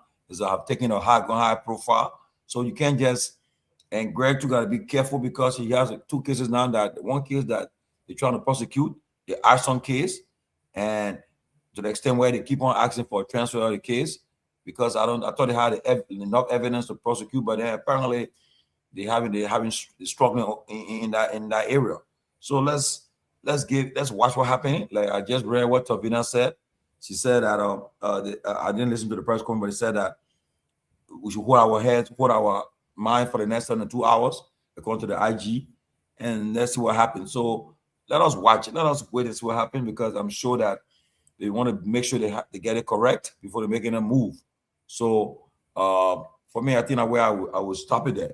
But then about the border, I pray that President Bouaka, his government, to be truthful to the Liberian people, they come forward and tell us what's going on at the border. Tell us what the situation is, because it's getting worrisome. People seeing the soldiers and people are trying to move their things, like try to move again from across to go to another place. It's not fair to the people. Let the country be informed what's happening instead of just holding these press releases, sending it back and forth. It's making people worried. His answer at the airport made me more afraid than when he left, So I don't know. It's still worrisome. So with that, come to another issue. Robert, please confirm this. I'm hearing that CAF declared Morocco champions for the African Cup of Nations. I heard that today. Yeah, they have. They announced it today. They basically said that by virtue of the fact that Senegal left the pitch after the referee awarded a penalty to Morocco, meant that they forfeited the game. The question that most sports lawyers are now asking, and they have asked Senegal players to return the medal and the trophy, which they will have a separate ceremony to present to Morocco as Africa's champion. Then I don't think that's happening. I see maybe something crazy going to happen. But the question more sport lawyers are asking, and Senegal FA might take a charge on it, is whose responsibility is it when it comes to making decision of the continuation of a game if a team decides to leave the pitch? If the referee could have made the decision in the moment that because you left the pitch for a certain period of time, you forfeited the game, and so and gave the trophy to Morocco, but he decided to continue the game. Morocco was given a chance to kick the penalty. The penalty was saved. They went into extra time, and Senegal won. So why are they now changing that? If you said they forfeited the game, then the referee should have made that decision, because the referee represents FIFA in that moment. You know what I'm saying? So if the referee decided otherwise, why are you changing the on-field decision now that Senegal has already won? They already did a whole parade. Do you think these guys are going to return? They've kissed these medals already. Why are you asking them to return it? Yeah, but they've made the announcement today. Yeah, I was shocked. And then lastly, too, Iran is saying that since they can't guarantee their team in a World Cup, they want to play their games in Mexico. That's what they're telling FIFA. They say they can't guarantee their players in America, so they're asking for FIFA to put their other games in Mexico. So in Mexico and Canada, they had two preliminary games here. Trump has requested. Trump is playing politics, and FIFA needs to be very careful, because FIFA is not a political body. So I think if the safety of the Iranians are not saving America, it makes sense to transfer the game to Mexico or Canada. Simple as that. So that's what happened. And Mr. Gayman, from what I learned tonight, France, Germany, and Great Britain saying that they won't get involved in protecting the promote. So what's going to happen? We need our oil. But listen to this. The United States gets only 2% of its oil and energy from there. Guess who get all the energy from there? Everybody else. So who cares? If they don't want to come, it's on there. But listen, I thought you were going to pay favor to your boy Joe Ken, who left the counterintelligence. Listen, who's Joe Ken? You don't know Joe Ken now? We just killed the two top generals in Iran. You talking about this? But this guy is insufferable. He's insufferable. You say FIFA is not political. Are you sure? When you're talking two sides of your mouth, you just said no. I said they shouldn't be. They just try to steal the election. I mean, the trophy from Senegal. That's a no. This decision was not. No. This is not FIFA decision. This is CAF decision. CAF. Who the hell is CAF? FIFA does not have authority over CAF. Who the hell is CAF? The Confederation of African Football. Confederation African. So they were the one who made the decision. So that is African Union. They ain't got no team. They just all over the place. I mean, this is crazy. This is going to cause serious problem because the game ended under CAF supervision. The ref represent CAF. So had the ref said we would not continue this game, Senegal, Morocco gets the trophy because you left the field, then this would have gone to the body to decide. And the body would have said, well, you know what? We stand with the ref decision. But the ref decided otherwise. So why are you changing the decision now? Listen, have Morocco scored that goal, we won't even be here. Exactly. Yeah. I think the best they could have done was my question there is that statement official from CAF or just speculation? It's already announced. Yes, it's making hot news. It's all over ESPN, everywhere. But first of all, if the Moroccans should tell us your excuses. We don't want it. It makes them stupid. But Moroccan have not won the tournament in 52 years. This is historic for them. The issue now is the way now they've broken history in this way. But is that the way to win it? Exactly. No. So what the answer? The man B10. Man, get a life. But you think these players will return medal that they've already kissed and put up in their homes and they're all in Europe with it? They're asking them to return those particular medals. Well, yeah, if it is a decision of CAF and finalized, if they took that, they will do. But that would be a terrible decision on their part to do. If they did, I'm saying it's a terrible decision on their part. Split. Robert is Senegal coming to the World Cup too? Yeah, Senegal is in the World Cup, but CAF decision with what happens in Morocco Africa is there. got nothing to do with the Morocco is there too. Yeah, Morocco awarded 2025 Cup of Senegal. But listen, these players are not returning no medal. Sylvester, these players are not returning no medal. Just to forget it. They're not returning no medal. We'll do it. Why my medal? I don't put my so medal. they're basically saying each player should return that medal, and the Moroccans should return the silver medal. The Senegalese players, so they will have a whole new ceremony. Can you imagine this nonsense? Why the people already celebrated that cup? That is insane. That's crazy.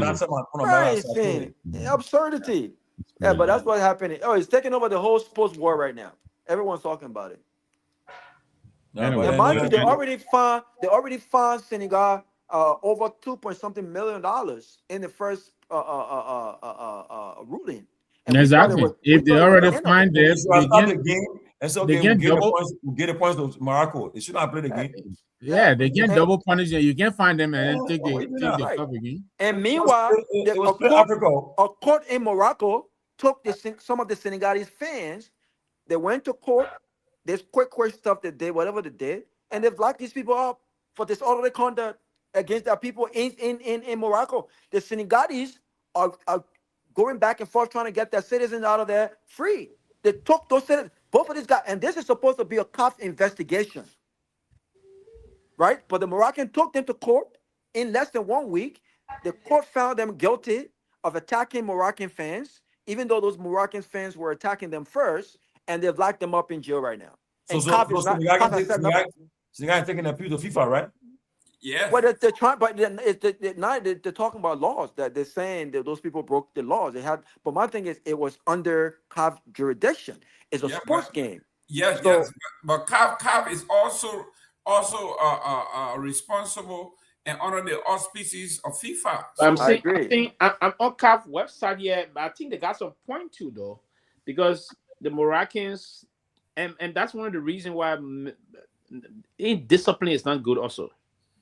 But if they did that, that's about the reason, because, and that's why we can go, that's the reason every laws in the country, everywhere in every country got constitution, and then the Supreme Court is the one that can decide. Okay, yeah, but so they went to that body, and the body did this, and CAF was forced to adhere to that. Yeah, but here's the thing, Sylvester, then CAF is punishing the fans, they're punishing the FA of Senegal for the fans' reaction on the field. So then why is the legal system in Morocco dealing with these fans legally then? Because it should be done sports. It should be a sports issue. Exactly, and that's what they're saying. They violated Article 82. Right, and they've already punished them for it. But what I'm exiting- saying is the Senegalese government, under their legal jurisdiction, took these fans to court for legal violation of what happened on the field, even though CAF have already adjudicated the case and found both countries. And I think it's clear. If you left the field without the authorization of the rest, you shall be considered the loser. Right, but whose decision is that? The referee should have decided that. The referee decided otherwise, and so he continued the game. No, okay, yeah, Raul, it's just the premise and the application of law. The referee didn't decide. It's just like this: the court, the lower court, the appellate court, is to take decision, and when the court did not do the right thing, the Supreme Court can overturn that. So the ref didn't do it. That's why the body Morocco went to the overturn it, and then CAF will have to yield to that. So I think it's not wrong.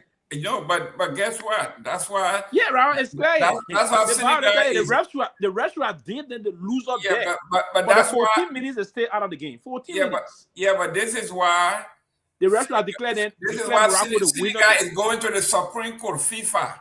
Yeah, this was FIFA. This was the appellate court. Now we're going to the Supreme Court. FIFA will validate what CAF said. Well, okay. Yeah, and I agree with Sylvester because Morocco and FIFA and CAF is fair because Morocco have already said that there should have been a tournament in Morocco.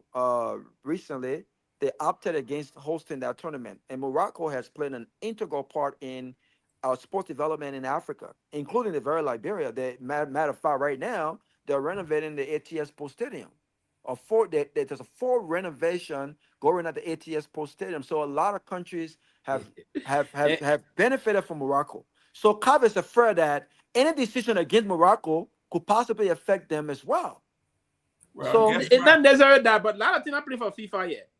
They violated Article 2. And then Article 84 also states that any team that breaks Article 2 will be awarded 3-0 loss. But my thing is, I mean, the African people had it right like this. Why not say just forfeit the game? But you say 3-0. How you come out? Because the goal in a situation where you need goal difference, where both teams have the same points, you got to count goal difference, and that might have an impact. But how do you get somebody 3 goals without even they didn't score 1 goal, but you get 3 goals? That's the consequences. So when it comes to making a decision on goal difference, that team could be impacted by that. But I think this is 49-year way to be crowned. But Sylvester, if I'm Morocco, I don't want to be crowned like this. I don't want to be crowned. But if the Senegalese have not, they were still going to beat them. So why can't they play the rematch? It doesn't matter. So why can't they just play a rematch? Why can't they just play a rematch? That's what I've been a way to structure it. But again, they say the penalty is that you will forfeit the time and you'll be given a 3-0 thing or other thing. And it's unfortunate. But the referee should know the rules. If the referee knew the rules, the Senegalese players left the pitch, he should have just blown the game off and called and give the points to Morocco by virtue of the fact that the Senegalese players violated the rules. He overlooked that and he continued the game. So why if Senegal fail to abide by CAF and CAF tells FIFA, they could ban them from participating in the World Cup. No, not the World Cup. AFCON. For African Cup of Nations? Yeah, AFCON, not the World Cup. If CAF carry to FIFA. Say FIFA. CAF cannot go to FIFA. No, I mean we're talking about Senegal can take it to FIFA. Senegal can take it to FIFA. CAF cannot go to FIFA and say ban Senegal from the World Cup. No, it doesn't work that way. But they can ban Senegal from participating in the AFCON for 2 years, 3 years, whatever the case is. So that's what the Senegalese FA might be thinking about. But I think this is going to be a long fight because them boys, I don't see them returning that. Why Africa always like this? Why? I mean, can you imagine how? I know English may not have been their first language, but the way they write some of these things, how can you yet determine if you forfeit again, you lose 3-0? Listen, I would just say y'all play the rematch. But LeBron Messi, let's say so. We say so. That was that was a no, that was wrong. They shouldn't have left the pitch. Yeah, blatant disregard to the game to walk out. Yeah, they shouldn't have left the pitch. That was callous on their part. Mm-hmm. Yeah, they shouldn't have left. They shouldn't have left the pitch. That's not a game. That's not sport. That was year Maradona score with him. That was year. 1986. But you see, you say hand of God. The hand of God. That's right. But you see the soccer. But ref didn't see it. You see the soccer thing is not. You saw what happened. You saw what happened with Ghana. Okay, but Robert Garguah, Thankful is saying here, technically, Senegal had one player on the field remaining, so the team didn't walk off. But if that's the logic, then that means they didn't break the rule. Then if that's that's what she's saying, because that's not the logic. That's not the logic. What I'm saying, if that's what she's saying, that's not the logic. He's wrong on that. That's not the logic. What's the logic? The fact that the team walked, the coach instructed the team to walk out of the field. Yeah, but the whole team didn't walk. That's what she's saying. The whole team didn't walk. No. It's not about one. The team walked out. No, but the team played. They disrupted the issue when you walk out. They disrupted the game for 14 minutes. You have to. Even Sadio Mane was the one that was begging it to come back. Yeah, but listen. In the ruling, they didn't say disruption. They said walk off. But they walk out. Of course they did. Yeah, but they didn't say disruption. You're not saying they disrupted the game. The team didn't walk off. The team didn't walk off the field. They walk out. But you saw what happened with Uruguay. I'm not sure if it was Uruguay or Paraguay and Ghana at the quarterfinals in the 2002 World Cup. Was it 2002 or 2004? Had Ghana scored that goal, but Asamoah 2010 had Asamoah Ghana scored that goal, which was going in. Folland, whatever his name was, intentionally blocked the goal as if he was Luis Suarez. Luis Suarez. Yeah. And he was given a red card, but you had only 2 minutes left. Yeah, 2 minutes. Senegal, Ghana was given a penalty to score. Ghana missed that penalty. Here's my thing, right? Ghana, up to this day, Ghanaians felt as though that game should have been given to Ghana. No. Because, because it was done intentionally. Yeah. It was done intentionally. And Paraguay said, you know what, we'll pick our chances. Penalty, you can miss it. How can you argue a penalty is 50%? A goal that going in is going in. When a player says that kind of goal, to get the goal still and get the red card. Ghana missed that goal. Ghana missed that goal. They sent it off, and Paraguay went to the round of Raul, my dear brother, you understand the game very deeply. The rule is that thing is rule 48 or so. Go back to the rule. That is an intentional stop of a possible goal. The rule is very emphatic on that. You get a red card. The rule didn't say they'll get a point to the other game. No, you get a red card. Had the goal went through, it would have been a whole different story. The way you are hitting it, if they're going to go in, you still have gotten the red card because that was very something. He would still have gotten the red card, but the rule says get him, and the ref did what he could, get him the red card. And now the guys, and he was leaving the field in the middle. He started already. That's right. The problem that game, Asamoah Gyan, he's scoring almost all the game. But that penalty, that broke me down with him. That the beat of the game to money. The way he kicked the penalty, he didn't even, he stood right over the ball. He was confident. He didn't even go back on. He stood right over the ball. I never seen nothing like that. No, they felt that he can score a goal that will carry scoring almost all the game. Was scoring team to the semi-final. Yeah, so he thought he was going to score the goal, but you know what, Mr. Todd thought? That's you know, at the open invisible park, I sat by the guy, right? And I asked the guy that question there. And he always do that day. Oh, you tell me? Where me? You messed it with you. Baby Jean. Yeah, you broke my heart. I said, I wanted your fan, but you broke my heart. But anyway, ladies and gentlemen, Mr. Jerome, Liberia is playing in Morocco. Liberia is flying to Morocco next week, and they're playing Libya.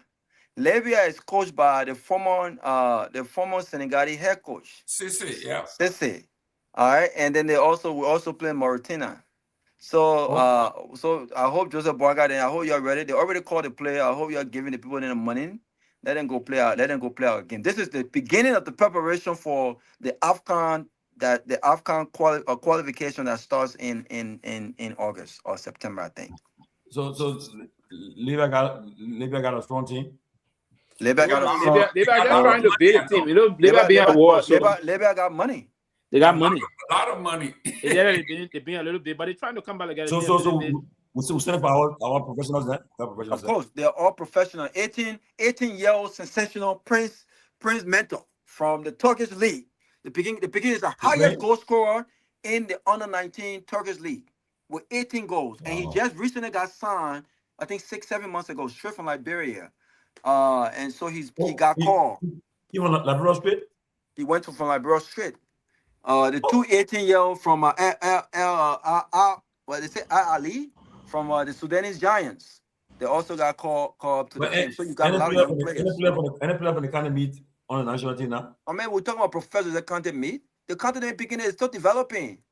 You know, but all of the players being called are all young professionals playing outside the country. Wow, that's good. Yeah, so that's good.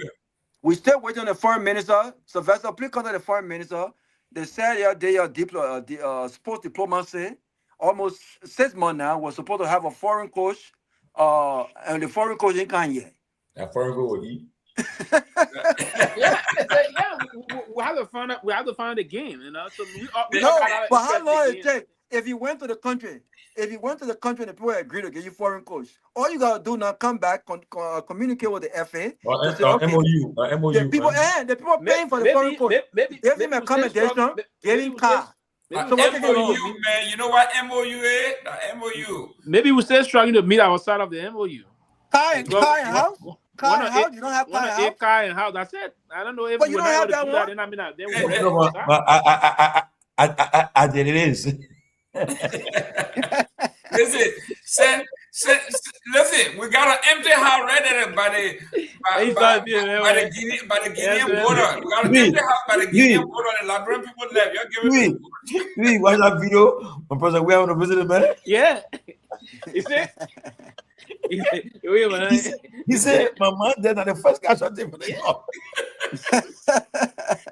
Yeah, man. Oh man, but I'm seriously convinced. That Liberia will qualify. Listen, I don't care if Liberia qualify under this administration. What is Zoom? What is Zoom? The Zoom. Well, we don't know the Zoom. The CAF will soon announce the Zoom. We don't know the Zoom yet, but it's 2 teams can qualify. So even if we don't reach first place, we can reach second place. But we can qualify for next year AFCON. Yeah, but depending on the Zoom. If you rely on 2 teams, we will not make it because sometimes it will depend. No, but it's 4 teams. 2 can go 2. That will be the best performing second. Right? No. That's for the World Cup. For the AFCON, 2 teams qualify to go. The first and second team qualify to go. The top 2. The top 2. So they increase the number. No. That's for the World Cup. The World Cup, you only have I'm 1 talking team. about the AFCON now. What the total participating team? It's 32. But in the AFCON qualification, you got 4 teams, 2 guaranteed to qualify. Okay. So it's not changing. Okay, it's good. But even at that, we can normally rely on the tactical and technical ability of our. You see, we may have the player that be tactical and technically they have the capacity to play the game and do those things. But the way we scout our players, one, the support base with the player and the mobilization of the players, these are contributing factors toward our dismal performance time to time. I will hope the government will get the resources, put the resources in play, hire those that are necessarily needed to scout those players and will come on time to play the game and connect them. And I mean, that will help. I will hope we really qualify. Ever since. But if we qualify, that will be a big economic boost to this government or any government. People don't understand that. And not only is it going to expose because the CAF is going to give Liberia a lot of money for qualification, for qualifying for this. Look at it walk out. Look at all of you. We are very walk out. Everybody coming to Sunny up. They walk out. Oh, the walk out starting soon, June. Very soon. Next year, we're prepping. We're prepping for the World Cup now. On June 25th in I think Atlanta in California, Cape Verde playing Spain. Yeah, so that 3 days after my birthday. Yeah, but I need to go. I need to go to Mexico. Y'all need to come to Miami and see the game, man. The tickets in Mexico are going down. The tickets in Mexico are going down because the highest. Mexico City, right? Or like Cancun? Mexico City, the highest, and you see the Mexico City. There's a part of, maybe that's a part of the reason why, because they're saying Cancun and Las Cabos are too expensive. A bottle of beer in Las Cabos is going.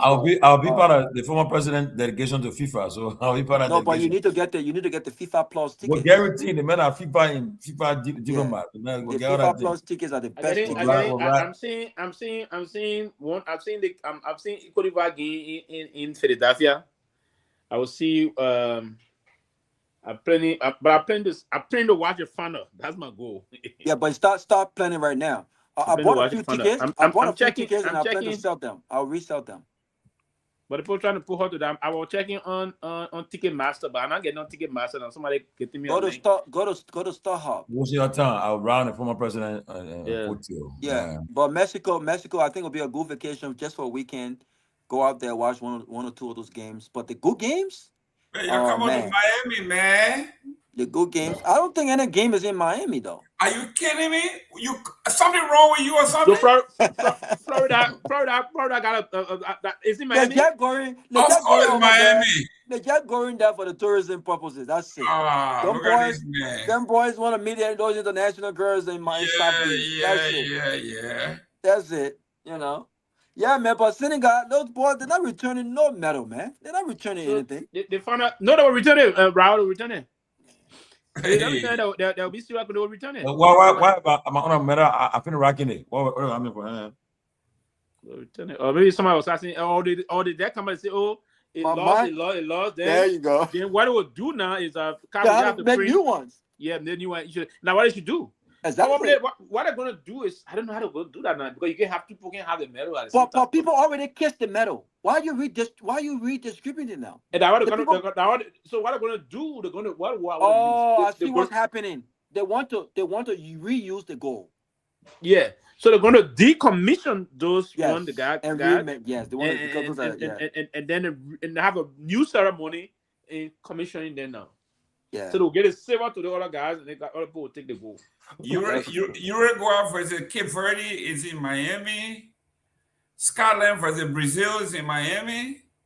Colombia versus Portugal is in Miami. That's a good game. Those are good games. Then we have. Let me see who else we have. Oh, we have a quarterfinal. We got a quarterfinal in Miami. Yeah, we got a semifinals at Mercedes-Benz Stadium. Then the bronze. The bronze. In Atlanta, yeah. But those tickets right now, the cheapest ticket right now is $2,500. Wow. For that game, it was your time. I'll be right. $2,500. I mean, $2,500 just for a regular seat. Not having keep it. No. They giving it. So imagine, and the VIP, VVIP, they're not even up for sale. No, they're not up for sale. They're very, very exclusive. So no keep it caught you and why you sitting here wine or beer coming. That's it. And that's what I'm trying to get. If I can get the VVIP, I'm not wasting my time. I'm taking vacation that time. Then the president can say, I'm going to delegation. We'll go. But we are president. We would definitely get tickets. Of course, the FIFA ambassador. Yeah, he would definitely get tickets. So they will open it in Mexico and then they close it in the US. Yeah. The opening game gonna be. The opening game gonna be in. I hope FIFA allow Iran to play its games in Canada. They will do it. We got Trump guarantee the possibility people gonna go there. No, not that. The Iranian government would not want, because the fear is if the player were to come here, they would not want to go back. Yeah. Why? Why don't go back? They would defect. But you saw what happened recently in the women team in Australia. Yeah. No, what happened? Six of them left, and the Australian government said will get an asylum. Trump said the Australian government can get an asylum. Because most of those players, in fact, some of those players, I think 3 of them are playing in countries that the Iranian government does not necessarily support. They've instructed some of them to play only in the Iranians league. So most of their players are playing, but some of them are playing in Europe, and they're saying that the sports folks are saying, well, how are we going to grow if most of our players are not playing in the top leagues? And some of these players are very talented players.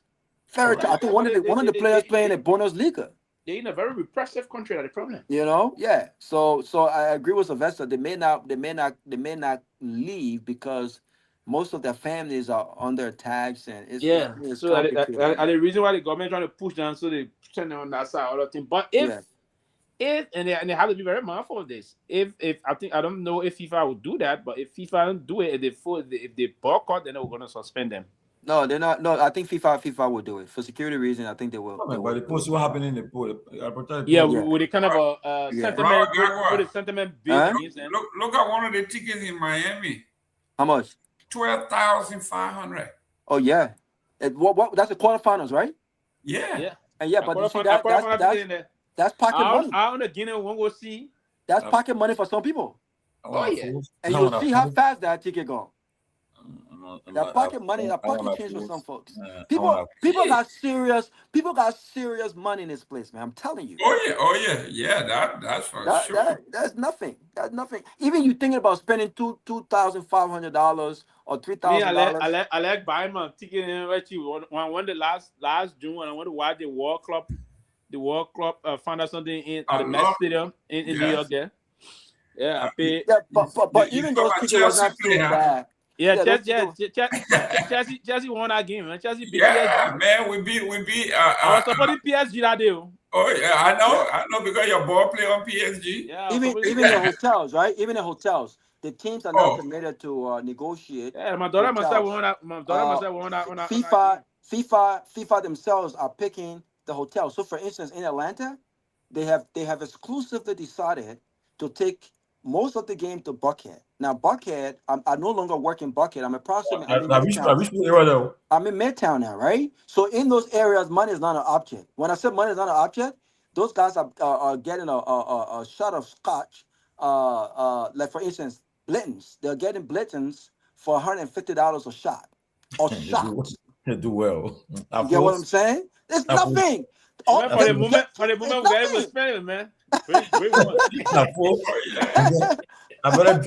do my model. I'll be offset on my game.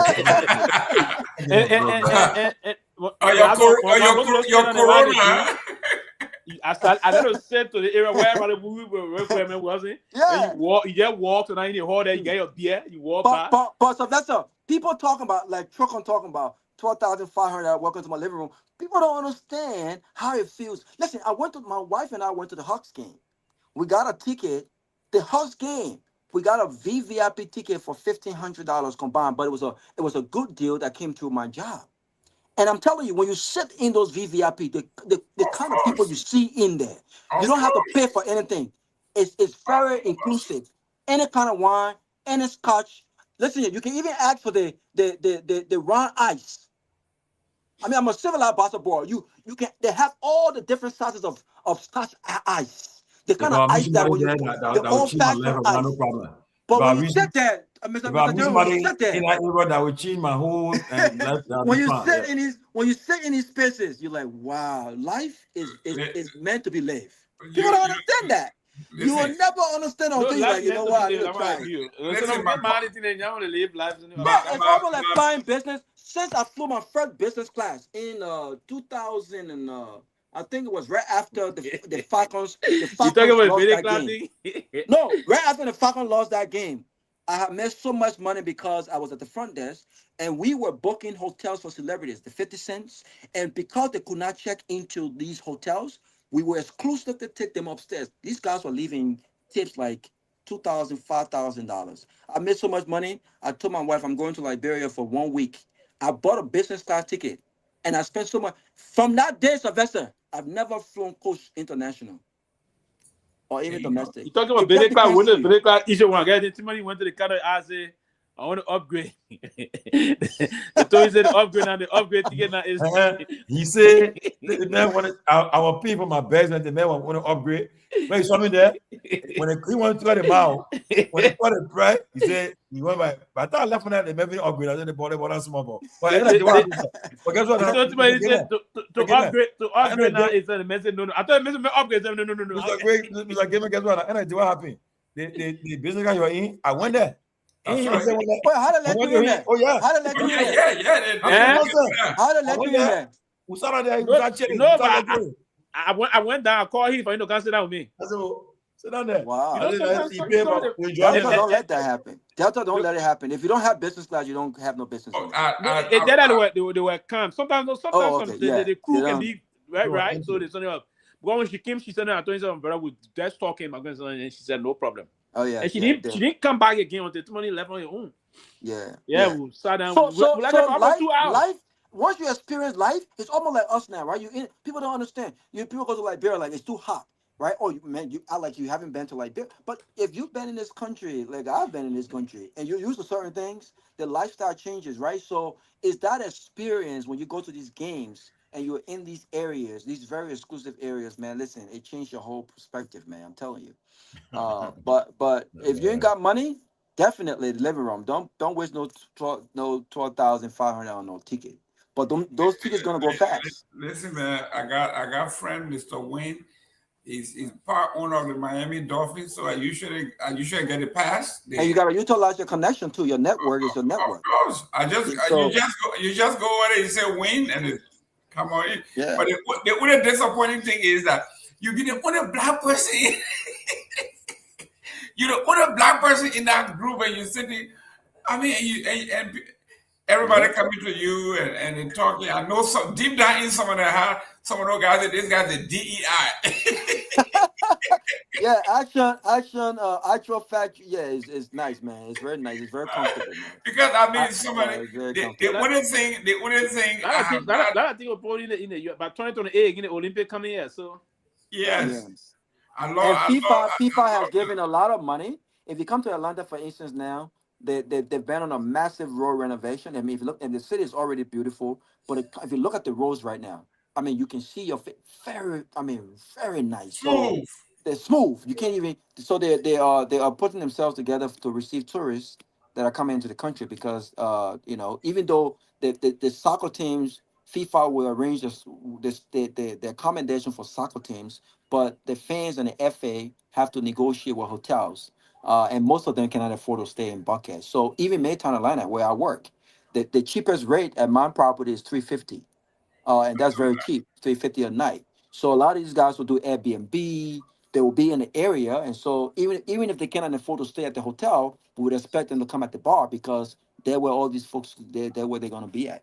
Man, So you go to Miami now, you see the kind of yacht that are lining up. Some of the yachts, you see them.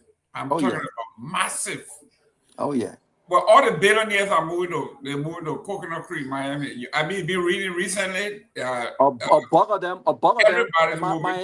Miami is the weekend for them. A bug of them are actually in Atlanta. This is the reason why this state. A bug of them are in Atlanta. Ain't nobody want to live in Atlanta, man. What the hell want to live in Atlanta? You got no water. You got coming from up north. What are you talking about? They're coming. Who want to live in Atlanta? Who want to live? Moving to Atlanta and then moving to Cleveland or something? No water. You don't see the mansions out here are better than the mansions out here are better than any of them in Florida. What are you talking about? Are you crazy? Well, listen. The best bet. Listen, Robert Garguah, I think he's smoking something. We don't have. Oh, I'm telling you. The mansions here are not even more reasonable. They're better than what you got over there, man. They're better than what you got over there. Who what? You Google right now, say the hardest city in the world. Tell them. Who the hell want to move to Atlanta? In fact, they told me when you go to Atlanta, when you see a girl, you gotta ask her how long you been a woman. That one, I'm not gonna put my mother now. Don't buy. You go to Atlanta. Don't follow the 2 mile in the breast. I ain't gonna put my mother in that one. You know a guy, man. I'm not. Ladies and gentlemen, we got a lot of friends and a lot of audience in Atlanta. We don't want to offend anybody. We see you tomorrow, guys. All right, guys. See y'all later. Okay. Good night. All right, good night.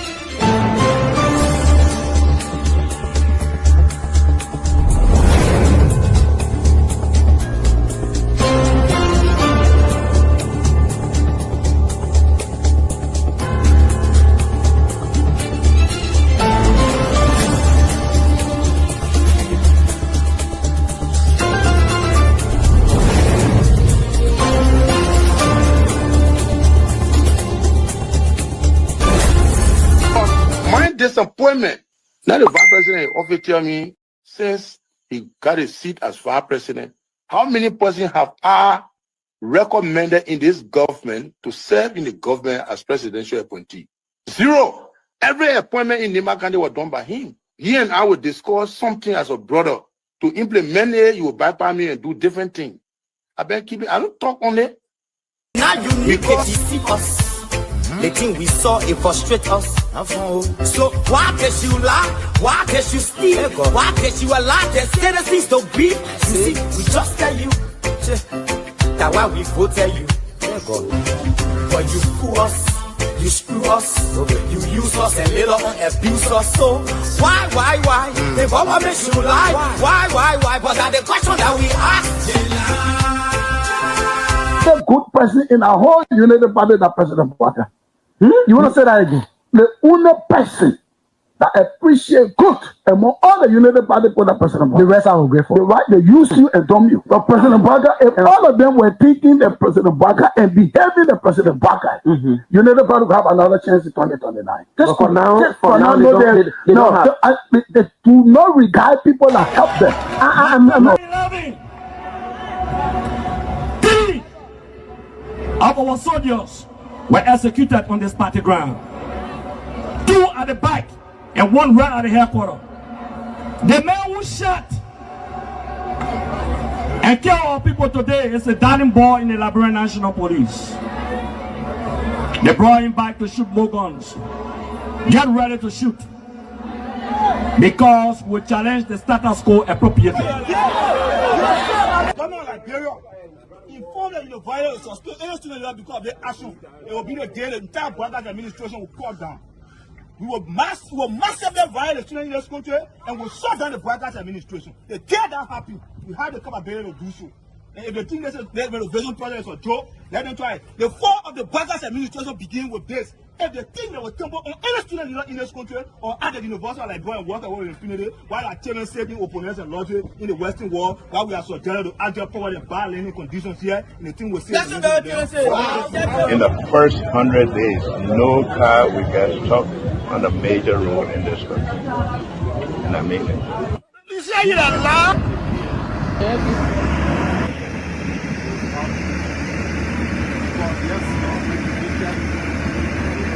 It's going down.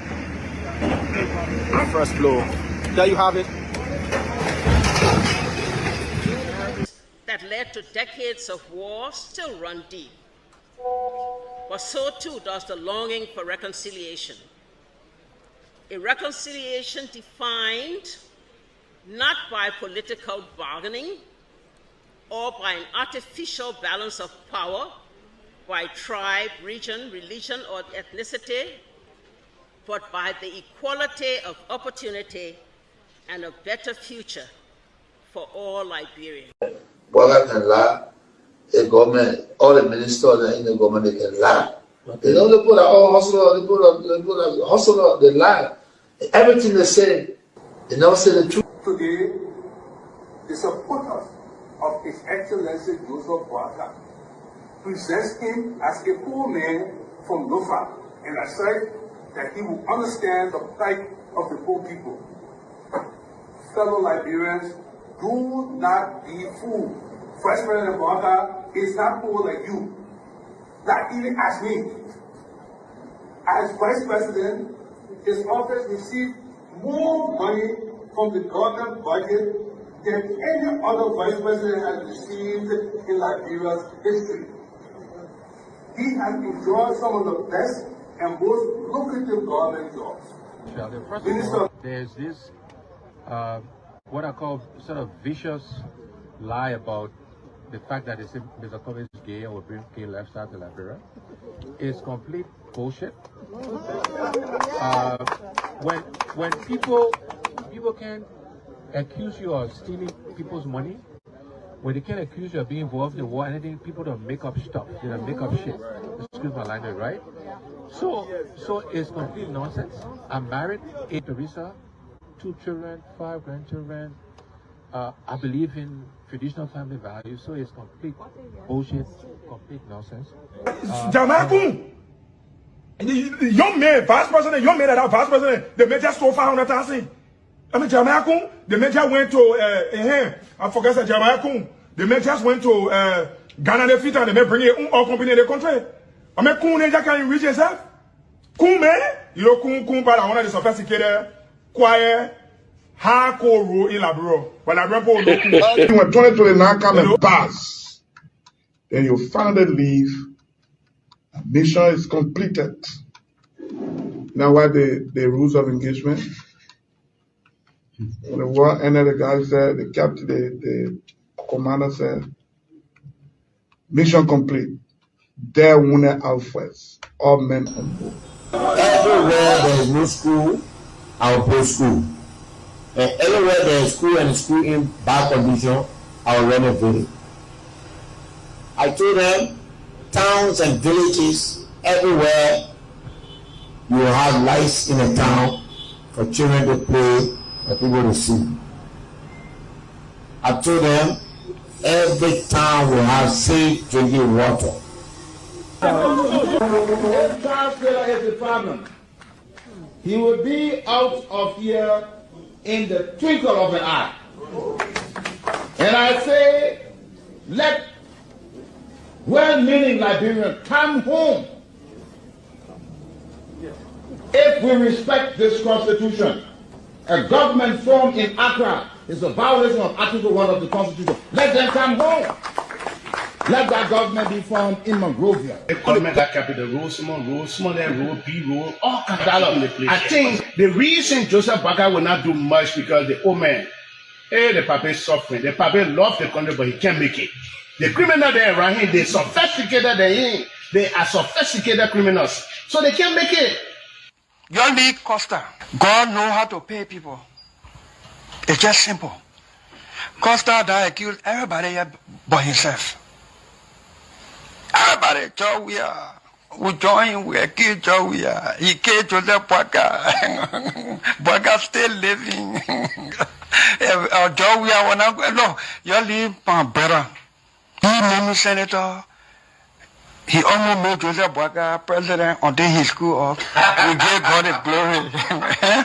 Yeah. Well, Boakai, when he screwed, he said, oh, we don't want to make sure we fought for him to be reconciled with the president. And then the people who fought for him. Look, your league Costa, you will come. And Costa was in a podcast, he said, they don't been calling me. Okay. The time you were calling me for me to carry the president, Boakai, did I put it on radio? That immaturity to do what he talking about. And I guarantee you, when we finish, there will not be a winner or the loser. Today we all wear the jersey of Liberia, and the victory belongs to the people, to the peace, and to our democracy. As we begin to build upon the foundation of this new Liberia, I, George Seleke Kromah, the new president, will first give thanks and praises to the Almighty God for the blessing He has bestowed upon our country. And I say, my people, thank you, We elected 85 irresponsible men about what happened to our country. We elected 85 irresponsible men to govern this country, not to be very irresponsible.